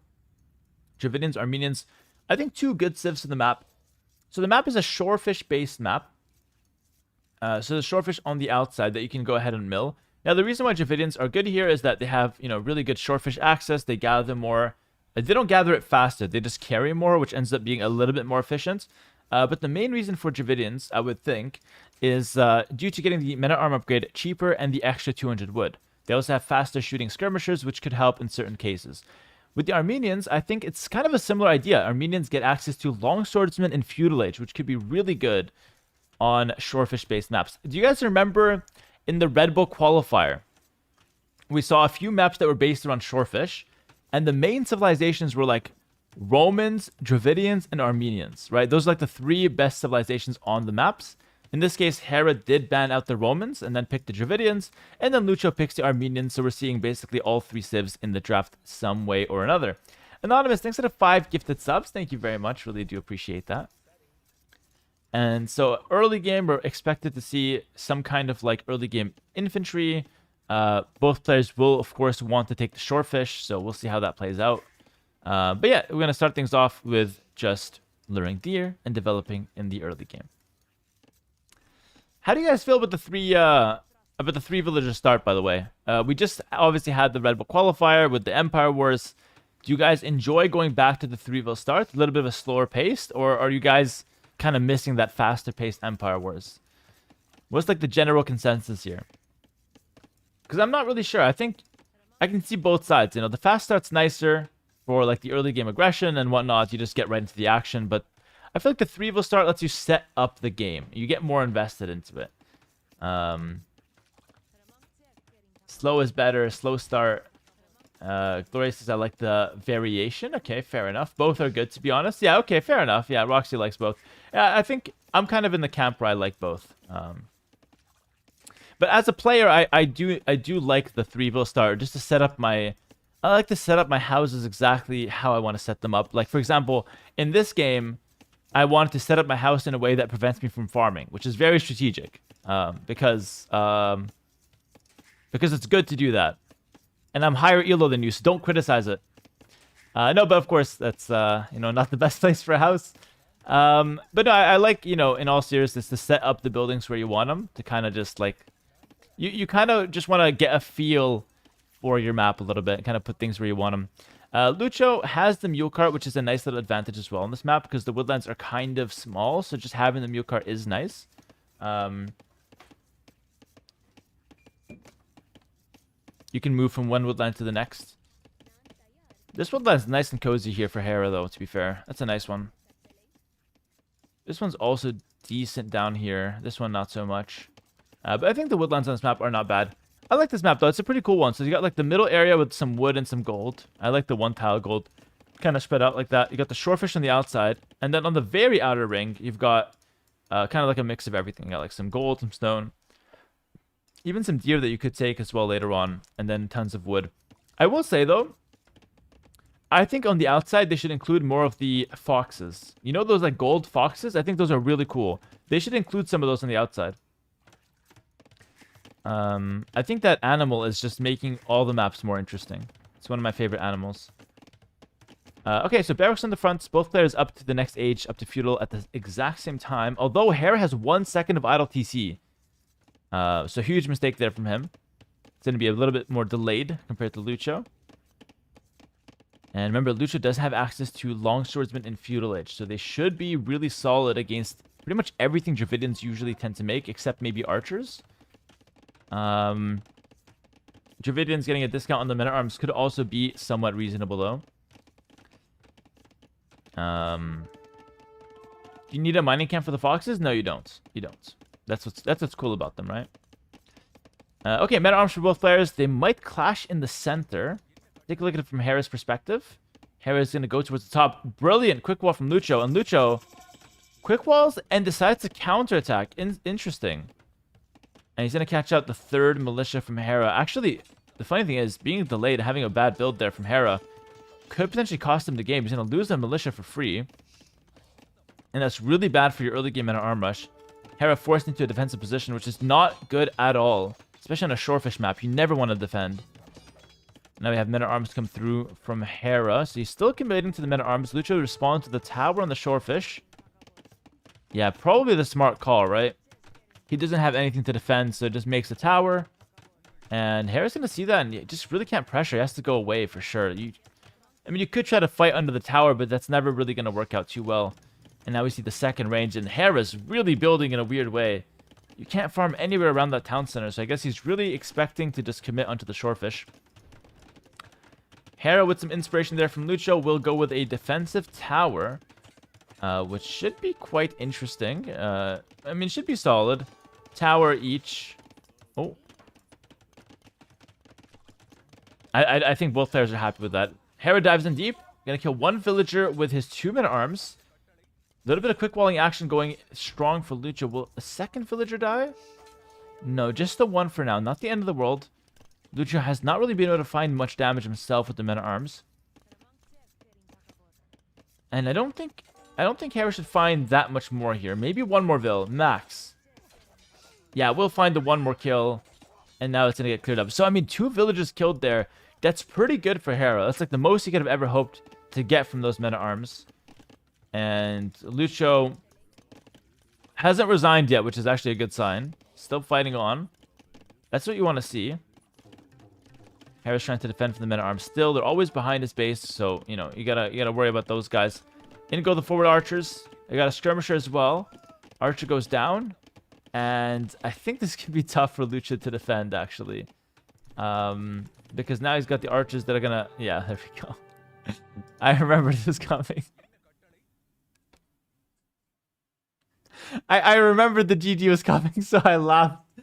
Initially, I forgot when he GG'd. Then I remembered he lost an archer, and I just knew he GG'd. I'm sorry for laughing, but that was just...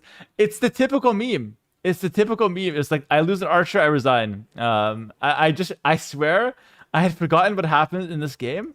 And then as soon as I saw the archer, I was like, he resigns here, doesn't he? Oh, what a meme, guys. Yeah, listen, 3-0. Not the best set at all. What's funny is that I think Lucho played a really good game 1. All right. I think he played a really good game 1, but I think game 2 and game 3 just were not, just did not go his way. But fair enough. Listen, this was Lucho's hardest round in his group, so I wouldn't give up faith on Lucho. Like, I'm being serious now. We had some jokes and whatnot, but I'm being serious. I think he can easily come back in his group. He played a really good game 1. Maybe he got tilted game 2 or something. I don't know what happened, but fair enough. It's just sometimes you get a quick series, and this is what happened here. So, GG's to Lucho. Well played, my friend. Like I said, I think game 1 he did a really good job. Showed a lot of class there for sure. Game 2 and game 3, he didn't play bad, but he just didn't play 100% solid to the end. Italy's Paladin, thanks for the 47 months tier 1. Really appreciate it. Guys, hopefully that was not too bad to listen to. I hope it wasn't too cringe either. I tried to be as neutral as possible. I kind of broke character at the end there just because... I forgot he resigned after 1 archer. Like, that came to me. It caught me off guard. Okay.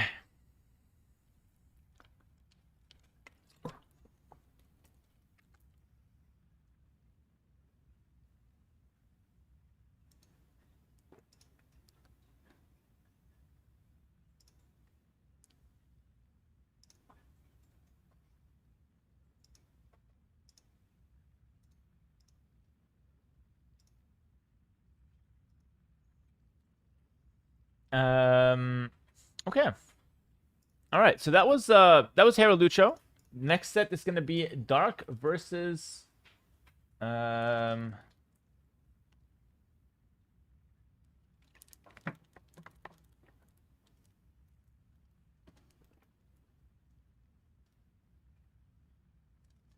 Oh, some drama in the casting Discord, or in like the TTL Discord. Why is T90 showing a different game and people spoiling me the game? Says Mem. Oh man. Okay. Okay, fair enough. So next set's gonna be Dark Mihai, guys. It's gonna be recorded games as well. We're just waiting for that one to finish. Okay. We like the drama. It's very mild drama. It's very mild. Hera, there's a white spot in your wallpaper. It's bugging me. It's just there's just holes in it. It's not white spots. Why are there so many holes in your backdrop? I told the story earlier. It was a drive-by shooting from a Viper fan. Winner interview? Yeah, let's do a winner interview. So let me just call Hera real quick. All right, I got Hera on the phone. Hera, congratulations on the 3-0 victory. How does it feel to get lucky 3 games in a row versus Lucho? Thanks, man. I usually only win when I get lucky, so just great to get lucky again. Been getting lucky for years now, and just continue going with that. Okay, so Hera, walk me through your quick wall. So you actually failed every single quick wall that you had in the entire set. So is quick walling, not a strength of yours, or are you just like lacking talent compared to someone like Lewis, who's extremely talented? No, I was feeling a little nervous for the day. Lucho has a lot of aura, and I happened to like misclick a lot because I got really fat fingers, so I misclicked a lot. All right, Hera, thank you so much for your time. I know it's not that valuable, so we'll just let you go now, and we'll continue casting. So that was the interview, guys. Hopefully you enjoyed it. Hera forgot to thank his wife for success. He didn't have much success. He got lucky. He got lucky. What happened on the third game? Lucha lost at Archer and resigned. He did lose a couple of villagers before that, but really did feel a bit early on his end. Okay, not bad. Not bad.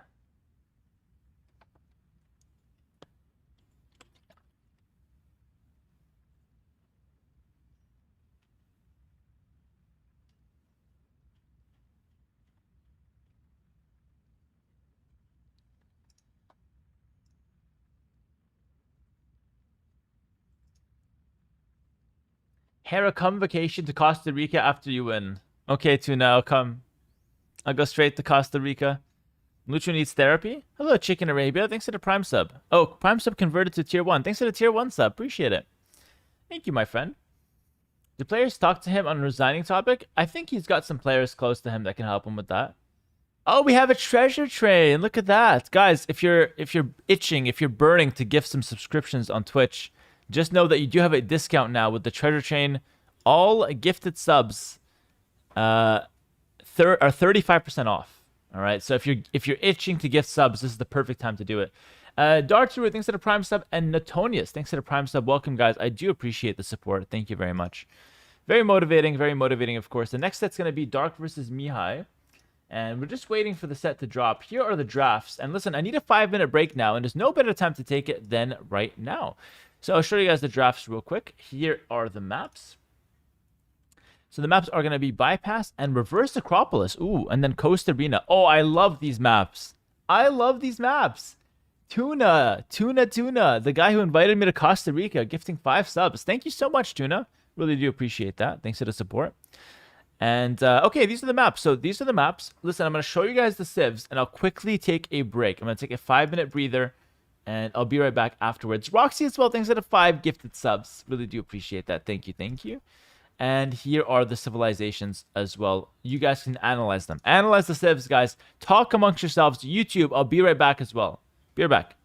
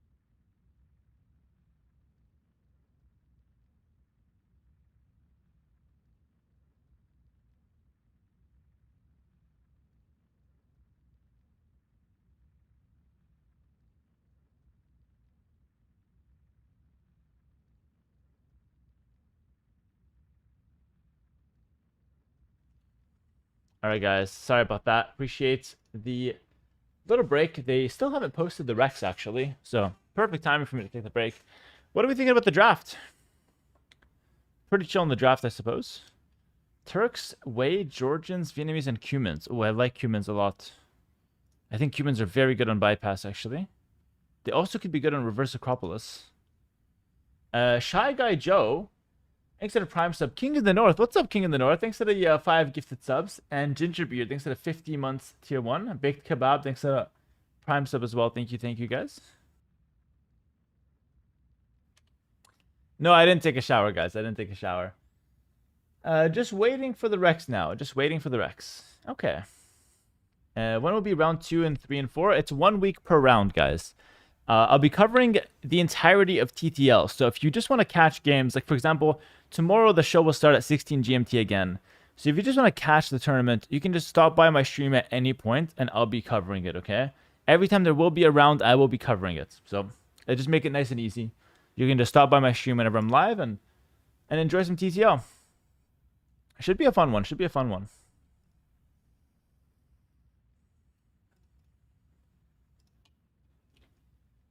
Damn, there's a lot of downtime here. Don't you guys find? Like, I took a 5-minute break and we're still not ready with the next set. And it's just recorded game, so I'm not sure what's happening there. Fair enough, fair enough. Dark versus Mihai. I guess I can show you guys the group real quick while we wait. Might as well, yeah? Might as well take a look at the group.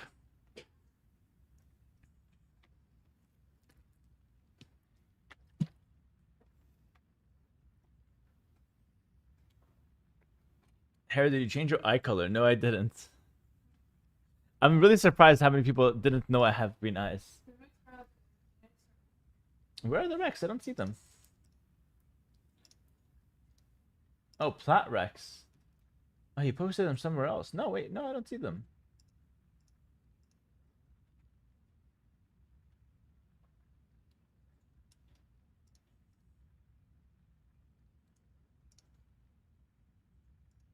I do not see the Rex here. They're now being given out. Okay. Turgot, thanks for the 3 months tier 1. I appreciate it. Save game. All right. Hopping into game 1. You look different. Thanks, man. Hera and Grubby are the best. Thanks, man.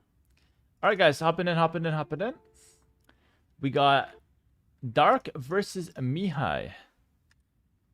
Game number 1 on Coast Arena. We put Dark in the blue, playing as the Turks, and Mihai in the red, playing as the Italians. Interesting that we have the Turks for this map. Wow, okay.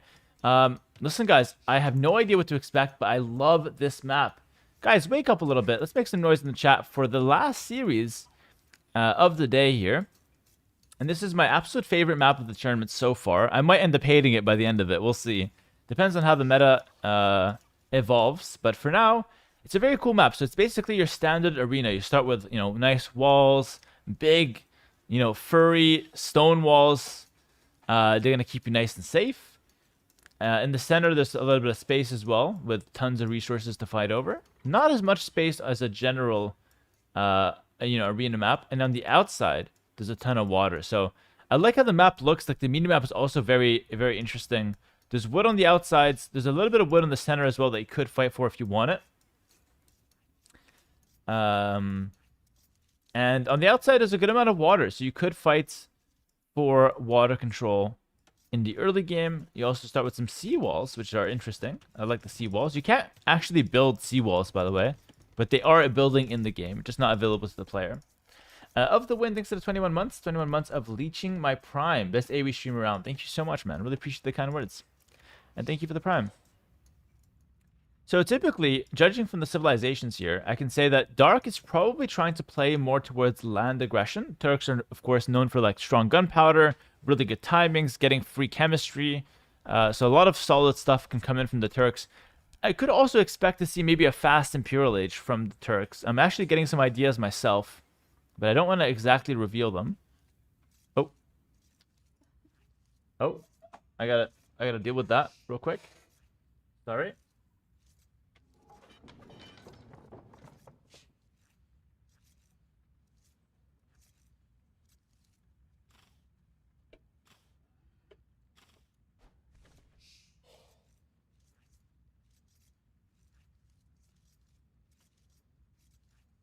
My bad.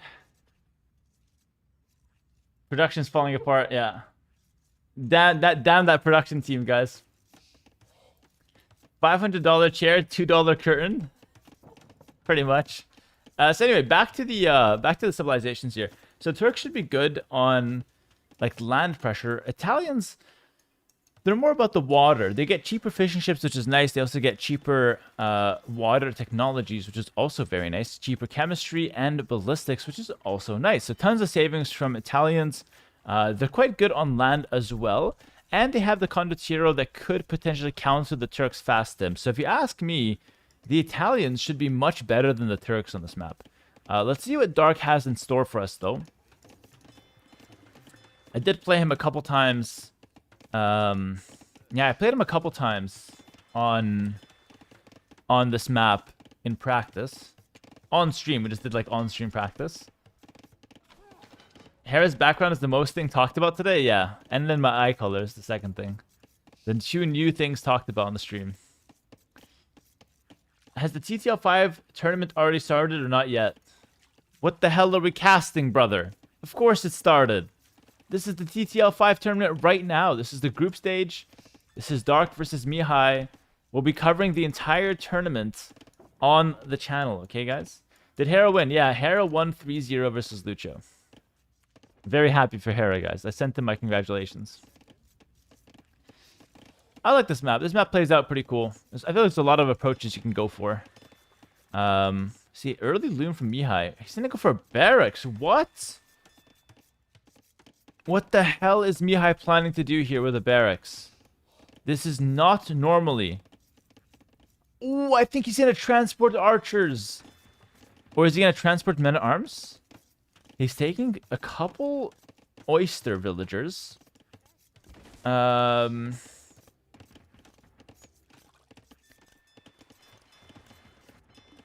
Is he gonna go militia? He's gonna go militia. He's gonna transport the militia.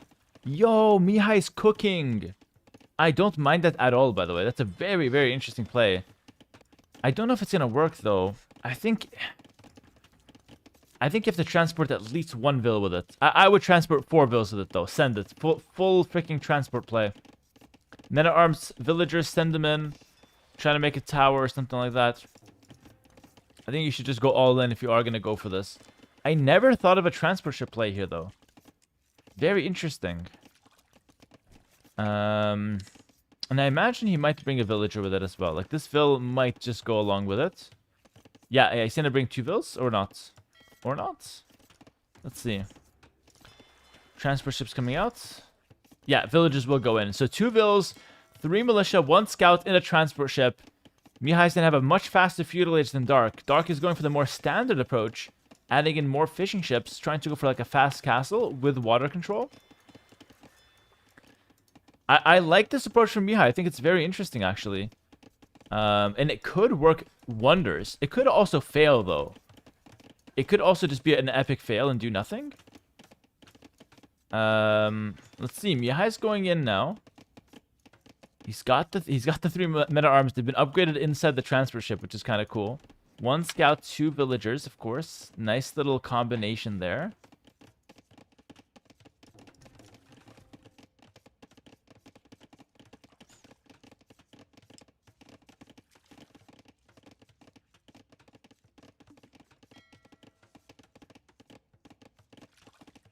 Alright, men-at-arms are going to drop in. And immediately a range right away. So men-at-arms into a range. Obviously, Dark reacts perfectly. He just quick walls in his wood. He's completely caught off guard by this. I don't think he would have expected it. And now we see a tower being dropped from Mihai. Dark has the defensive tower here as soon as he can. He's in feudal age now. So he does have access to the tower. He could also make a galley or 2 if he wants to. He's going to get loom. He didn't even have loom. So it was so important for him to quick wall. Because without loom, you could instantly lose the game. Does quick wall beautifully. Goes for a barracks of his own. And it's going to be a feudal age fight here. This is so interesting. Another strategy on Coast Arena that you can go for. I wonder if this will become the meta. Defensive tower from Dark. Horrible, horrible, horrible position, guys. What the hell is that, Dark? Dark, what the hell are you doing? You got to cancel that. Yeah, there we go. There we go. Good shit, Dark. Good shit. I always had faith in you. You know that, right? Tower on the right side now. You can get more villagers there.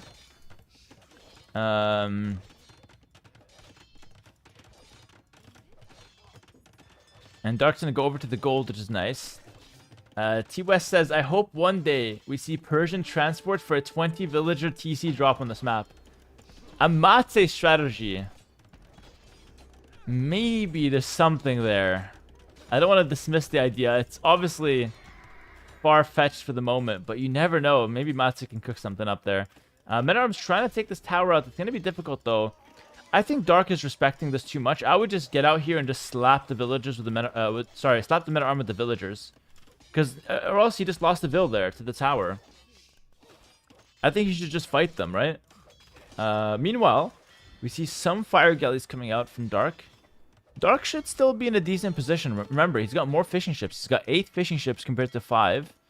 So in theory, he should have a better economy still, despite losing a couple villagers. Let's see if that's true, though. He's going to go down with the range.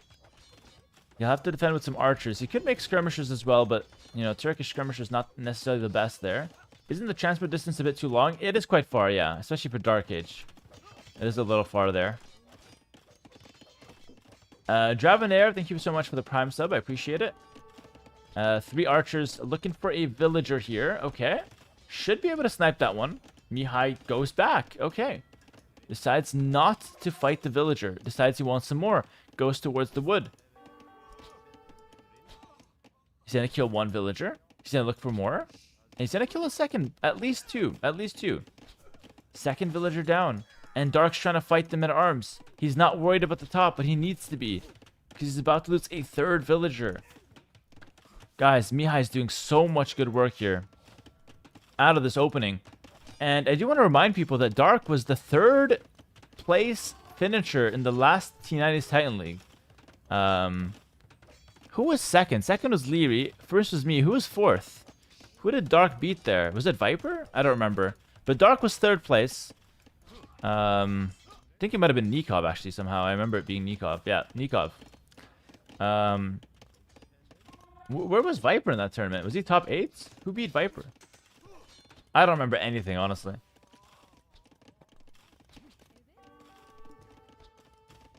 Papa Pete, thanks for the Prime sub. I appreciate it, my friend. So, all this to say that Dark is actually quite a solid player when it comes to T90 Titan League format. And honestly, his defense has been pretty solid so far, but he did lose a fair amount of villagers.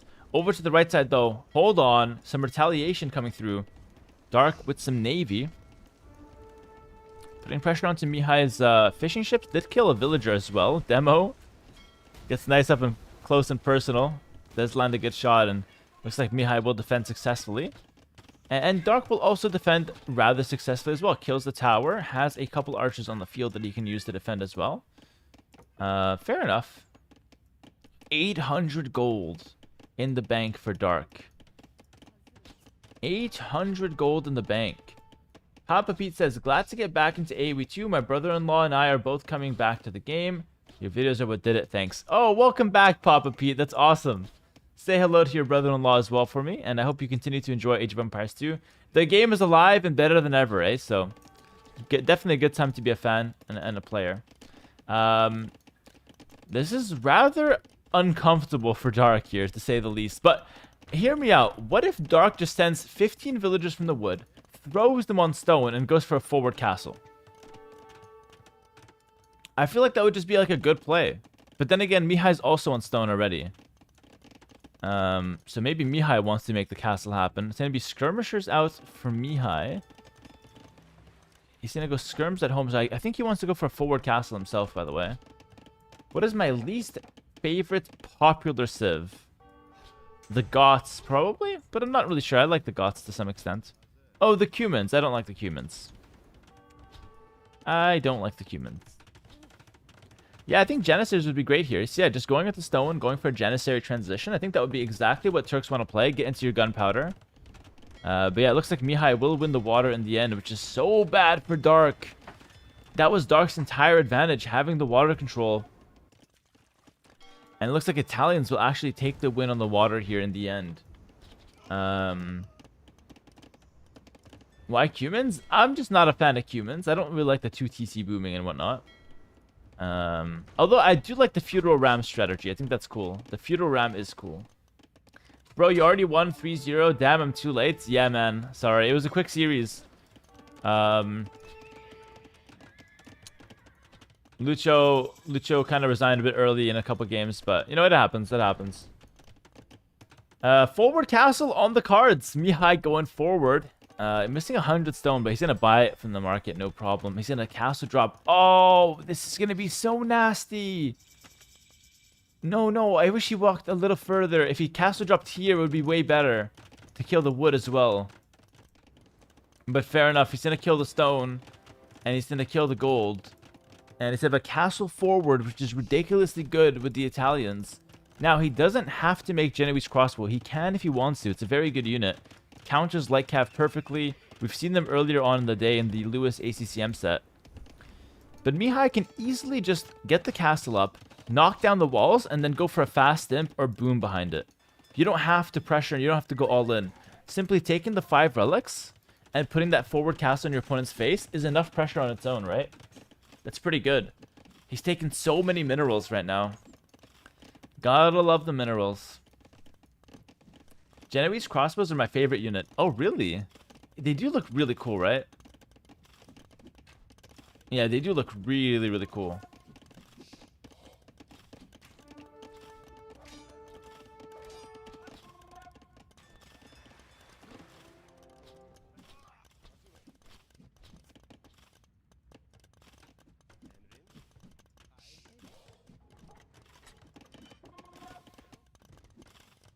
Easily counted by skirms?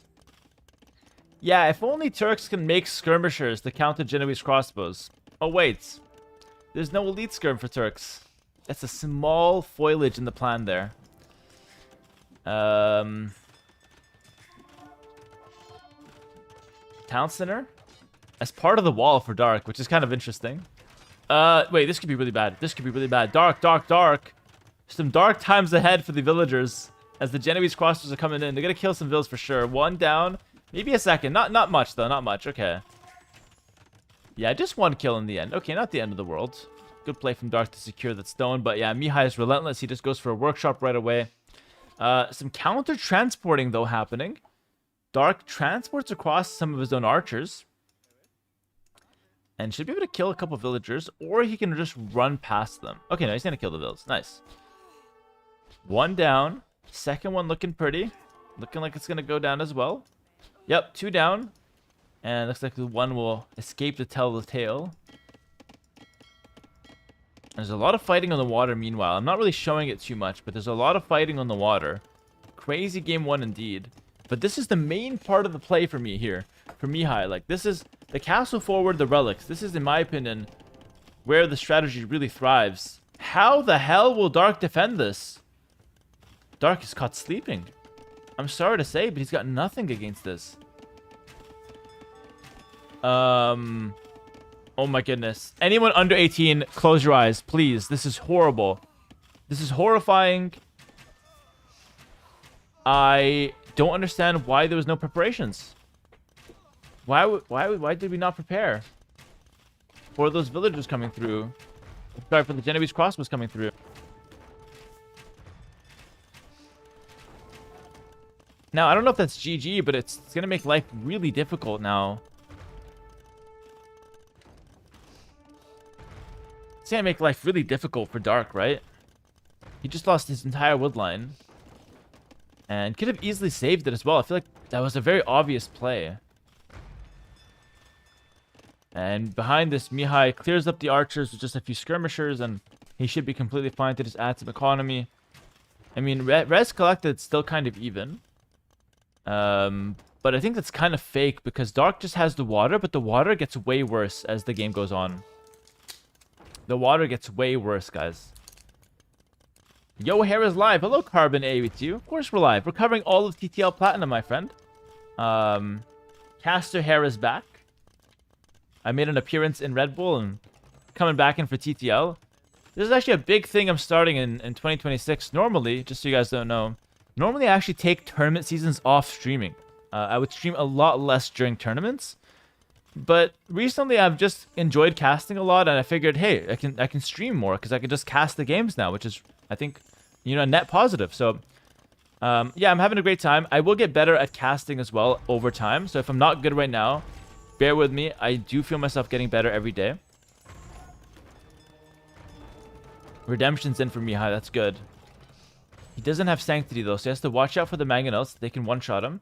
Oh, geez, Kyle. Thank you for the tier 1 sub. Appreciate it. What a name. What a name that is. Thank you very much, buddy. Conversions on the Mangonels coming through. Mihai's micro is exceptional. It's truly exceptional. Well played. Really threading the needle there with the monks. Yep. Yep. Really good. Really bad, as I said. Really bad. That was not good. Yeah, good play from Dark. Kills the Mangonel for free there. Oh my goodness. Really bad Mihai. Caster curse is so real. That's how you know you made it as a caster. That was a horrible curse right there. I mean, it was looking perfect. And then it's like Mihai got blasted off his seat and took his hands off the keyboard for a second. As soon as I mentioned it. Hello, you're welcome, buddy, and thank you. I get that often. I like the name. Oh, geez, Kyle. Such a nice one. Like, it feels like I'm just saying something. It's not even like a name. Well, welcome, Kyle. Thank you very much. Yeah, definitely a bad caster curse there.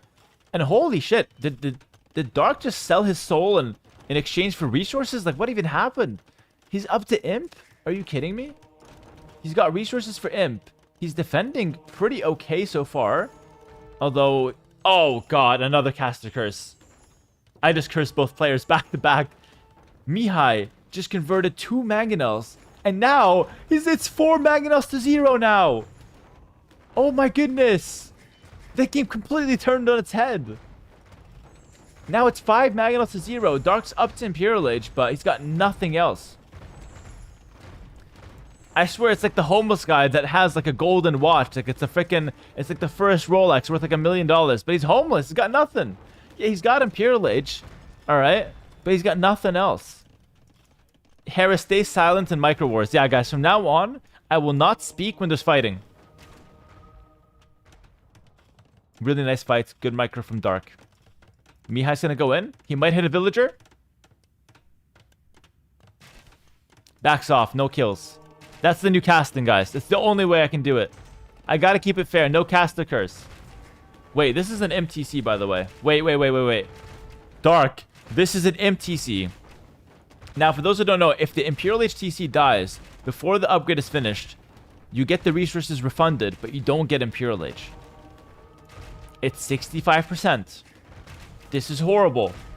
No reaction from Dark. Again, I questioned his lack of reaction earlier. Why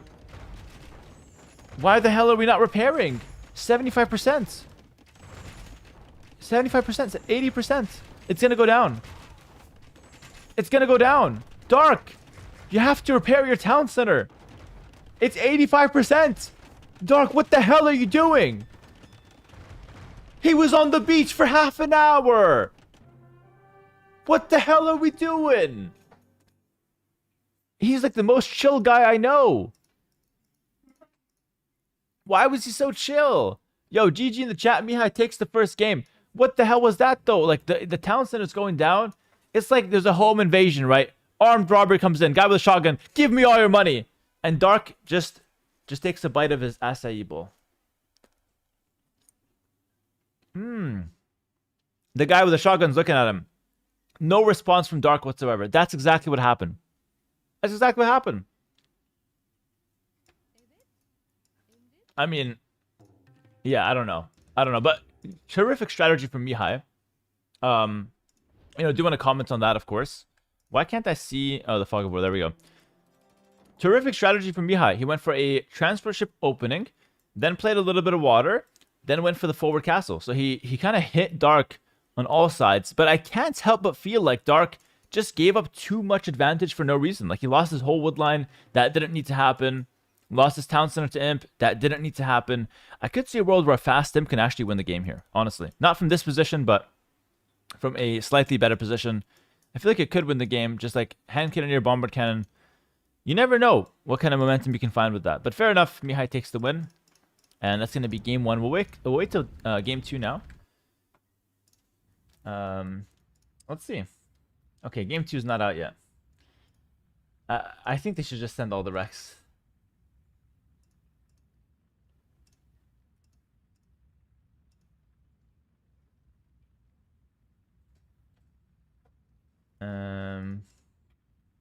Alright, fair enough. Nice haircut, bro. Thanks, man. I didn't get a haircut.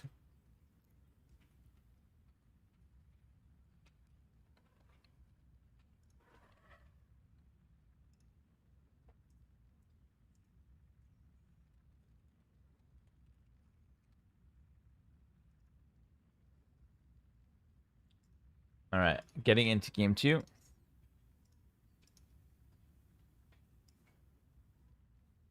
Here we go. Just getting it set up, guys. Am I eating a Nutella bowl again? It's not a Nutella bowl. It's an acai bowl. It's a fruit. It's got some Nutella, but Nutella's healthy because it has nuts in it. It's like, it's not all chocolate, you know? My turtle is watching you on stream. You have a turtle? That's so epic. Okay, guys, welcome to the next game. We have Dark versus Mihai. I love this map. This map is really cool. It's called Bypass, and I think humans are genuinely one of the best civs on this map. Romans. I think I know what he's gonna do. Guys, can I tell you guys the strategy right now? I think Mihai is gonna fast castle Scorpion Rams straight down the center to punish the Cumin Boom. I think that's what he's gonna do. He's sending a Vil forward to wall in though, right away. He's gonna wall in Dark. Dark, what are you doing? Oh, what? Dark goes for a forward house. Okay, interesting.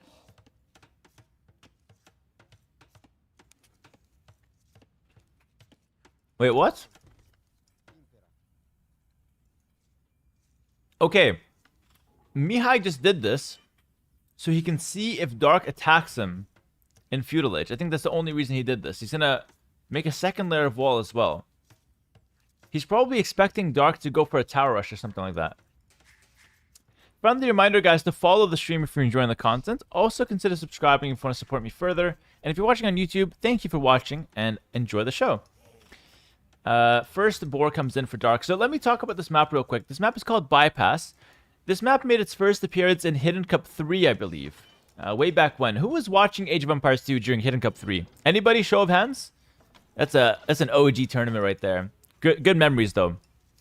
Until I got 4-0'd in the finals. Those were some painful memories. But good memories up until then. A lot of people did not. So, okay, let's take a look at the map. This is called Bypass. So for the new people here, it's very cool. It's like an inverse arena. Or like, it's like Hideout, but the middle's open. So this middle area, you can't wall on it. So you can't build anything here. So if you're thinking, I'm going to go for a castle drop in the center. I'm going to go for a castle. I'm going to destroy my opponent. Doesn't work. You can't castle the middle. So obviously that would be like really broken. They prevented players from going for that.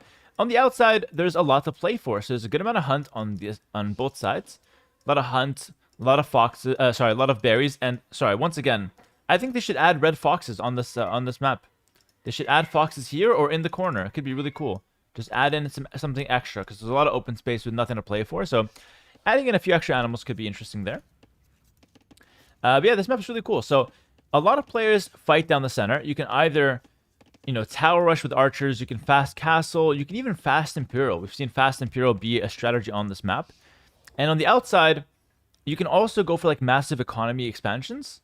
We've seen games where people have, gotten pushed in the middle. They have to expand on the sides, but they can get back in the game because of all the hunt. So it's really cool. My first Hera stream was the stream after Hidden Cup 3 final. I wanted to hear from your perspective and check out who the new kid in town is. Have been following since. Grateful for all the streams. Oh, thank you, Myria. That's awesome. Yeah, that's crazy. I got a lot of fans after losing 4-0 in the finals. You wouldn't think that that's how it works, but that's how it works. Sometimes you have to lose to get some fans. Lewis is doing a lot of that these days, so he's getting a lot of fans. Yeah, okay, Romans. Romans I think could be good for like a nice push down the center. I don't know what's up with this early... The early walls, I'm not sure what that was about from Mihai. But like I said, probably just because he wants to see if Dark is going to tower rush him. Because one of the strongest Cuman strategies is you just go like... Yeah, you just go like 2 TCs and you tower rush while booming. But you can also go for a ram push with Cumans as well if you want to. So you have a lot of options. I really don't know what Dark's going to go for. Dark always goes for the forward lumber camp though. He did this against me in practice. Why does he do that? Is it because it's more efficient? Oh, a corner lumber camp is more efficient than the side one. Dark, you dirty dog. Why didn't you tell me, Dark? That's really smart. The corner lumber camp is more efficient. There's more trees on a corner than on just a regular side. And Mihai knows this too. How does everybody know this except me? Even you knew that? I was always making it on the side. Geometry, yo. Hey, don't use big words in my chat, eh? I skipped geometry class.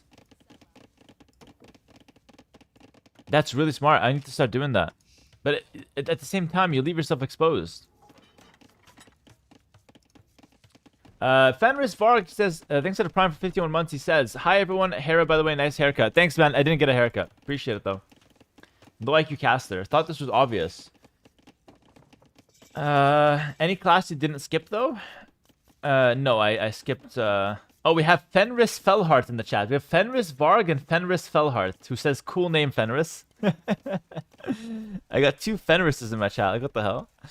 Okay, so the Roman player, 23 pop up. I think it's going to be a push. I think it's going to be a Ram Scorpion push down the center. I really do. Dark is just going to go ahead and go for a 2 town center boom. Interesting. I'm going to ask my barber for the Hera haircut. Just show him a picture of me, bro. He'll know what to do. Show him the picture I showed on stream earlier. If you know, you know.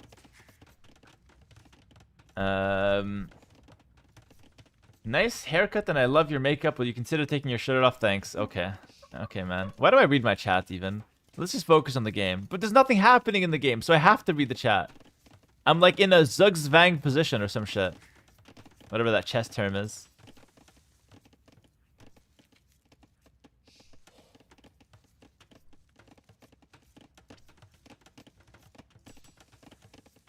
Blacksmith on the front. Why the early blacksmith, Dark? That's weird. Mihai's gonna go market blacksmith himself for sure. Yep, market blacksmith. There we go. Nice and easy. Yep, nice and easy. Eat new Nutella. Thanks, man.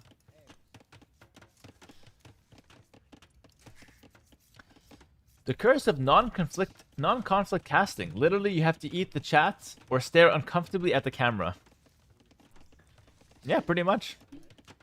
But what did he mean about eating the chat, though? I feel like you might have misspoke there.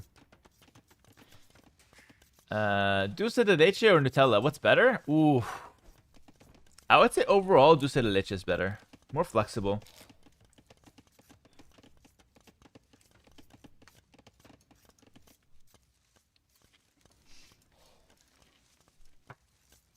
Fast castle from Mihai here.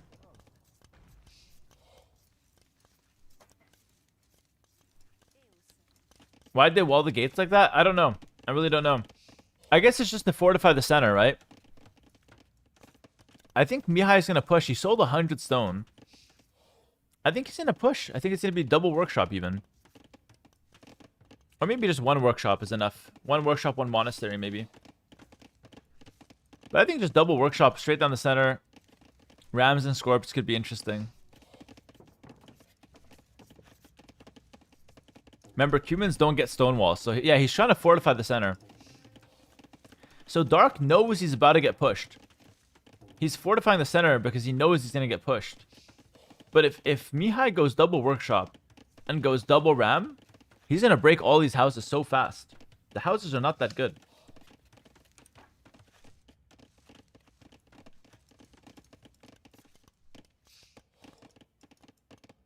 Mihai should win this? No, sorry. Dark should win this as the Cumans. You move faster. Cool map would make an interesting game. Absolutely, yep. So Dark has a 15 villager advantage, but he's stuck in the feudal age.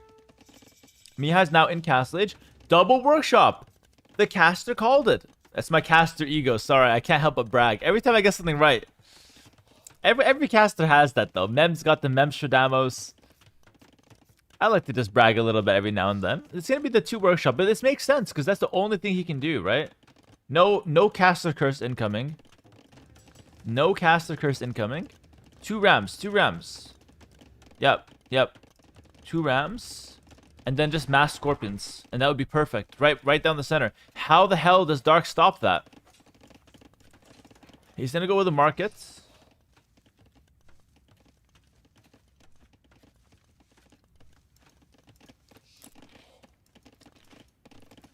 Remember, this is Cuman's first pick, I believe.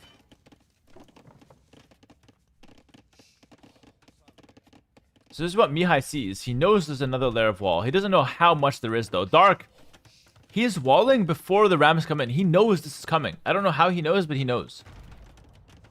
I guess he just knows it's the only thing Romans will go for, right? Like, Romans are pretty... This is kind of like the only thing they can actually go for. So 2 rams into scorpions, and there's so many walls from Dark. This is so exciting, actually. I love this. I absolutely love this.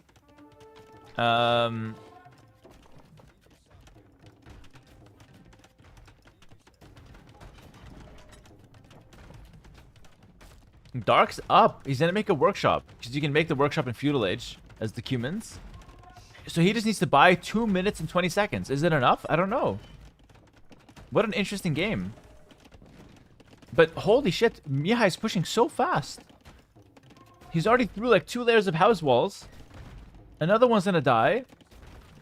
No, this is really fast, guys. For the push. Really, really fast. He's gonna go for the workshop.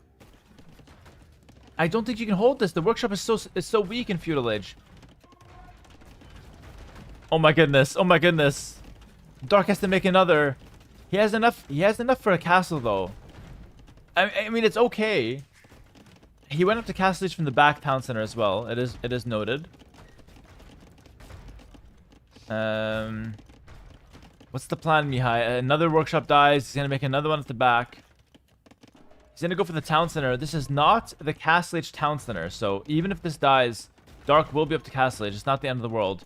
Dark just has to run now, right? Just run everything. Run to the outside. Go here. Go to Africa. Go to Africa. There's a lot of natural zebras here, and just rebuild a life. Honestly, you guys should do that in real life as well. Just take a plane ticket, go to Africa, and rebuild your life. Like, I would do the same. If somebody came into my house with 5 scorpions and 3 rams, I would just go to Africa. See what happens. Explore the world. The world is vast and spacious, guys. Just go to Africa, find some zebras, and live another life. Yeah, guys, the workshops are just going down like crazy fast. Town center died. Workshop died. And now we just see a second town center from Mihai. Brilliant, brilliant push from Mihai. So cool. He's going to kill another town center. And Dark has enough stone for a castle, but he can't make it. Because, like, what the hell are you going to do with a castle anyways? And now this Scorpion Ram push can just chase Dark all the way around. Like, Dark can run, but he's just going to chase him, right? He's just going to chase him. Lost the villager.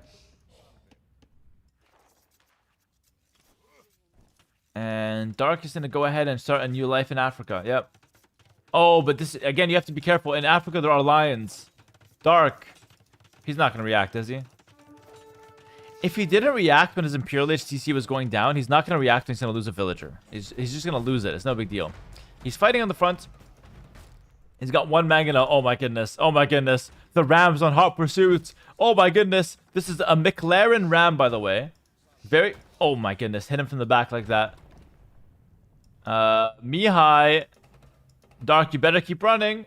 You better keep running. Oh my goodness. This is literally Need for Speed, by the way. Hit him! Hit him! Oh shit. How did that not kill a scorpion? Yeah, Dark's in trouble, guys. Dark's in trouble. His whole base was completely eradicated. Dark was here at some point. You see like remnants, like some farms, but nothing else. Mihai gonna go to the right side here with some more rams and scorpions. And oh my goodness, it's just... so brutal from Mihai there. So brutal, so brutal. What a good push. And I mean, Dark still has the villager advantage, though. Like, it's not completely over. But the score is depressing. The score is really depressing. He's got He's got 2 town centers though. So he expanded to both sides, and again with the zebras here, maybe, just maybe, he can try to find a comeback into this game. But look what the hell Mihai's bringing. Like, what the hell is that? Mangonel, 4 scorpions, 2 rams. And Mihai has a 3 TC boom behind this. It's not even... It's not even like an all-in. Oh man. It's brutal, guys. It's absolutely brutal. And the best part is the Roman economy is way better than the Cuman economy as well. I don't think there's a way back. We're repairing. Crime has come, followed us to Africa, guys. This is horrible. Oh no. Maybe the Mangonel. Maybe, guys. Please hit everything. Mihai's on the ball though. Mihai's playing incredible. Mihai's playing really well, seriously. Shout out to Mihai. Doing a good job. Has to be careful though. Okay, so the ram goes down. And now we have a couple of villagers making some outposts on the left side.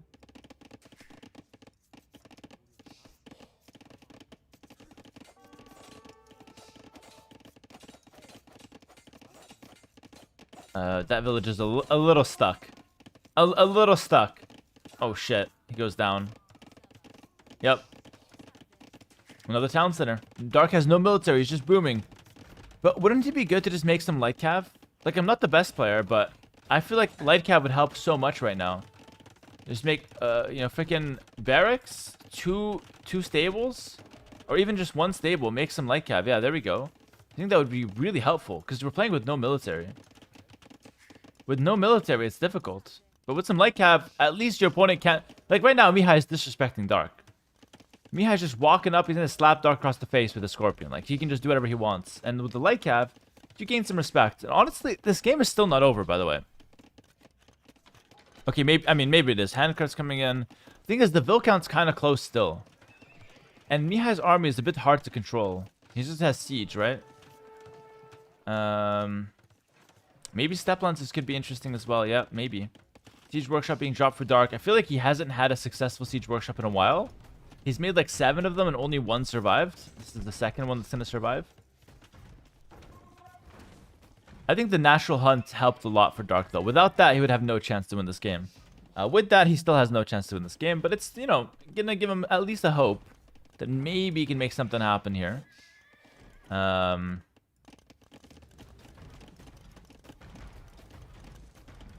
But even this is messy. Like, the natural hunt's good, but... What is up, fellow Herarists? Hello, my friend Literacy. How's it going? Literacy is something we don't have a lot on the channel. Good to see you, my friend. We got a fellow Herarist in the chat. Dark is gonna dive the Scorpion. Try to push that guy back a little bit. Fair enough. But yeah, I mean, Mihai's just doing really well. Every time he gets hit, he just goes back. Couple Mangonels on the field for Dark. Could be some big shots here. Could be some really big shots. Oh my goodness. Mihai splits. Mihai splits and just dips and dodges.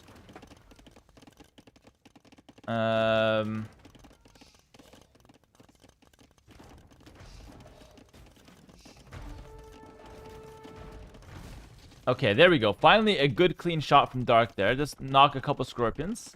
We're getting more literacy from your exemplary videos, OG. Thank you so much, man. Glad you're enjoying the videos. Maybe some AoE 2 literacy. That's pretty much all the literacy you need, though, in life. How's Mihai up? He's got a good economy. He's got an undisturbed 3 TC boom.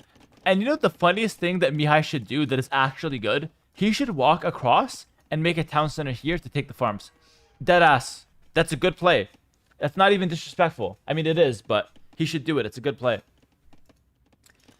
Step Lancers on the field. Cap Ram as well coming out for Dark. So maybe he's trying some kind of all-in castlage. But Mihai will just now add in some stables. And if he goes Cavalier, this is completely over. But yeah, I think Mihai should just walk across and drop a town center here. That would be crazy good.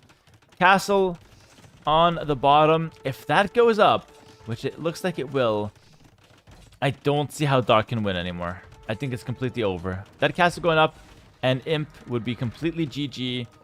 Step Lancers get a conversion, of course. No luck.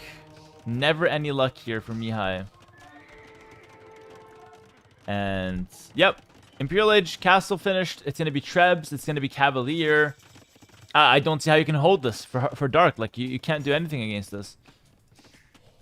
Cavalier coming in. It's going to be a Treb right away, of course. That's an obvious one. And, okay, Dark's going to try to forward castle to try to use the castle as a kind of follow-up with the Rams. But the castle won't go up because there's a freaking mangonel there. And Mihai can make a Centurion if he wants, by the way. Like, Centurion can be really good. This is brutal, guys. Just joining his Blues original base empty? Yes. But we have the towns that are coming. They're coming home! The villagers are coming home! Oh my goodness, it's a ghost town, guys. I would not come home to that shit. My goodness. Oh, the ram's going crazy, though. 1 scorpion down, 2 scorpions down. 3rd one? Oh, that ram is just freaking knocking scorpions down.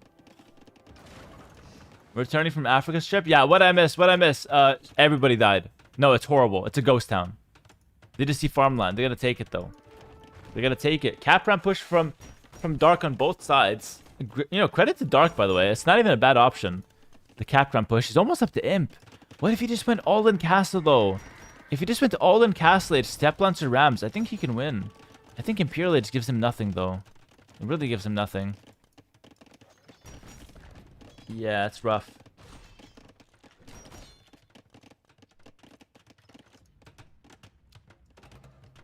Let me tell you the story about a ram and a monk. They sat in the corner. Holy shit, hold on. And then a mangonel came and the ram charged the mangonel and then pussied out and died. That's the story. The monk goes in. He's gonna avenge the mangonel and dies in the same position. And they were both buried in the same grave. Thank you for listening to the story. There's no happy ending. That's just the way life goes, though. Sometimes there's no happy ending. Trebuchet on the field for Mihai. And he's gonna be knocking down this town center. Yeah, what a beautiful story. It really was. And this town center will die. Yeah, a couple... Centurion is... Oh, it's one of the coolest units in the game. Take a look at the cape. Holy shit. The Centurion is so badass. It's a really cool unit. Gonna be diving into the mangonel. Okay. We'll find some damage. I'm not really sure. I want to see the cape. Zoom in. No, bro. Just watching from afar. The Centurion's coming in. He kills the mangonel that killed the monk and ram. So he's avenging them. He's a hero. He's going in. Oh, take a look at that side view. Bro, play some epic music and just watch the Centurion run. I swear to God, it'd be epic. Oh, Centurion's going in. He's going to 1v3 this? What a freaking Chad. Another forward castle here from Mihai. The game is somehow still going. Dark hits Imp. He's going to try Kipchucks. I mean, honestly, credit to Dark. He did a good job stabilizing. Like, seriously. Can I get some respect in the chat for Dark?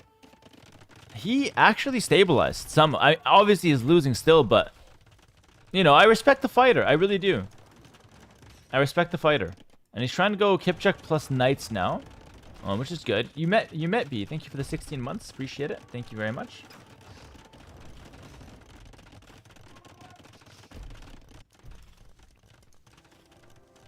I thought it was completely done, but he's fighting on, and you know, it's still an uphill battle, but you never know. He's going Cavalier. In theory, he still has good map control, right? Tons of resources to take. And also in theory, Mihai's out of gold. Wait. Mihai is completely out of gold except this one. And then this one. So Mihai could actually run out of gold here. I promise I'm not hype casting.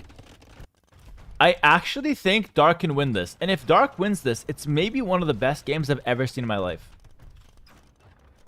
Seriously. He's got the map. He's got the gold control. And he's diving in with the Cavalier. Remember, Cumans get Paladins. Romans do not. He kills the Trebuchet. Tries to go in, but the way is shut. And the Cavalier have to go back. And Dark's doing a good job holding both sides with the castle. He's going to win the Trevor on the left. At least it would seem that way. The Cavalier coming in, though, from Mihai. He's a fully upgraded generic Cavalier. The quick wall, the quick wall, the quick wall. Ooh, Dark so close with the quick wall. And just calls the GG because he can no longer hold it. 2-0 Mihai. GG in the chat, guys. Sorry, I was getting hyped. I feel like I got everyone's hopes high, and then I just brought them crashing down. He was honestly just 5 minutes away from winning. He just needed 5 minutes to get Paladin and just like play from there. But obviously, he's not going to be given those 5 minutes. Mihai's going to, continue pressuring him, knock down his castles, and win the game. So, well played by Mihai, though. Seriously. Crazy good game. Pressure down the center. And now it looks like Dark had something, but let's not kid ourselves. Let's not kid ourselves. This is how it looked like for the majority of the game. It looked like a barren wasteland. There we go. Yep. That was Mihai's base. Sorry, that was Dark's base. And yeah, brilliant play from Mihai there. So why the resign? I think it was just over. Ultimately, like, there was a small chance for him to win if he was able to hold and, like I said, win with the mineral control. But, the castle was kind of collapsing. He was losing these trebuchets. And he's just so far away from getting Paladin that it's over. Well played, though. Honestly, both players played well. Mihai, exceptional strategy. And Dark, good try on the recovery, but not quite able to win the game. Cool. Cool. Thanks for the follows, guys. Welcome, everyone. We're waiting for the next game now, game 3. Hopefully, this has been a fun day so far. The next game will be the last game of the stream, by the way. Thank you, everyone, for watching. 1,500 on YouTube and around 4,000 on Twitch. So, a ton of people here. Thank you so much for being here. I do appreciate it. I do want to take this time to take a look at the TTL5 group brackets. So, this is what we're looking at right now. We saw earlier Lewis and ACCM play, but it's not updated for some reason. I think they only update at the end of the day.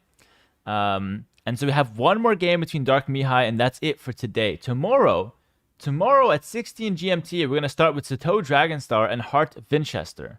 And I believe there's one more set as well after that. So there's 3 more sets tomorrow. We're going to be casting more as well.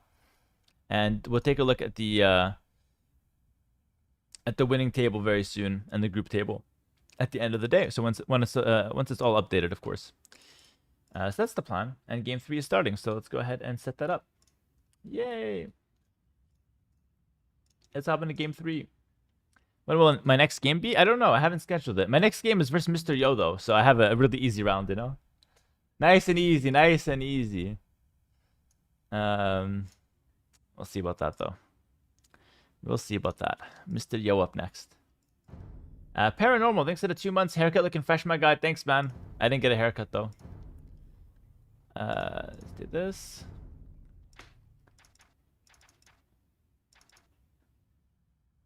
Are Fridays still my day off? Yeah, I usually take Fridays off, my friend. I'll stream every other day, though, I promise.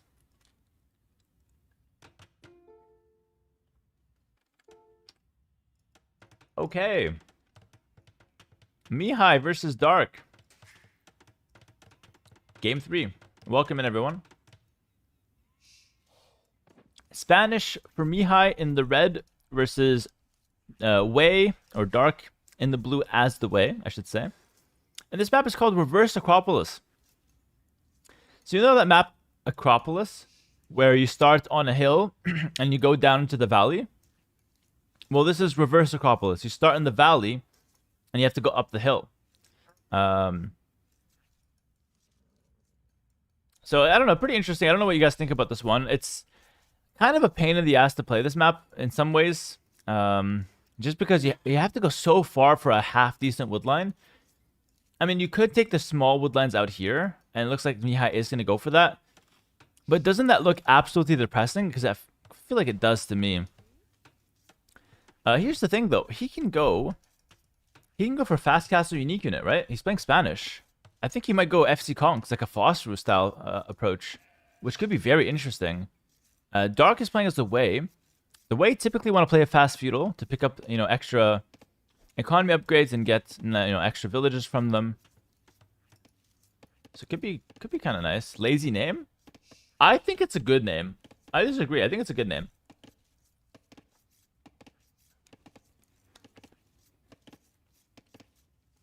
Obviously, if you start doing that to every map, it could be very lazy, but for this one, I feel like it makes sense. Hello, Nicksters. Nicksters, you're actually a YouTuber, right? I got recommended one of your videos the other day. I didn't watch it, I have to say. I'm sorry, but I did see it pop up. I recognize the name, But yeah, I do wish you luck with your videos. That's cool. That is very cool. Do you also pick up on new things while casting others? Yeah, sure I do. Sure I do. I always do. I see what they go for. I see if it works.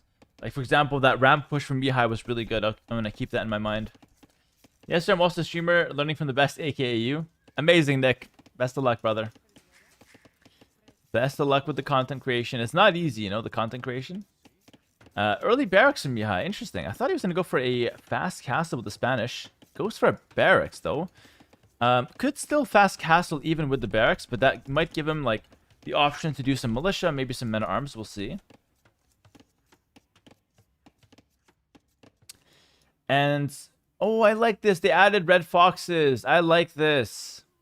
Yeah, they added some red foxes around the map. This is really cool. This is one of my favorite new animals. I'm always talking about the red foxes, by the way. Literally always. But I think they're so cool. They just add an extra element to the map.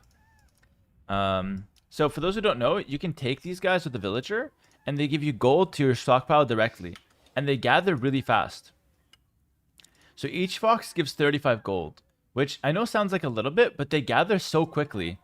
So if you take those foxes, you actually get like basically instant 70 gold. It's so fast. I mean, not instant, but like you gather them fast is what I'm saying. I like your casting, especially when you casted the game with that Hera dude before. He seems promising in the future. Thanks, man. Yeah, no, I don't think Hera's gonna do much. We'll see though. We'll continue casting him, but I don't have high hopes for the future. I think Mr. Yo's gonna roll the floor with him later. Dark has a barracks. Mihai will attack him with 3 militia. He did take 2 sheep away though, so Mihai off to a good start here, objectively speaking. And it looks like he's in a wall behind this, so trying to potentially fast castle after the drush, which is an interesting approach. There's actually a 3 militia drush, but the third one's kind of trailing a little further behind. Dark is going to look for some action. Oh no, Dark.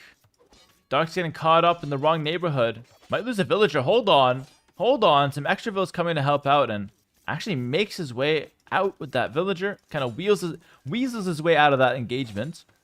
And now Mihai's the guy taking a little bit of extra damage there with the scouts. No, don't tell me we're going to lose that villager. I mean, Dark's defending well, but at the same time, he has a lot of idle economy. So I would say this is a successful drush here from Mihai. Now, the Dark Age rush here, the militia rush, this is actually one of the oldest strategies in all of Age of Empires, by the way.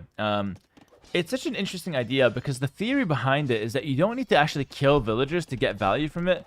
You just have to disturb your opponent enough to where you can buy yourself time to wall up. And once you wall up, you're actually going to have an economy lead because you stay in the Dark Age for longer. Therefore, you have more villagers gathering more economy or more resources. And so it's a very interesting idea, a very classic strategy. And really, I could make a whole video about it of how good it is and why you wanted to go for it back then and why it's maybe not so good right now.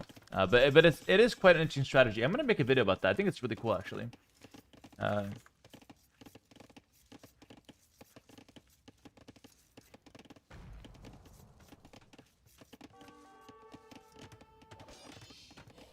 All right, Dark is going to get, you know, some house walls at home and just kind of keep himself safe. But meanwhile, he's going to put some pressure on his opponent, sending in 4 men-at-arms straight to his opponent's base. 4 militia so far, no men-at-arm upgrade. And I'm going to have probably a forward, yeah, probably a forward tower. He's going to target the stone. But Mihai's on the back stone. So Mihai doesn't care about this tower. Okay, Dark's not going to go for it. He's going to change it over here to the berries. Okay. So men-at-arms with the tower. But we don't have the men-at-arm upgrade. And Dark can't afford any economy upgrade. So you see how normally, with the way, you get off to a really good start and you get extra villagers. But here, due to the Dark Age rush, Dark was not able to afford anything. And that's the strength of the Dark Age rush, guys. He's going to prioritize men-at-arms over any economy upgrades. He wants to prioritize the pressure and, you know, delaying his opponent, which makes sense. He's really scared about the conquistadors that could come out at any moment right now.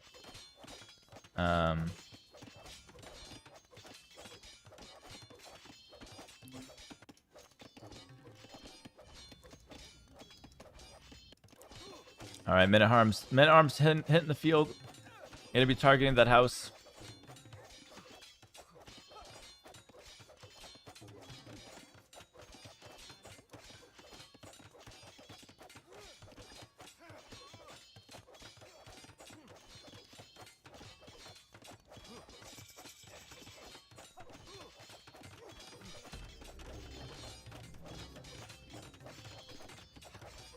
Loom coming in? Okay, fair enough. There's no looming it as well. That tower was gonna help defend, but I still feel like the men-at-arms can easily rotate over to the side and continue to force his way in. Mihai is obviously trying to wait to get the castle age and to also be able to fort a castle. It's a pretty tough task. Down here is not the best place to pressure. I think Dark should pressure up top. Because here you can easily wall it, like 2-3 houses or even just some stone walls and you're good to go, right? No worries whatsoever there. No worries at all.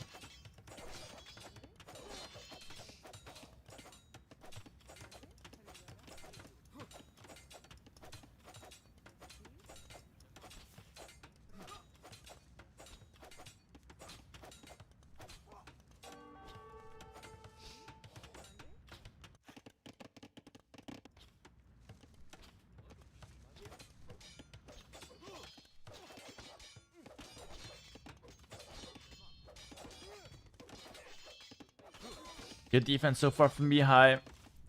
Keeping the men-at-arms at bay. And now we see Horse Scholar Bidax coming in. So Dark is starting to get the extra villagers in now. But it has 2 minutes of idle TC time. Oh, that's horrible. That's horrible. And that's all from the Drush as well. Because it disturbs him so much. But right now they're not doing a whole lot, these militia. Oh, we're kind of just standing around. Okay. Oh, no, we're going to use them. Okay, fair enough. Damn, instant reaction from Dark. You could have just walled. He was like looking or something. Okay, villager dies. At least 1 vill.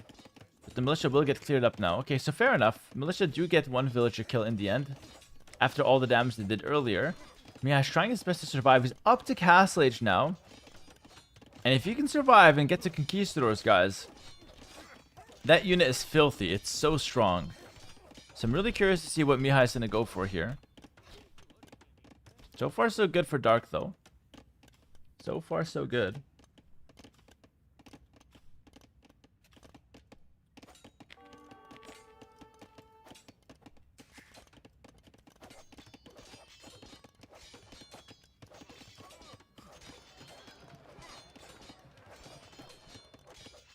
Four men-at-arms on the field. Still trying to break in. Hitting a market, though, is going to be pretty difficult. The market tends to be more tanky than other buildings. Or tankier, I should say. I guess that's the correct way to say it. And Mihai's out of stone, by the way. He needs to buy the last 200 stone. And he's going to do it. And I guess he should just castle the front. Clear the range, clear the tower.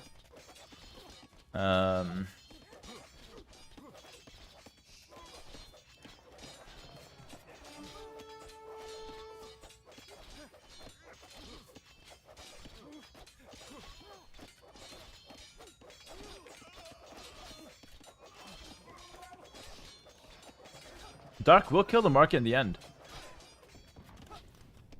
Mihai's gonna have to wall around that. Yeah, just walls the back. Might have to wall the front, though.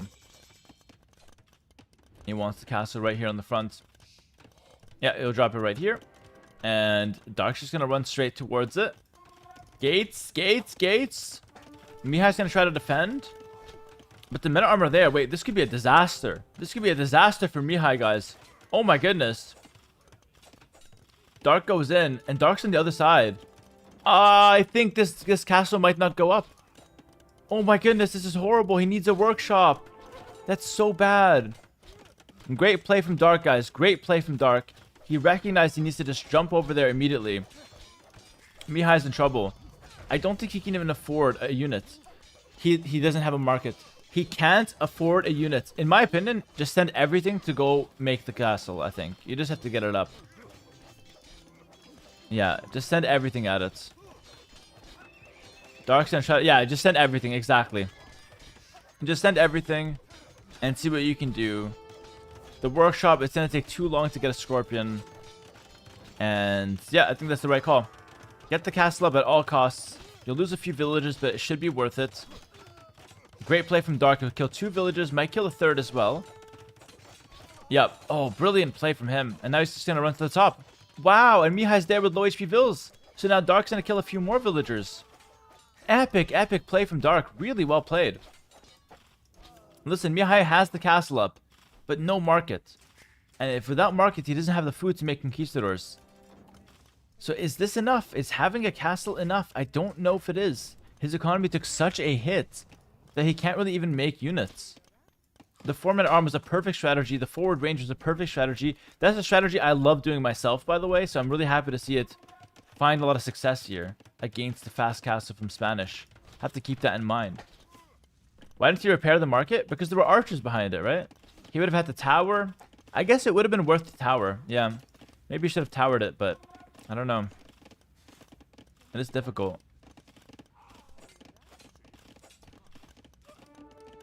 Mihai has a conquistador on the field now. This is all he's been building up to, basically. It all led to this moment here where he gets the conks on the field and he's able to kind of put some pressure back, clear up Dark's aggression, and then start attacking himself. Let's see what he's able to do. He gets a market to start things off, of course. You need to do that. The market's going to help him get consistent conquistador production. He's got a lot of gold that he needs to spend somehow. Yeah, game is quite sloppy from both players, but I think that's just due to the nature of the game.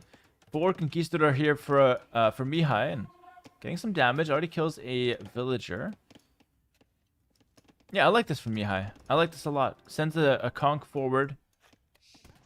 Dark's not walled at all. He wants to go for the Xiambes. The Xiambes can be really strong, though. For those who don't know, the Xiambes are like cav archers for the way. They have a charge attack, though, so they're quite strong. Stronger than cav archers, I would say, on average. Conquistador is so good at killing villagers, though. It's basically a cheat unit, guys. It's so strong. I think it's one of my favorite units in the game, actually, to see. I hate playing against it, obviously, but, like, I think as a concept, it's one of my favorite units in the game, and holy shit, Mihai's on hot pursuit here. He's not going to let Dark get away with this. Dark's got 8 villagers here. Oh my goodness. Oh my goodness. Mihai has found 8 villagers for free. I would just fight back here. I mean, running is not going to help. Ay, ay, ay. And just like that, the vill count's evened out. But now Mihai has the conk. This has to be just GG, right? Conks on the field versus Xiambes. Oh, is the fast castle from Spanish just that strong? Are conquistadors just that strong? Is this over? I think it's close to over. I was thinking Dark was winning, but that was such a big play from Mihai, killing 8 villagers and still having the conks on the field. He can transition to the, or not transition, but like rotate over to the wood and gold here on the front. Everything's exposed, right? It's such a strong unit. That was a slight mistake from Mihai. I don't want to be too critical, but he should have went for another vill first. Because that vill was already in the death note. That vill was dead for sure. So if he killed another vill and then came back to it, he could have killed 2 vills. Instead, he only gets 1. It's a small mistake from Mihai. I do want to point that out. If he ends up losing the game, we could think back to moments like that. Does Mihai find these villagers? There's 14 villagers exposed for Dark. I think there's a world where Mihai finds them. Oh, how? How? How does he know? Oh my goodness. Mihai finds the exposed villagers. And Dark at least has some army here. Did he see them run earlier? Is he just guessing? That's crazy. I'm not even sure how he knew. I guess he might have expected them to run earlier. He just saw like 2 little vills. But great play from Mihai to just even check there. That was phenomenal for him. And good play from Dark to defend it, but still. Mihai now has a massive advantage. He's going to be expanding, getting another town center. And despite all the damage he took earlier, he's paid it back and some. Now it's 32 bills for Dark to 37 from Mihai. And to be honest with you, the Spanish, they scale exceptionally well. I mean, the Wei have a good late game too, but the Spanish have a very good late game. Especially for on Conquistadors. Their elite conk just got buffed as well.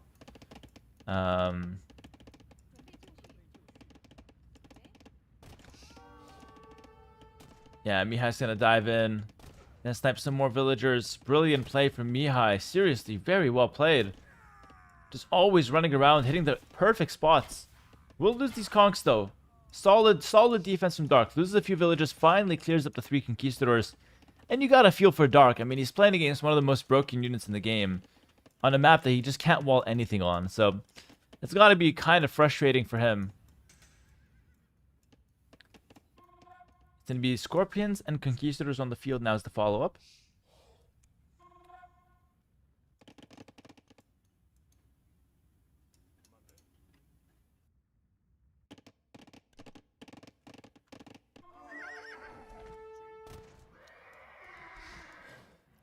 Mihai's on the field. He's killing units for free. A counterattack is coming in from Dark. Don't think he's going to find much, though. At most, 1 Vil. Maybe 2, but probably not. Should be 1 Vil. Yeah. Oh, no. Oh, he has ballistics, actually. He kills 3 Vils. Hold on. My bad. Did not see that he has ballistics there. Wait, if Mihai... Hold on. If Mihai can't get enough damage done, I could see a world where he actually loses to Dark's ballistic Zombie Raiders. These guys are very good. Dark is not dead just yet, by the way. He still has a chance. But these guys don't have bloodlines, so they only have 36 HP right now. 36 HP is basically the same as a crossbowman. These guys are extremely weak. Very weak unit.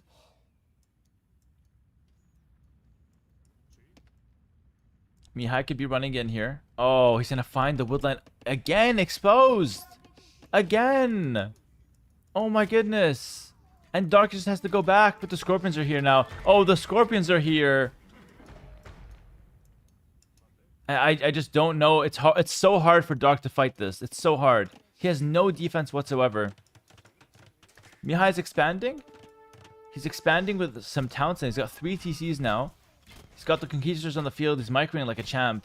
He's gonna snipe all the villagers. Now turn his attention to the Zambes. Bloodlines is in, so they're tankier. But the micro is exceptional from Mihai. He's dancing, he's dipping, he's dodging. 51 villagers to 32.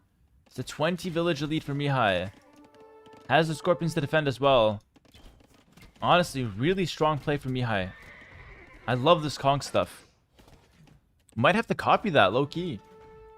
I'm not sure if I like it that much, though. Like, what if... Like, Dark initially looked really good. I'm not sure if this is good or not for Mihai. I mean, it's very good at least. I just don't know if it's, like, consistent. But it's certainly good.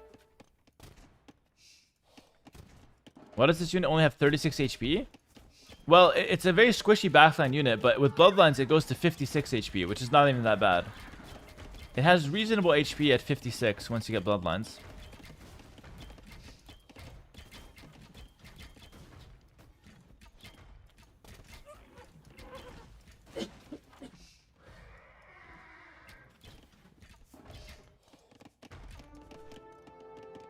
Mihai's got the 3 town centers now. So even if Dark can stabilize, which I don't even know if you can call this stabilizing because he's got a ghost town at his woodline. I just don't see what else he can do, really. I really don't. He's going to get a monastery down. He'll go with the stable as well. And, I mean, you know, Dark should continue playing because it's the last game of the set. You might as well exhaust all your energy, exhaust all your options. And technically, it is still winnable.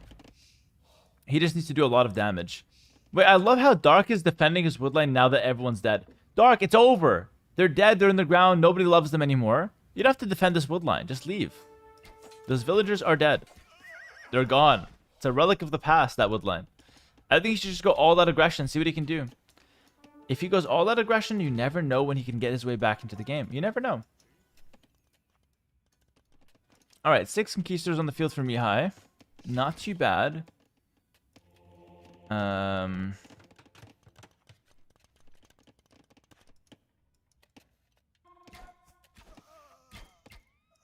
Dark's gonna go ahead and kill a villager here. Okay. Snipe a Vil.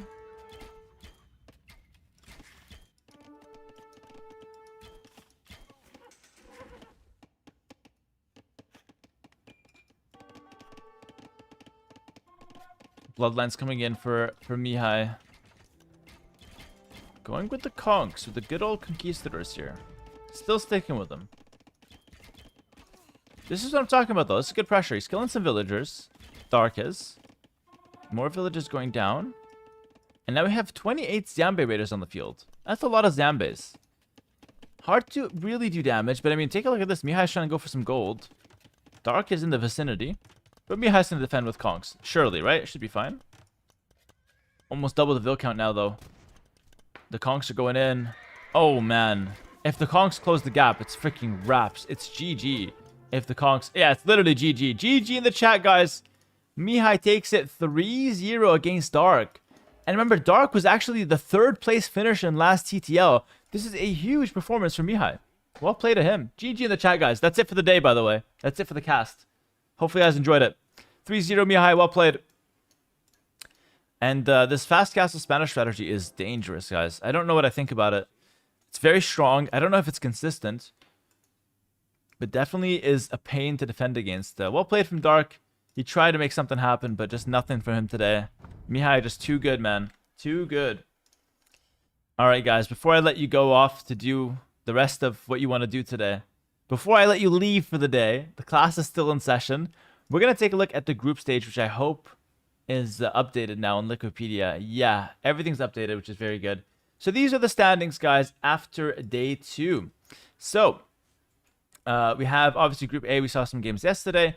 Group B, now we have Hera at the top, but tied with Mr. Yo. We actually play tomorrow, which is... oh, not tomorrow. We play next round. So me versus Yo up next.